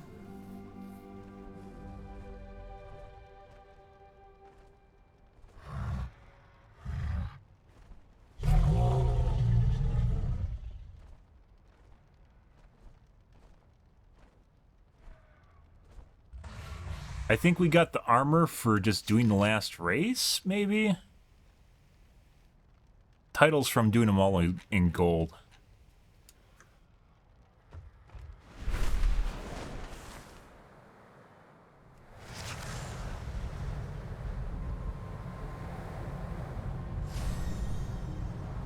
Love the dragon riding though. Actually enjoyable.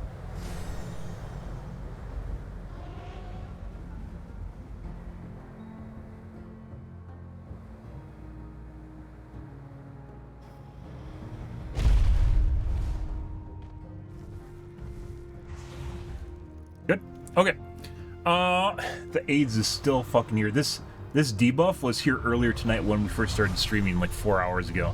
Or when we first started playing, like 4 hours ago. And it's still fucking here. Good stuff, guys. That.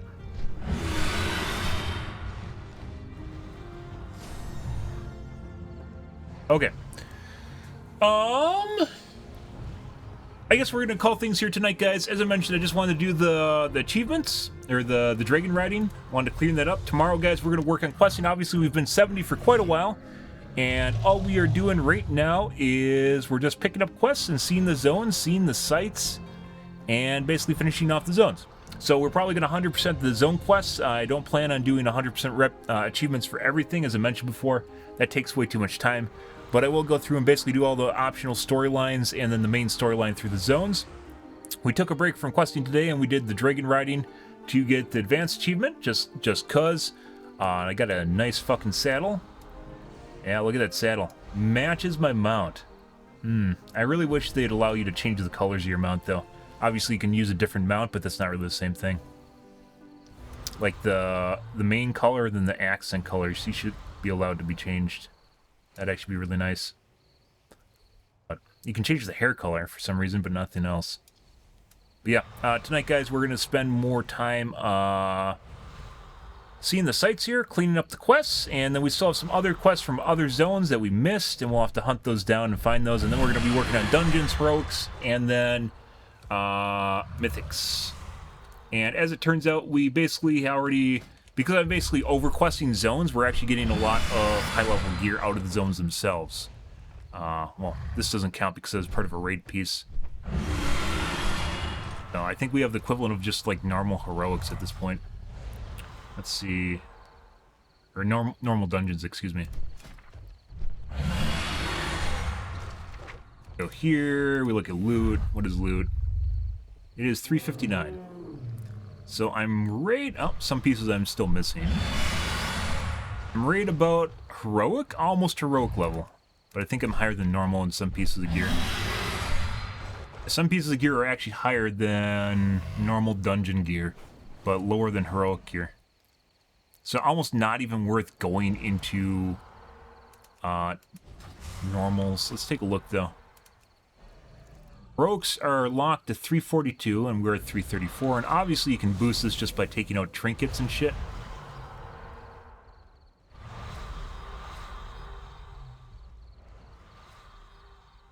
Got a couple pieces of gear that kind of suck still. Shoulders. They're a big stat piece. Jeans or... Pants are a big stat piece.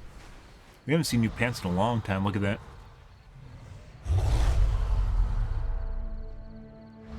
I like my eagle trinket. Fuck you. It's for hunters! Suck my dick. Yeah, what we really need is pants here. Obviously, we could use shoulders, we could use boots, but pants are a big stat item. That's going to be a huge upgrade when we find them. Yeah. But alrighty, guys, we had some pretty good... I enjoy flying. I really enjoy playing the dragon riding. It's actually probably one of the most fun parts of the expansion pack, guys, is the dragon riding. Really enjoy it. It's one of the first things we did is do the races and get the glyphs and shit like that. Very enjoyable. But that is me personally. Teach their own as it goes, but really enjoyed it. Normally, we don't spend this much time questing. Normally, I'd already be done with the zone quests, and we would have already moved on to dungeons, but there's a lot of extra shit that I've been doing, too, that's actually made it kind of fun, so, yeah. But alrighty, guys, I'm out here for this evening, though. If you're new to the stream, you enjoyed the chillax, you enjoyed the dragonflight, make sure to follow button in the top right-hand corner. I usually stream every day from evening to late night. GMT-6, so 8 to 9 p.m. Central Standard Time to 1 to 2 a.m., give or take. Depends what's going on in my life, what's happening, etc., guys. Yeah, tonight's going to be more World of Warcraft, finishing up the zone quests, and then maybe dungeons. Well, not maybe. We will be doing dungeons afterwards and just getting some mythic gearing. So, we'll see how long that takes. But, yeah, dungeons can be fun in and of themselves, and then min-maxing my gear. Min-maxing my gear has not been fun for a long time, mainly because Blizzard has depreciated professions. You don't need to do... There's like 5 sockets on chest pieces and shit like that, and you have to enchant every single piece of gear. Which is a shame, because that was where a lot of the fun was enchanting your gear, especially if you had, like, profession bonus or something like that, and they just took all that shit out. There's no secondary stats. They took out the professions, the profession bonuses. They took out prevalence of, like, gemming and enchanting and glyphs and what's the other one?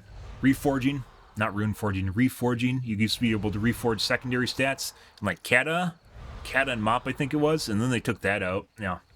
And one of the best things about this expansion pack is there is a talent tree. Yeah, as it turns out, a talent tree makes the game a lot more fun. But it's not, this isn't new. This is something they took out of the game, so you can't give them credit for bringing this back because they fucking took it out in the first place. So shame on fucking you, Blizzard. Oh, hey, look, guys, there's 9 different options you can pick from. Wow, this is so much fun. Yeah, actually putting points into the tree actually is the benefit of leveling. It makes leveling fun. Doing this means that every level you kind of feel like you're doing something useful. Even if it's 1%, it makes you feel like you're doing something useful with your time instead of just leveling up and getting free skills and shit. Yeah, it's fucking stupid. But alright, guys, I'm out here for this evening, guys. Tomorrow will be more World of Warcraft. Anyways, guys, thanks for watching my stream as always, and I hope you guys have a wonderfully fantastic Thursday night and Friday morning. Have a good day, guys.